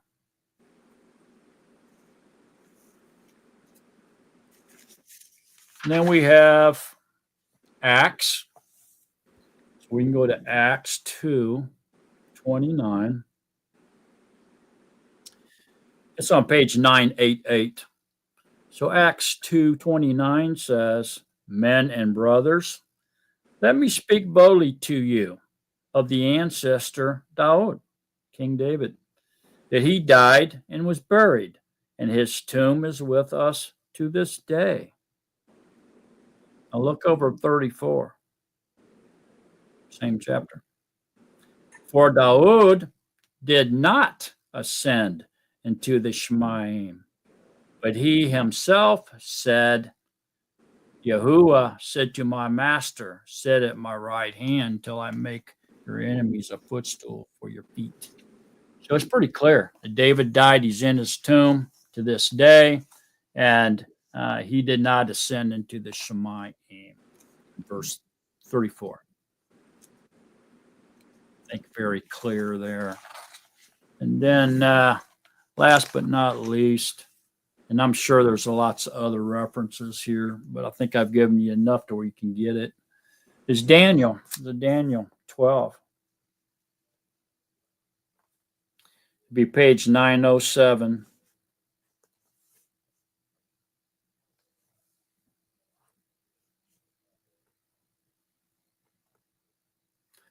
Oh, let me see. Where is that?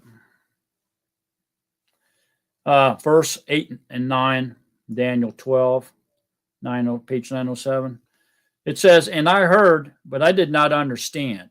So I said, my master, what is the latter end of these matters? And he said, go, Daniel, for the words are hidden and sealed till the time of the end. Okay, so basically, he's letting Daniel know that he's going to die, and he will be resurrected on the day that he calls him out of his grave. Is basically what it's saying here.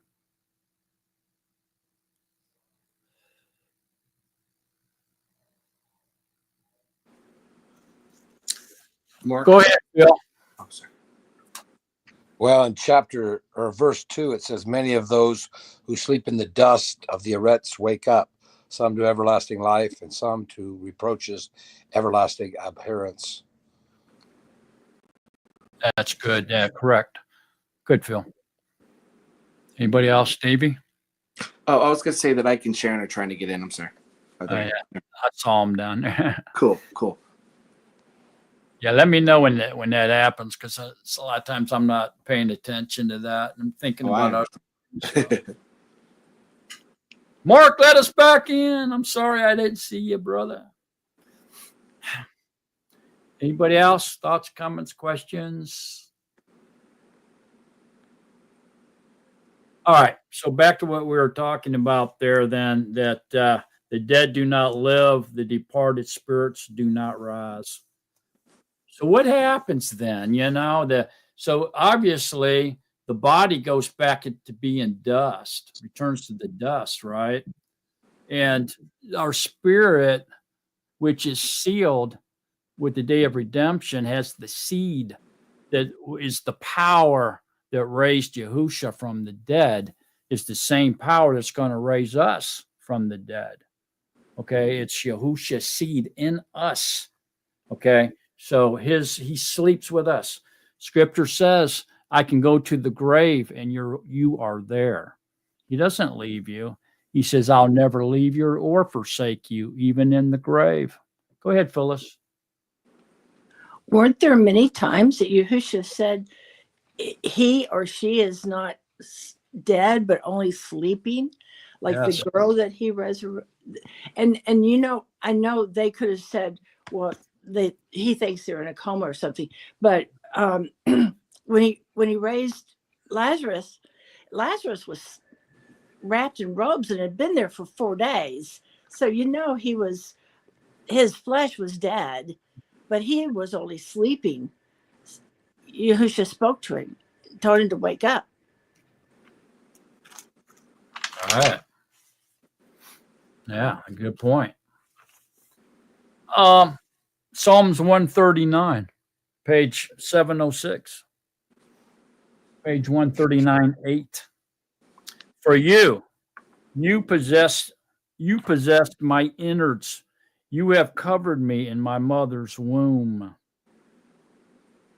Wait a minute. That's 13. What am I talking about? Okay, back up to 139, 8. Let's go to 7. Where would I go from your Ruach? Or where would I flee from your face? If I go up into the Shemaim, you are there. If I make my bed in the grave, see, you are there. See that? So he's in the grave with you.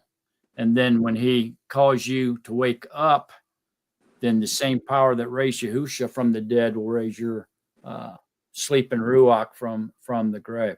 But what he does is he actually raises your body, fleshly body, back up out of the dust and then changes it in the wink of an eye to an immortal body.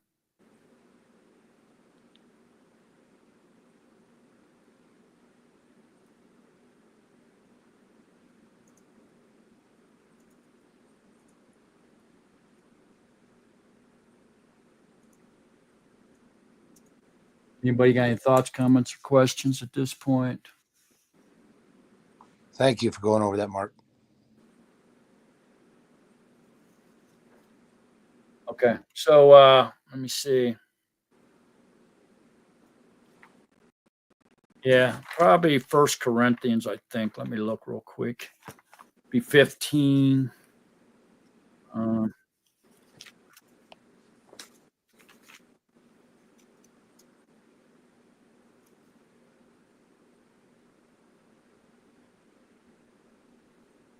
That's not what I was looking for.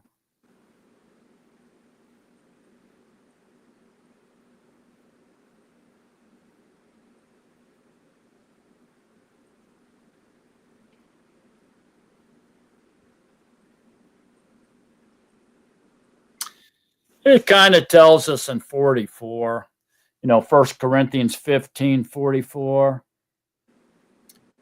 It is sown a physical body when you're in your grave, when you're in the soil, right?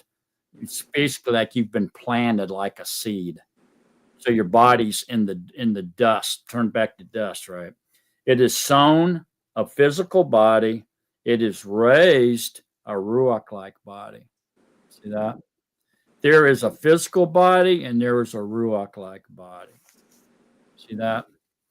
And so it's telling us right there that your physical body is sown. Physical body is going to be raised into a Ruach-like body. There's another place, and I can't remember where it is, that it tells us that your body, your body's going to be raised from the grave. I can't remember where that's at. But anyway, that tells it right. Tells the story right there, really.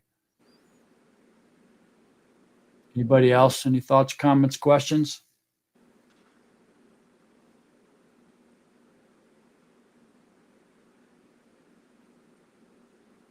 No?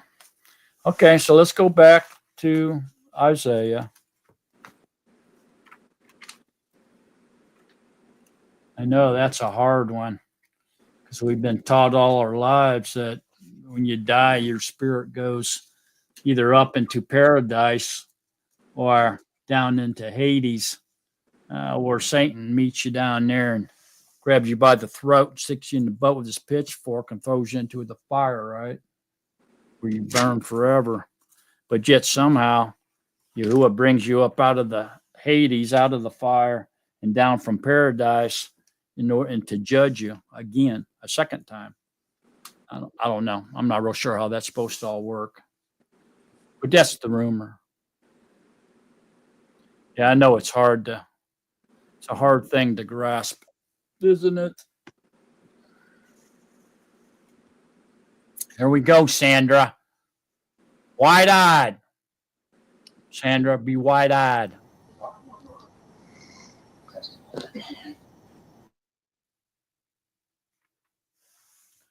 Okay, everybody.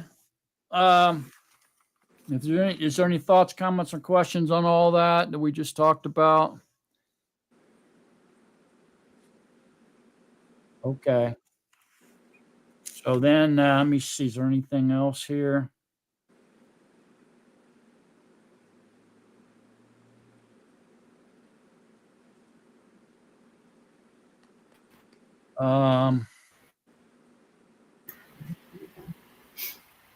Listen to this in verse 19, you guys. 26:19 in Isaiah. Let your dead live, it says, and let your dead live. Together with my dead body, let them arise. Awake and sing, you who dwell in dust. For your dew is the dew of light, and let the rest give birth to the departed spirit. See that? That's another good one, man. Everybody seeing that? Let the arets give birth to the departed spirits. So that means if your departed spirit, when you die, must be in the dust. It's saying, and let the arets give birth to the departed spirits. So you see that? That's more proof your spirit's sleeping in the dust with your body. Everybody seeing that?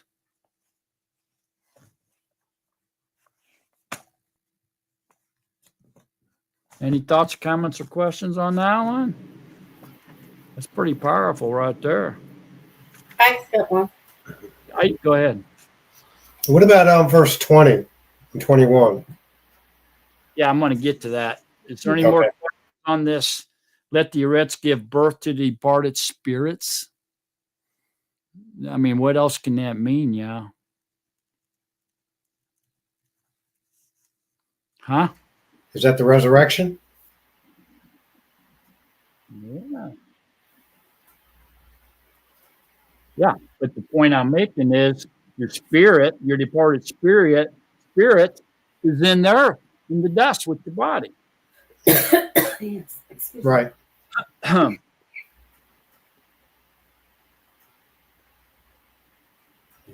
Well, what makes it obvious for me is when it says awake and sing.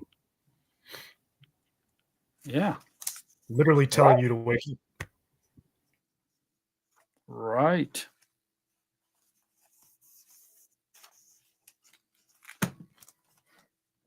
All right. Any thoughts, comments, questions on this? I know this is blowing your minds because you all think that there's a heaven and a hell. I know you believe them Christians out there. I know you do. You think when you die, you're going to go up there and celebrate and party in paradise with your ancestors. I know that's what y'all are thinking. But boy, I'll tell you something right now. Anyway, I'm reading in scripture ain't telling me that. No. Okay, so let's look at 2021. Excuse me. Go, my people. Okay. My people, that's his chosen. Yeah. Enter into your rooms and shut your doors behind you. Hide yourself, as it were, for a little while, until the displeasure is past. For look, Yahuwah is coming out of his place to punish the inhabitants of the Eretz for their crookedness. And the Eretz shall disclose her blood and no longer cover her slain. Okay, so the death, the people and the bones, and people that are in the dust, the bones, the bodies, it looks like the earth is going to regurgitate them, and they're going to come up. So the flesh that's in the dust, the ruach that sleeps, seems to be they're going to. Apparently, it's going to be regurgitated. So there's going to be some type of regurgitation, some type of churning action that's going to reveal the dead hidden in the Eretz. And so, what do you think's going on here?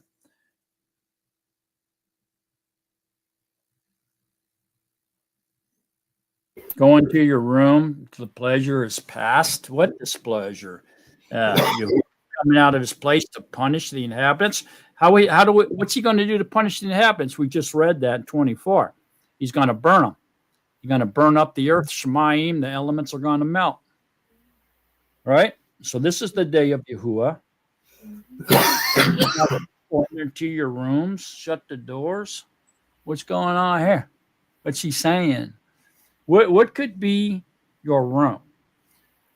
My people, enter into your rooms, shut your doors, hide yourself, as it were, for a little while until the displeasure is past, the burning of the destruction of Yahuwah's creation, the burning of the earth and the Shemayim. The elements are going to melt. Very few men will be left. I know it. Right? What's going on here, man? I mean, to me,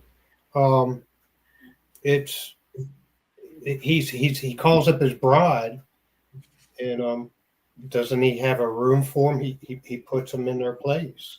And What do you think that is? What do you think that room is? Isn't that in the temple or?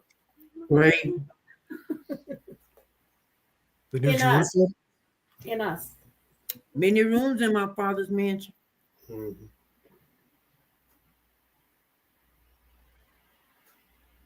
Well, that one threw me off. I was going to say in us that we would go into our closets, our temple that not made by man's hands. So we go into us and just wait until he gives you the place to go.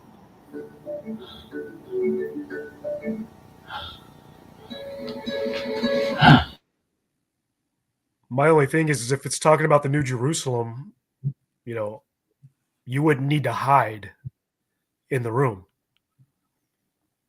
If you're in the New Jerusalem, if you're caught up into his mansion of many rooms, you wouldn't need to hide in your room. So I think this is actually talking about your bedroom, your room that you dwell in personally, but I could be wrong.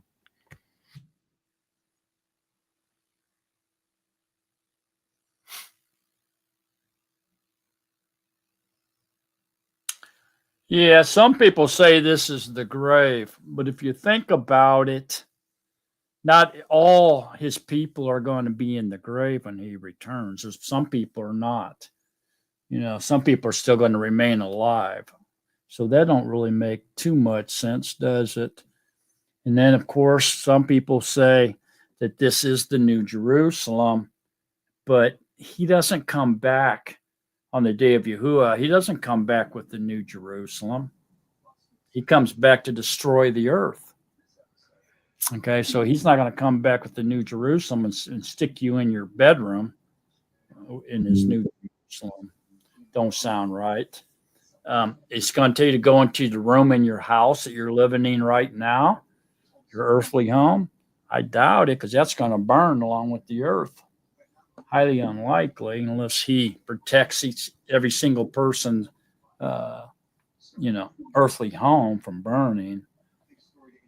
I mean, I guess with Yahuwah, all things are possible. So what do you think this could be then?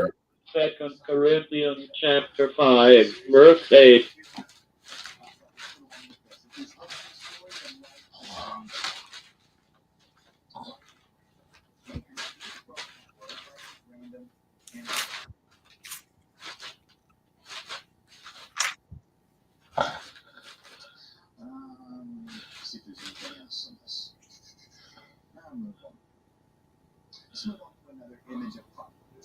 First Corinthians chapter 5, verse 8.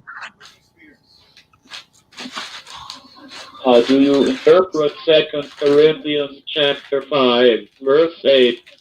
How do you interpret 2 Corinthians chapter 5, verse 8?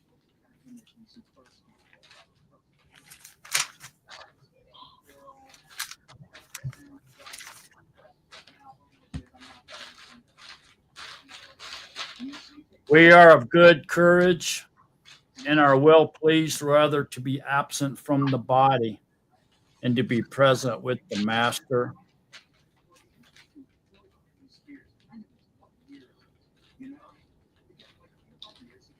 Yeah, that's a good one.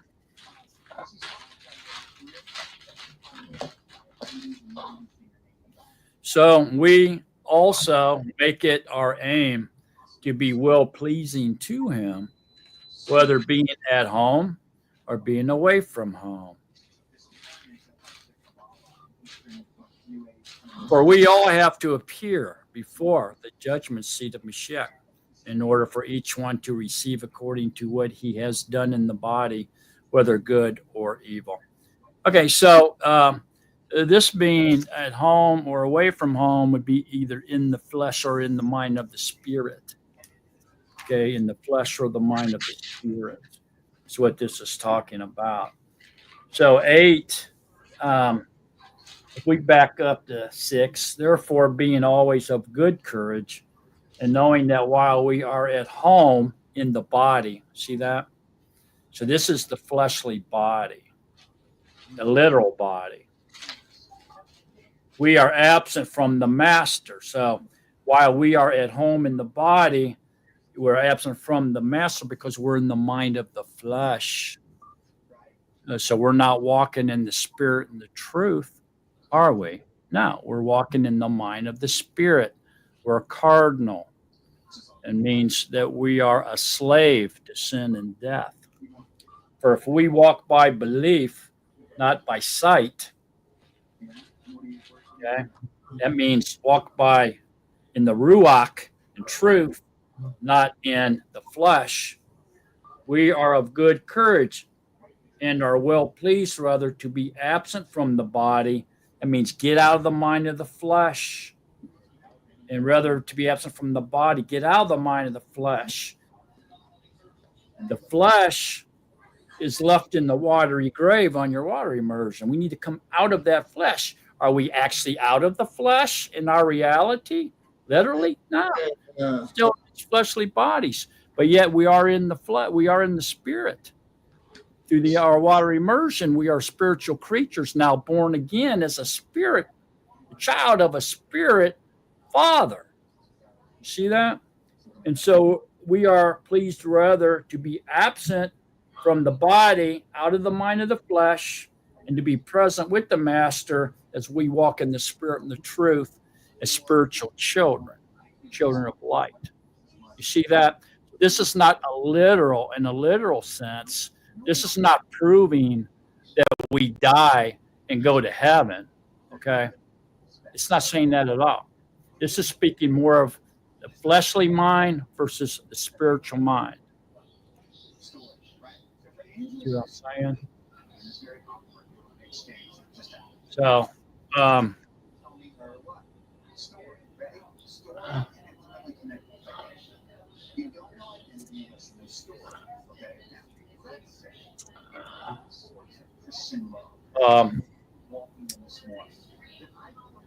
Oh, see, go to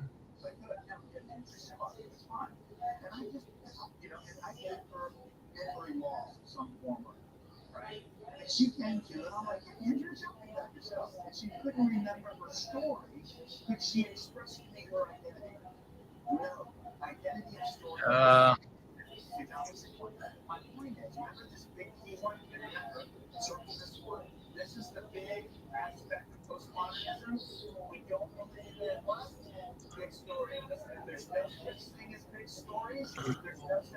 John 4. John 4. Show you a little bit more about that. A lot of them point to, a lot of Christians point to that's how they try to prove there's a heaven. So go to John 4:13. It says,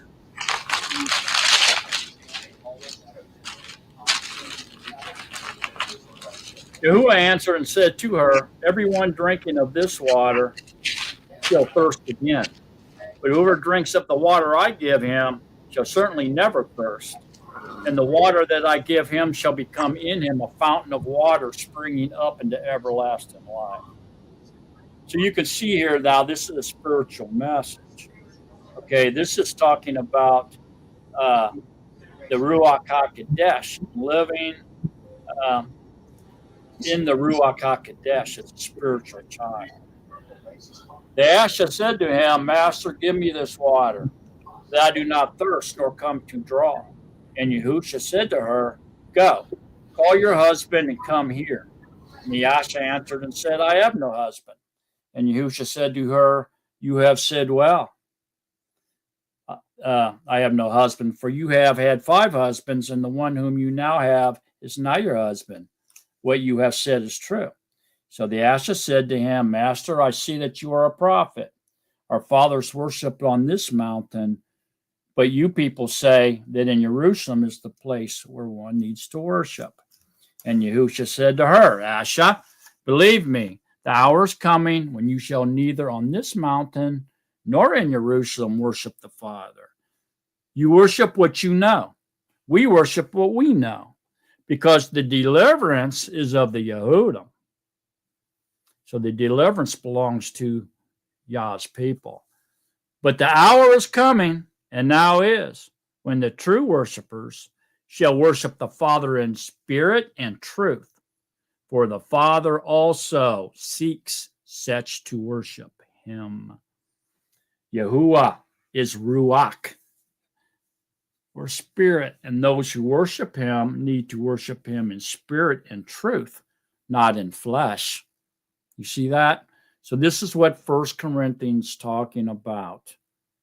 It's talking about worshiping him in the spirit and truth, not in the flesh. This is not evidence that you're going to die and go to a place called heaven.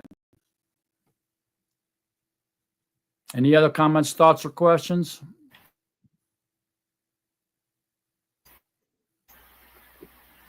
Mark, may I?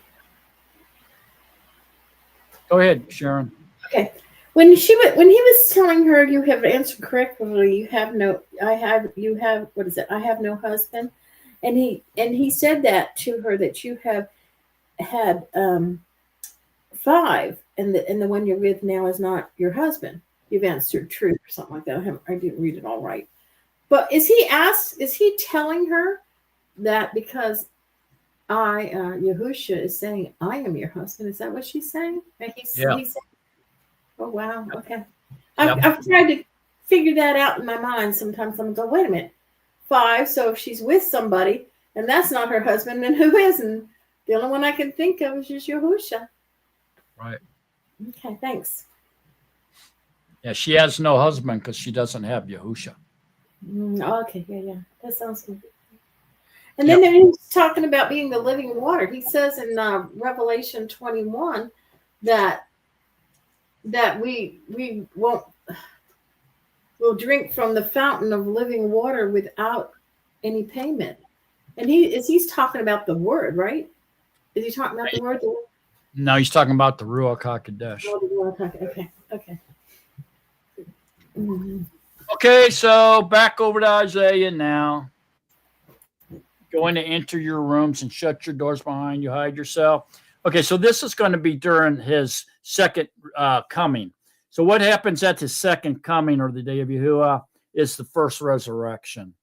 Okay, so his people are going to be given immortal bodies. Okay, so this is what it's talking about. Enter your rooms and shut your doors and hide yourself, as it were, for a little while until this displeasure is past. The displeasure is the burning of the earth and the Shemayim, and the elements are going to melt. And so, in other words, and during the first resurrection, those who are dead in Mashiach and those who are still alive are changed in the wink of an eye, together fly away and are caught up into the Shemayim, into the clouds with Yahushua as he's returning, will be given immortal bodies. That's going to be your rooms. Okay, so hide in your mortal bodies. And as we descend down with Yahushua on the Mount of Olives, you're going to see the earth aflame below, burning, and men's faces on fire as you descend down there. That's the displeasure. How long that's going to take, I have no idea. But once our feet lands on the Mount of Olives in Jerusalem with him, it says we're going to be like calves led out of the stall. We're going to be jumping around, hopping and jumping and bucking, and they're going to be ashes under our feet. So we're going to be jumping around walking around on the ashes of the wheat that got burned up by the fire. You see that? Sandra, go. I was kind of thinking it was going to happen in the twinkling of an eye. What, the fire burning up the earth? When we get our mortal bodies, because you said you didn't know how long it was going to take.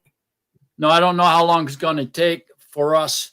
Once we went up met him in the sky, and he's descending down upon the olives. I don't know how long it's going to take us to come down and back onto the earth. Okay. But I know that the earth's going to be burning down below. Okay. But how long it takes for us to come down, I'm not sure. I don't either. Yeah, I understand what you're saying. Okay. Go ahead, Ike. Just a thought. I've always wondered this. When we come back down and put our feet back on the ground, do you think the earth will be restored with the trees and everything, or do you think it will still be all ashes? It says it's going to be ashes. Okay. So he's going to restore everything for the millennium reign, purposes of the millennium reign. So throughout the millennial reign, the earth will regenerate? That's what I'm guessing, yeah. Yeah. Or he might just command it to regenerate. It might happen in the blink of an eye. I mean, he can do anything, right? I don't know. I can't wait to see 1,000-year-old tree. You're one of them. So back over there in Isaiah 13, remember in verse 6, page 436, Isaiah 13, starting in verse 6, how for the day of Yahuwah is near. That's when all this is going to happen. The earth's going to burn. It comes as a destruction from the Almighty. See that? That's the displeasure. Therefore, all hands go limp, every man's heart melts, and they shall be afraid. Pains and sorrows take hold of them. They are in pain as an Asha in labor. They are amazed at one another. Their faces are aflame. See, the day of Yahuwah is coming, fierce with wrath and heat of displeasure. See the displeasure there? And then back over here, until the displeasure is past. See that? A heat of displeasure to lay the earth waste and destroy its sinners from it. Okay. So they are amazed at one another, their faces aflame. You see in parentheses here or brackets where the translator has written on the day of Yahuwah. That's correct. So this would be on the day of Yahuwah, their faces are aflame. Okay, so when's the day of Yahuwah come? Immediately after the tribulation years. Immediately afterwards. So this cannot be a nuclear weapon that their faces are flamed. More than likely, it's some type.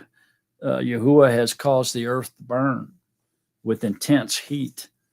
On the day of Yahuwah, I would say it would be like red dwarf sun goes out, and then when it reignites, it fries everything.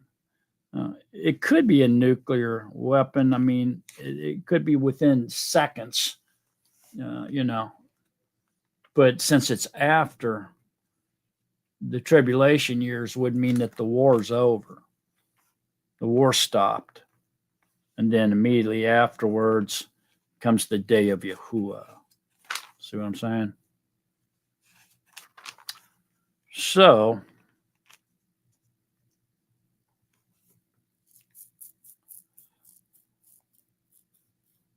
is there any comments, thoughts, or questions?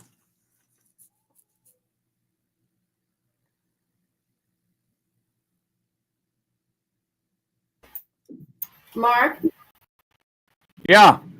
have you considered that the trees that are burning from the inside out, which we see in Paradise, Maui, and a few other places, it'd be that nanotechnology of what they're eating and is creating that in their bodies, and they would burn from like the inside out, like the trees did. It would be, yeah, I mean, not man's. This is part of Satan's looking for bodies to inhabit, demons, I really never thought about that. I don't know. Well, it's because they're putting that nano in all the food and everything, and a lot of if you look at the trees, how can they burn from the inside out? They're soaking up something from the soil, and so we're actually putting it in us, if we're eating the wrong foods and stuff, which we're not. But I've never thought of that. No, I mean, a lot of those trees that were doing that were different kind of wood. I think they were called lighter wood, where the sap in them made them to where they'd catch fire. It's a certain kind of wood they use for kindling. I don't know. But it's just a thought, because I hear a lot about the nanos things. I'm sorry, Phil. Go ahead. Yeah.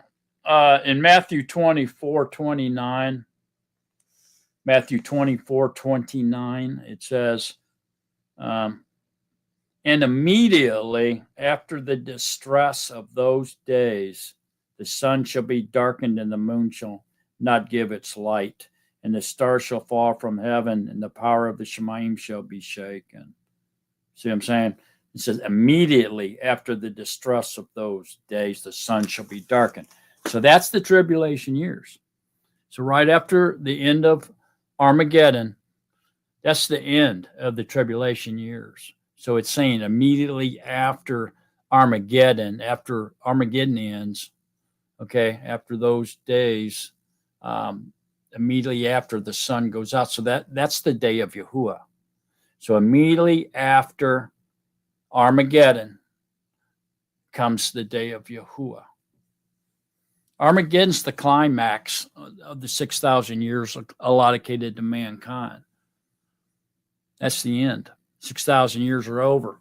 Time for the reign of Yahuwah now. Millennium reign to come. See what I'm saying? So he says immediately after those days of distress, which is the tribulation years in Armageddon. Armageddon's the last war mankind ever fight. It happens at the very end of the tribulation years. Explained very well at the 7 vials or bowls in Revelations. It's Armageddon. Okay.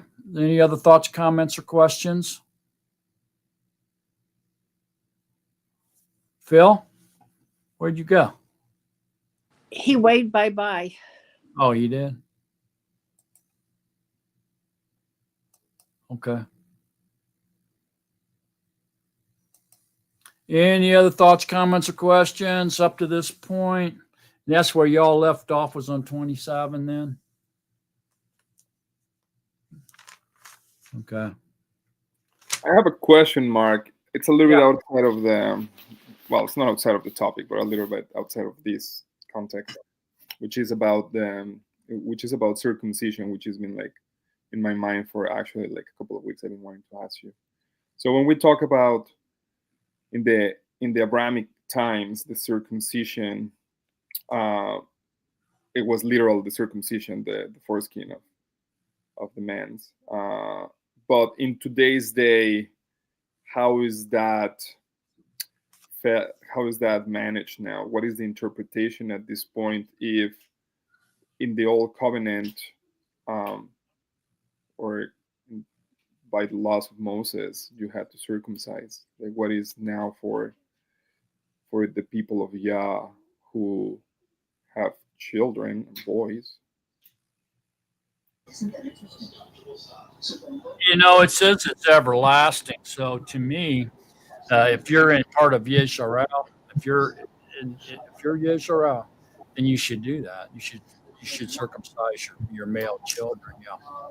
So it's not like a metaphorical or like a symbolical circumcision. Like, is that? You're not going to do it for deliverance. It's not going to get you delivered. You know what I mean? It's just obedience. That's, for being YashaYahu.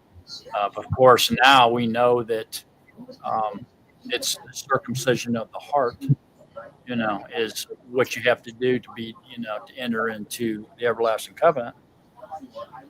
And so literal fleshly circumcision is not going to get you into the everlasting covenant. Okay, it's just an act of obedience. That's all we were talking about earlier.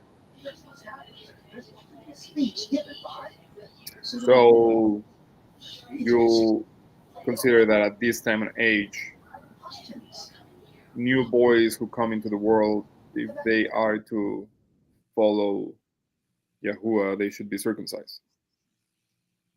Yeah. If the parents follow Yahuwah and they're in the everlasting covenant, I'd say, yeah. Male children should be circumcised. Absolutely. Okay, thanks. It's an everlasting covenant, man. It's not going to go away. Of course, it's not going to get you delivered either. We know that, right? I mean, so the now, circumcision that gets you into being part of Israel is the circumcision of the heart, right? Right. So don't get those mixed up.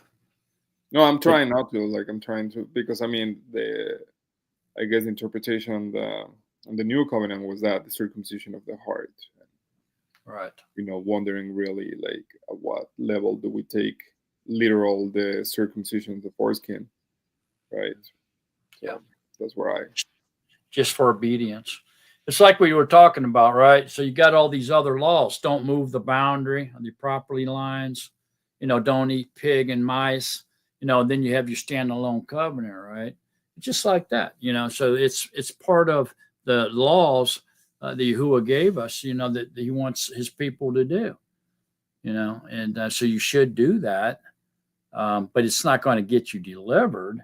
Don't think it's going to, because you get circumcised, you're automatically in the everlasting covenant, because that's not what that is. That's not going to happen. Okay, thank you. It's just an act of obedience. That's all. Okay. Just because we're in the everlasting covenant doesn't mean we get to disobey all the other laws of Yahuwah's, right? No, right. So the only thing that was annulled was the old priesthood.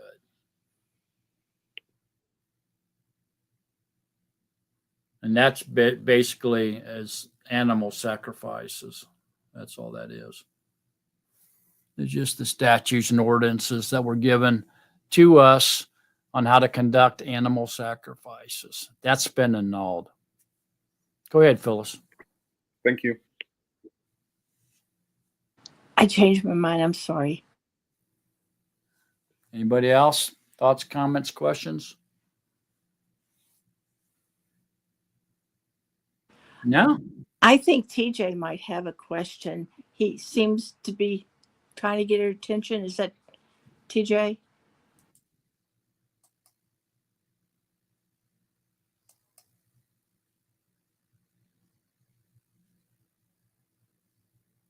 Anybody wanting to come in? Got 6 openings. Or 4 openings, I mean. I have a question. Will there be night on Earth during the 1,000-year reign? What'd he say? I have a question. Will there be night on Earth during the 1,000-year reign? Will there Night? be life? Will there be life during the 1,000-year reign? Life? Oh, yeah. Like you said, life, right? I think he said life. Yes. Be life on Earth. Well, That's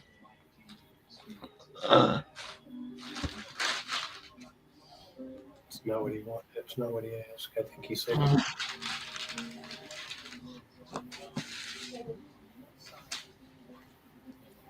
There'll be life. There'll be light. There'll be millennium reign's going to be like it is right now, except everything's going to be restored back to like the days of before the flood. So people live to be 800-900 years old, this type of thing. And people are going to be vegetarians too. I don't believe we're going to be eating meat in the millennium reign. I think we'll be eating fruits and vegetables. Why do you think that, Mark? Or you weren't allowed to eat meat before the flood. That's right. Yeah, but the plants back then had a lot of nutrients. Oh, okay, be restored. Forget it. The B will be B12 will be in the. Okay, I answered my own question.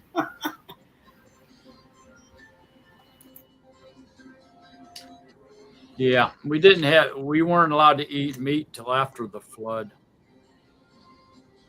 Before the flood, everybody was vegetarian. Why was Cain raising animals? Even the animals in the millennium reign are going to eat straw. They're not going to eat each other.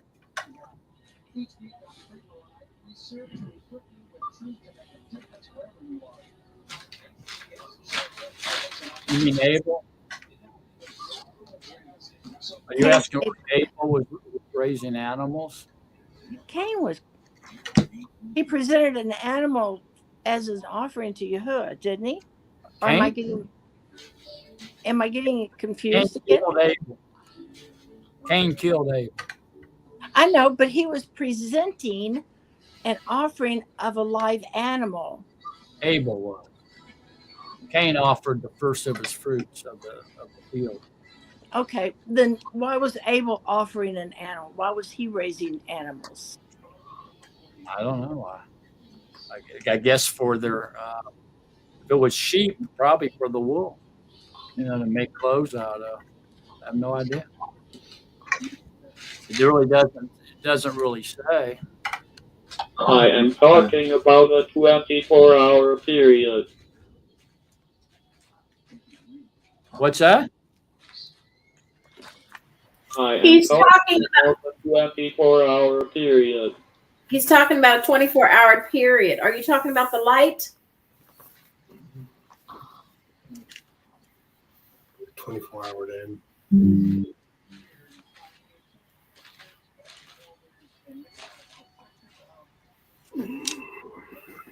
It says in 4:2, and again she gave birth to his brother Abel.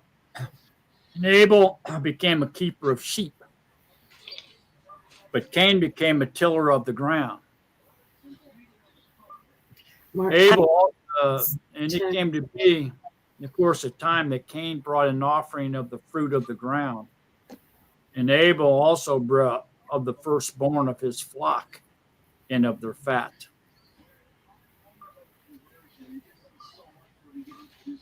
I was just confused. I do that a lot. So I don't know, other than they were sheep. It distinctly says that he was a keeper of the sheep. So maybe for clothing, to make tents, clothing, shoes, I don't know. Like we have now, light and dark. Well, there'll be light and dark. Yeah. Yes, there'll be daytime and nighttime. Yeah.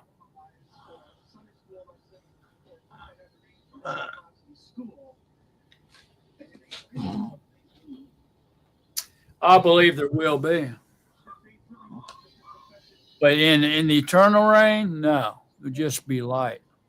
The millennium reign is going to be a restoration of the earth.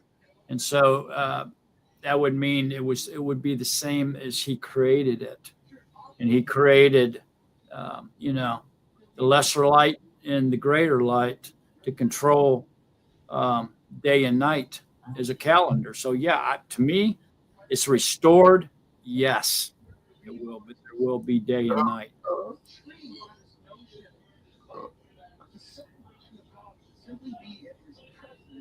Sandra, you got a question, comment, or something?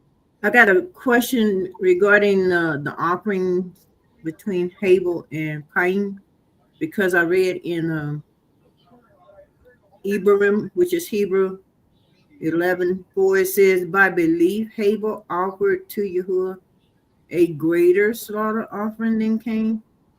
So that lets me know there was a difference in those offerings, or not? Yeah. Yahuwah looked to Abel and his offering, but he did not look to Cain and his offering. And Cain was very wroth, and his face fell. Why are you wroth? Why is your face fallen? If you do well, is there not acceptance? And if you do not do well, sin is crouching at your door. And its desire is for you, but you should master it.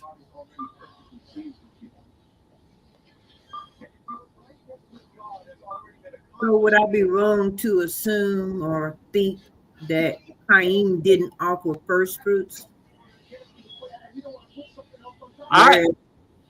To me, I would think that he offered. He didn't offer the best that he had. And so the fruit that he offered maybe was rotten or had black spots on it or worms in it. It wasn't the choice fruit.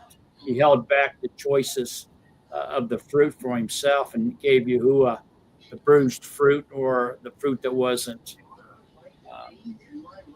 the choice fruit. My guess.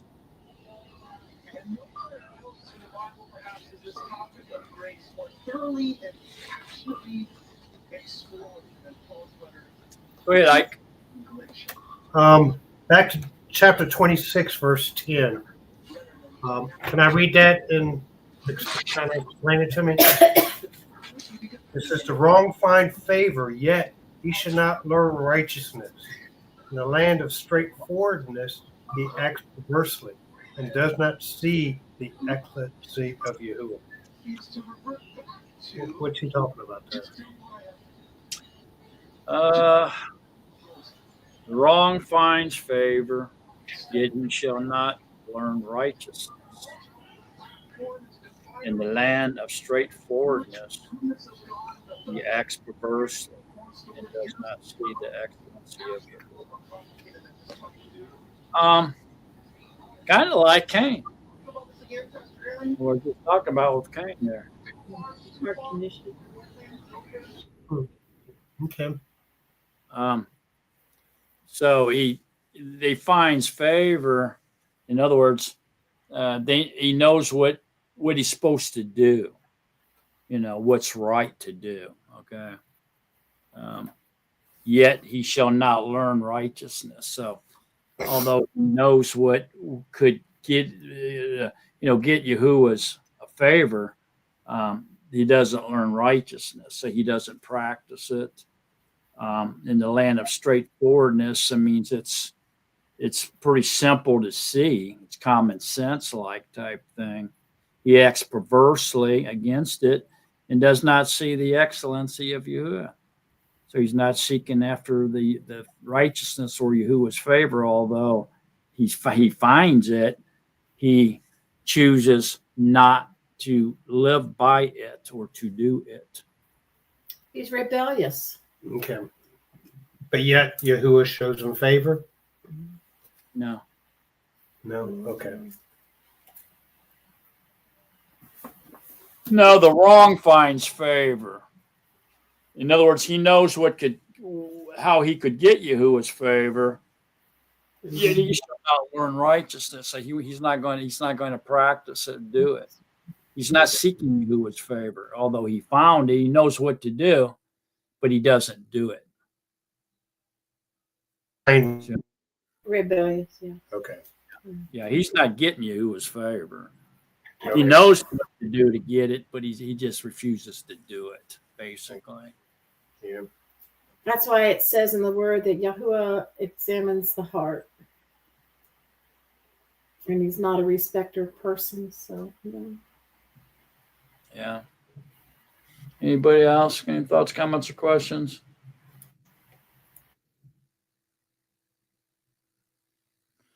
Yeah, I think we can safely say that they weren't eating. Abel wasn't eating his sheep. Okay. So what else is the benefit of keeping sheep? And that would be, for make blankets, make rugs, make clothing, this type of thing with their wool. It's the only thing I can think of. I think we can safely say he wasn't eating it because they weren't allowed to eat meat.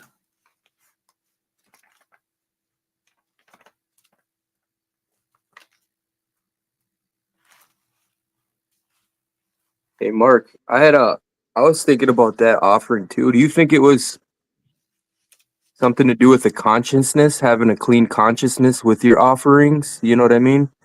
Like if you coveted a piece of your offering for yourself, taking the choice, but that condemning yourself in your heart, Yahuwah knowing the heart, seeing that he was making a rebellious offering, offering what he was willing to do, better than what, you know what I mean?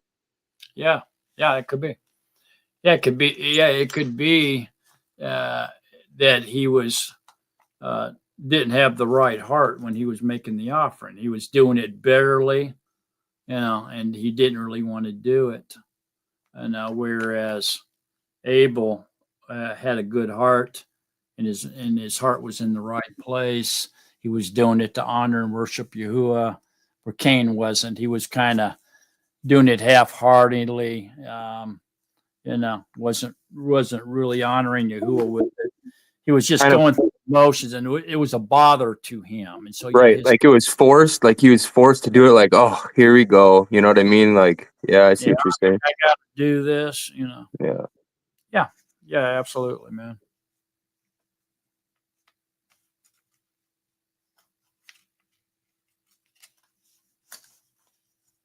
Go ahead, Rosandra.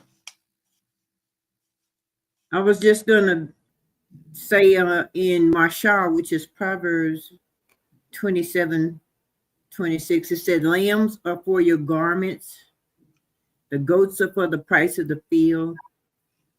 And then 27 says, "Goats milk enough for your food, for the food of your household, and for the food of your girls." So I think last week somebody said we could live off of milk and curds.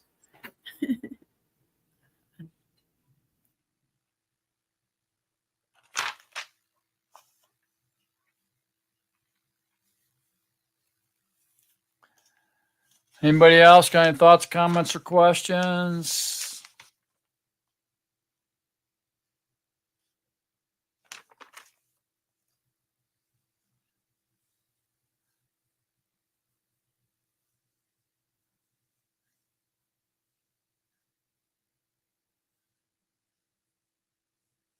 Go ahead, Ike.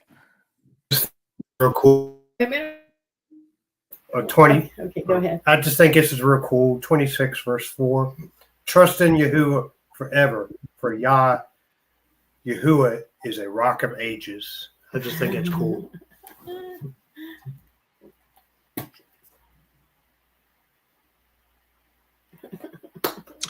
Yeah, if you look at Genesis,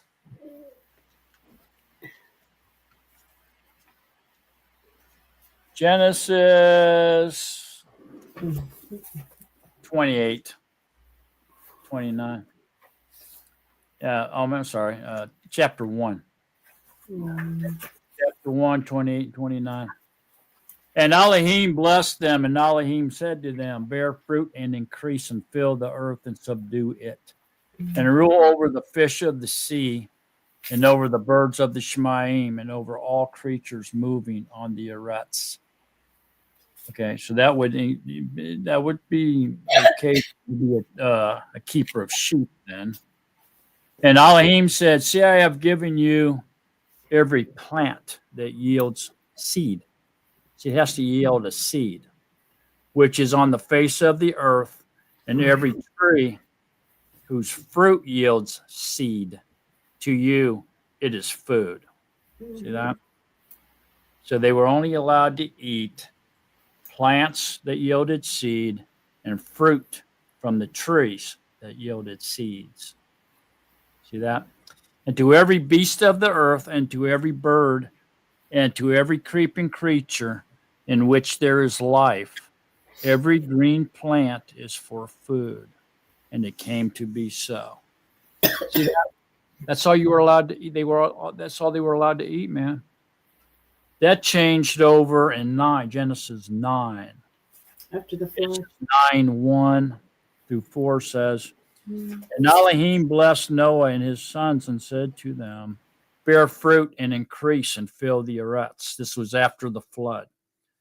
And the fear of you and the dread of you is on every beast of the earth. That's because they're going to fear the image that the man was made in, which is Yahuwah. They fear the image. On every bird of the Shemaim and on all that creeps on the ground and on all the fish of the sea, into your hand they have been given. Every moving creature that lives is food for you.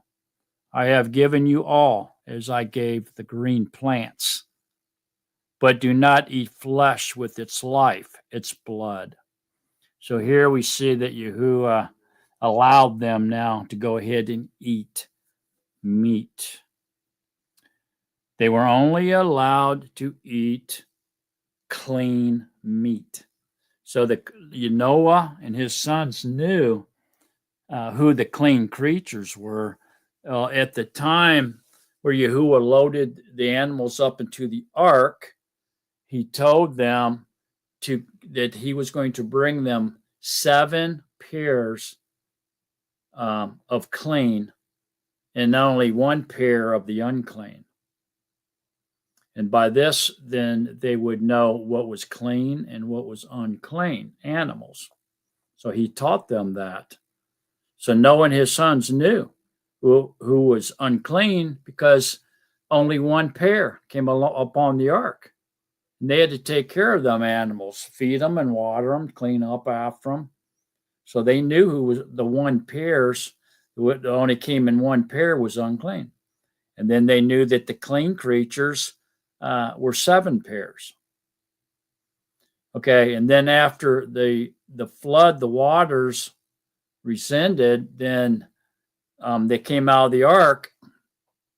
Then Yahuwah let them know, hey, you're allowed to eat all the moving creatures that lives as food for you. So you can eat them, but only the clean. And they knew what was food. They knew the clean was food and the unclean was not. You see what I'm saying?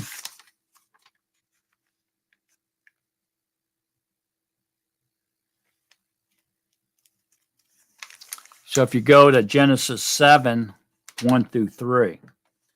And Yahuwah said to Noah, come into the ark, you and all your household, because I have seen that you are righteous before me in this generation. Of all the clean beasts, see, he told them they were clean.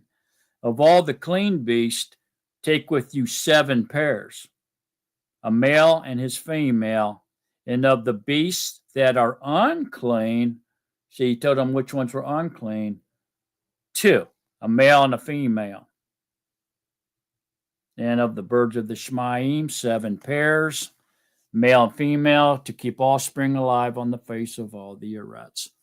So, see, he taught them what was clean and unclean by the pairs that he allowed on the ark. And so once the ark landed and they come out of the ark, when he said you can go ahead and eat the animals, they knew what they were allowed to eat. They knew they couldn't eat the unclean, but they could eat the clean. So it wasn't hard for Noah and his sons to know what was food and what was not food. Okay? Everybody seeing that? But until that flood, until right there, when they come out of the ark, they weren't allowed to eat animals. They weren't eating any animals on the ark. I'll tell you that. Not until the ark landed on land were they given instructions that they could eat the animals, the clean animals.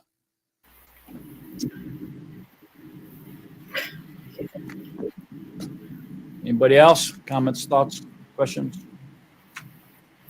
In Genesis 6:21, he says to Noah, as for you, take of the food that is eaten and gather it to yourself, and it shall be food for you and for them. So them would not all be eating meat. So he's talking about plants and herbs here. So yeah. Right. But I again think that as we the 1,000-year reign, there will be more minerals in the soil versus now. I mean, everything will change so that we won't want to eat meat because we'll have all the nutrition through the plants. Hallelujah.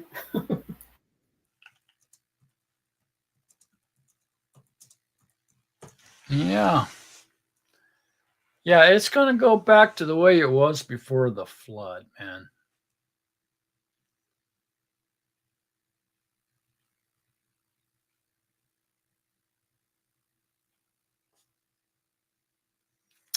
It's actually in Isaiah 65 here. Look at it. 65. Jump ahead, Isaiah 65.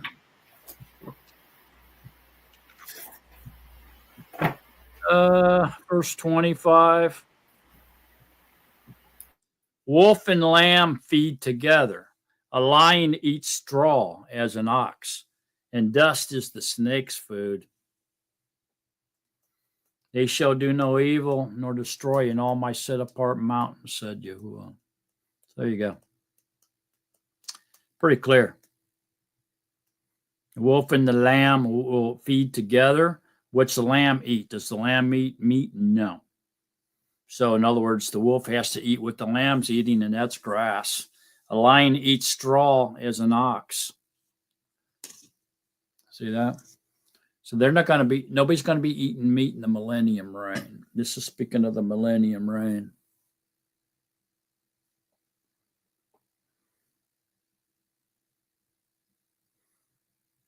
Any thoughts, comments, or questions?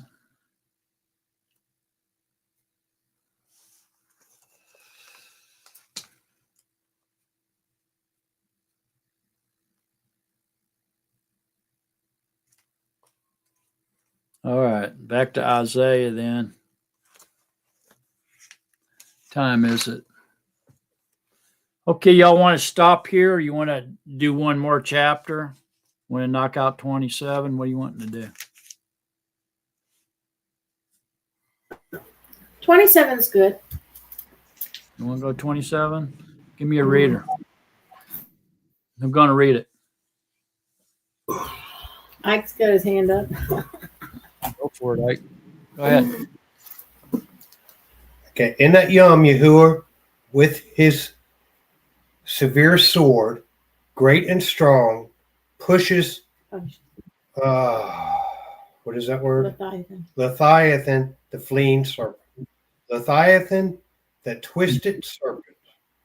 He shall slay the monster that is in the sea. In that Yom, sing to her, a vineyard of red wine. I, Yahuwah, do guard it. I water it every moment, lest any hurt it. I guard it Lila and Yom. Wrath is not in me. Who would set thorn bushes and weeds against me in the battle? I would go through them, I would burn them together. Or let him take hold of my strength and make peace with me. Let him make peace with me. Those who come, he causes to take root in Jacob. Yisrael shall blossom and bud, and they shall fill the face of the world with fruit. Has he smitten him as he smote those who were smiting him? Or were they slain as those they had slaughtered? In measure, by sending her away, you contend with her. He shall take away by his rough wind in the Yom of the east wind. Therefore, by this the crookedness of Jacob is covered. In this all the fruit of taking away his sin. When he makes all the stones of the altar like chalk stones that are beaten to dust. Azarim and sun pillars rise no more. Okay, hang on a minute. Okay, so back up to 1 here. In that Yom Yahuwah with his severe sword, great and strong, punishes Leviathan, the fleeing serpent. Leviathan, that twisted serpent. He shall slay the monster that is in the sea. So who is this? What's this sea monster all about? Go ahead, Ike. Isn't that the devil? Yeah. He's in the sea of people, mixed in with the sea of people. Correct. Very good. Anybody else? Okay. Is there any other questions, thoughts, or comments on anything he's read up to this point? We already talked about the ashram tree and the pillars, right? So we all should know what that is, I hope.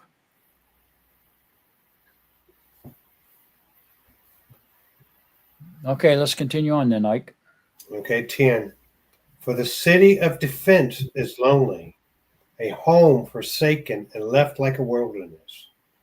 There the calf feeds, and there it lies down, and shall consume its branches.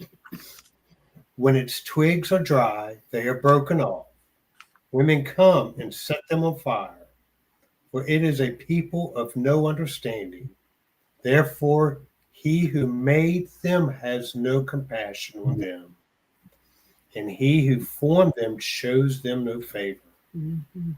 And in that Yom it shall be that Yahuwah threshes from the channel of the river to the Wadi of Natsarim. And you shall be gathered one by one, O children of Israel.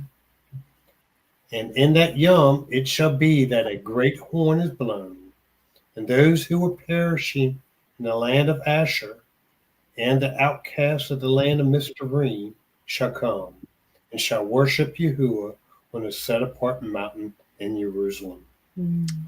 Okay. That was a mouthful. Anybody got any thoughts or comments or questions on that?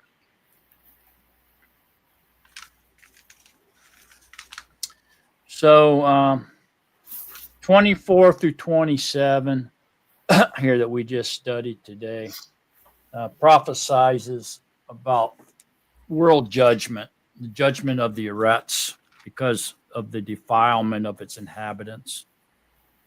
It goes into the eternal reign and into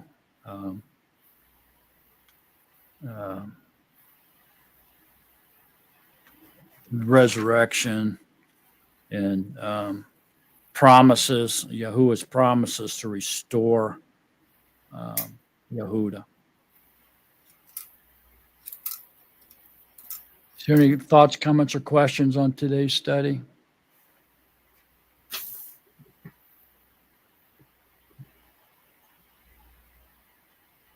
Go ahead, Phyllis. Where are we in time right now?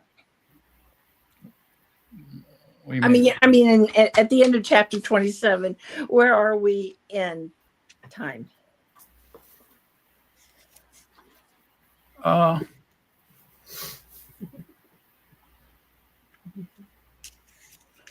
mean, it's nowhere really. I mean, it's just this from 24 to 27 are prophecies about world judgment.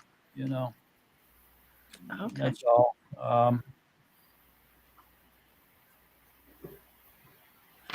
I mean, is this so? This isn't the millennial reign still?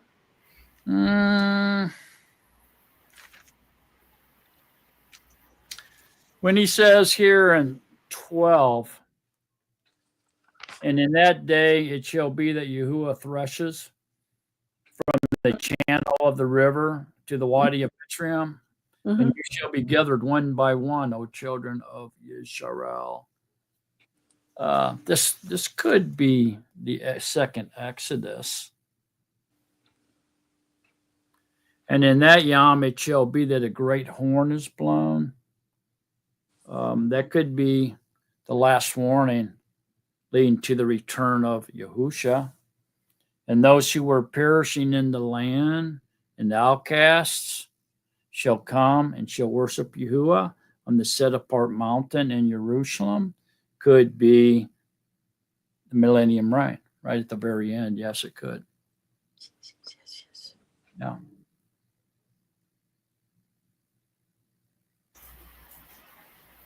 Ike?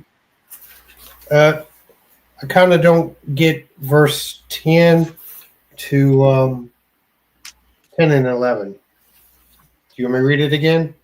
Yeah. For the city of defense is lonely, a home forsaken and left like a wilderness.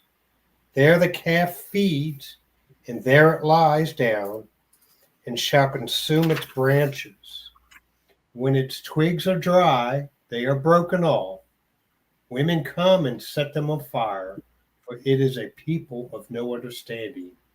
Therefore he who made them has no compassion on them, and he who formed them shows them no favor. I don't know. What's he talking about? Well, obviously, this would be destruction. Destruction about Jerusalem, Yehuda. Okay. And therefore, he who made them has no compassion on them, and he who formed them shows them no favor. He's not going to help them, basically, Okay. because of their disobedience, basically. But you can assume the branches, twigs are dry, they are broken off. Women come and set them on fire. This could very well be the burning of the earth, man. Yeah. Yeah. Yeah. I also get it when it says the branches are dry. They're like twigs. Maybe their spirit is dry. They're ready to be burned up. You know what I'm saying? Yeah. I am the vine, you are the branches. Yeah. They're just they don't have any spirituality. They don't know Yahuwah. Yeah. Okay. Okay. Thank you. Yeah, it's loaded with Hebraic idioms and figures of speech here too. But this is the way that they talked over in Israel back then, in Isaiah's time. And so they weren't people that lived back then would know exactly what he was saying. for us, we have to rely on Yahuwah to give us spiritual insight here about what was being said. Some of these Hebrew idioms and figures of speech they still say today, and some of them they don't. No longer found in their language. Some of them are. Go ahead, Sandra. I just wanted to ask a question regarding these two verses. So is it possible that it's talking about when remember when Yahushua was here, those that did, well, I guess it's more or less what it talks about in I'm coming from Romans chapter 11 about them being broken off, because you remember in YashaYahu 5, he's saying that Yeshua was like a cottage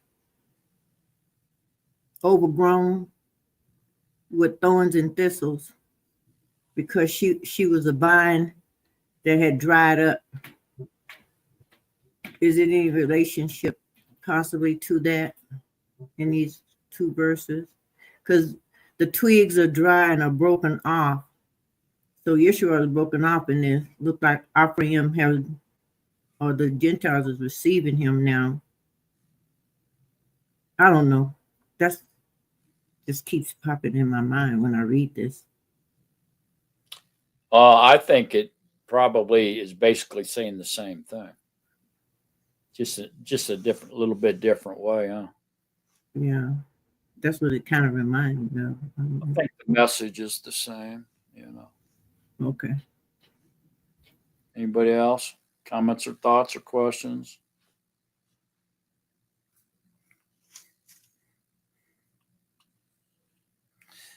Chapter 28 through 35 here are warnings specifically to Yehuda and Assyria.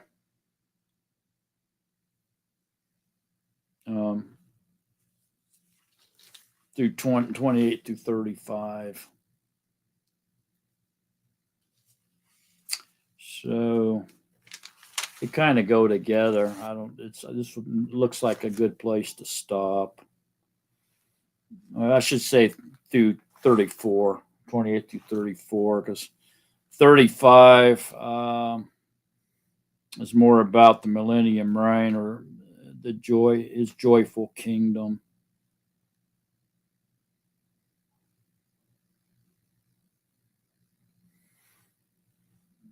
Yeah, the restoration of Zion.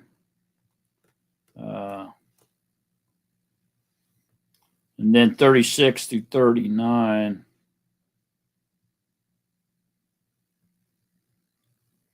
is kind of the interlude of Isaiah, really. Kind of is where Isaiah is, where they call the interlude, that divides the two main sections of Isaiah.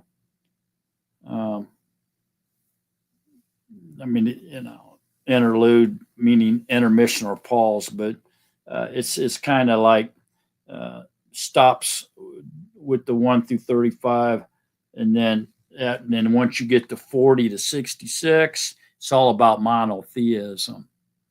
I don't know how anyone can read Isaiah 40 through 66 and not come away with Yahuwah being one. I don't know how that's possible. So, good place to stop, I think. And pick up on verse 28 next week.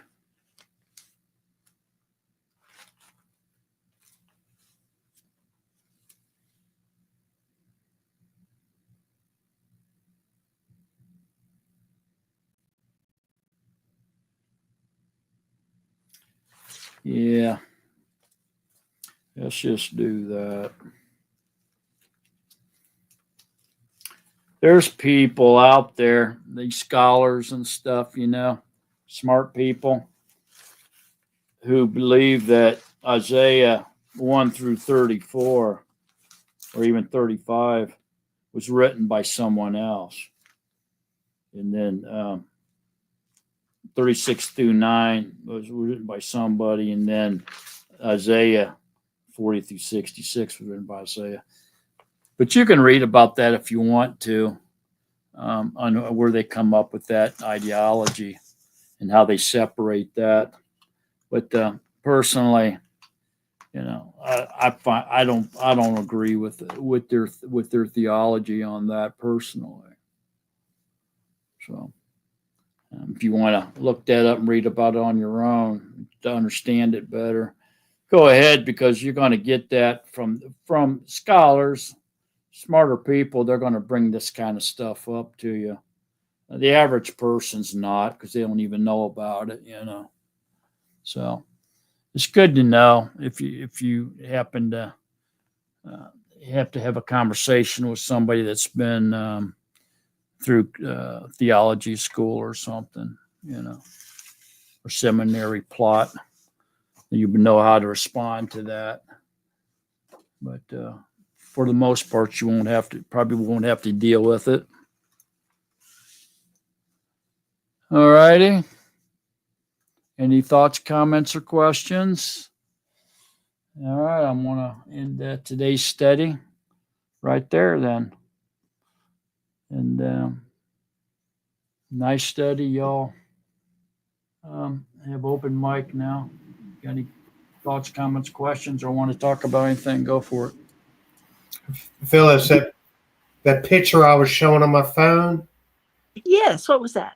that was a rainbow I captured coming up through the trees. So Oh, I could try to put it on there again, but It's a double rainbow. it really didn't show up very well. Yeah. It's just white. I see a Yeah. little color. yeah.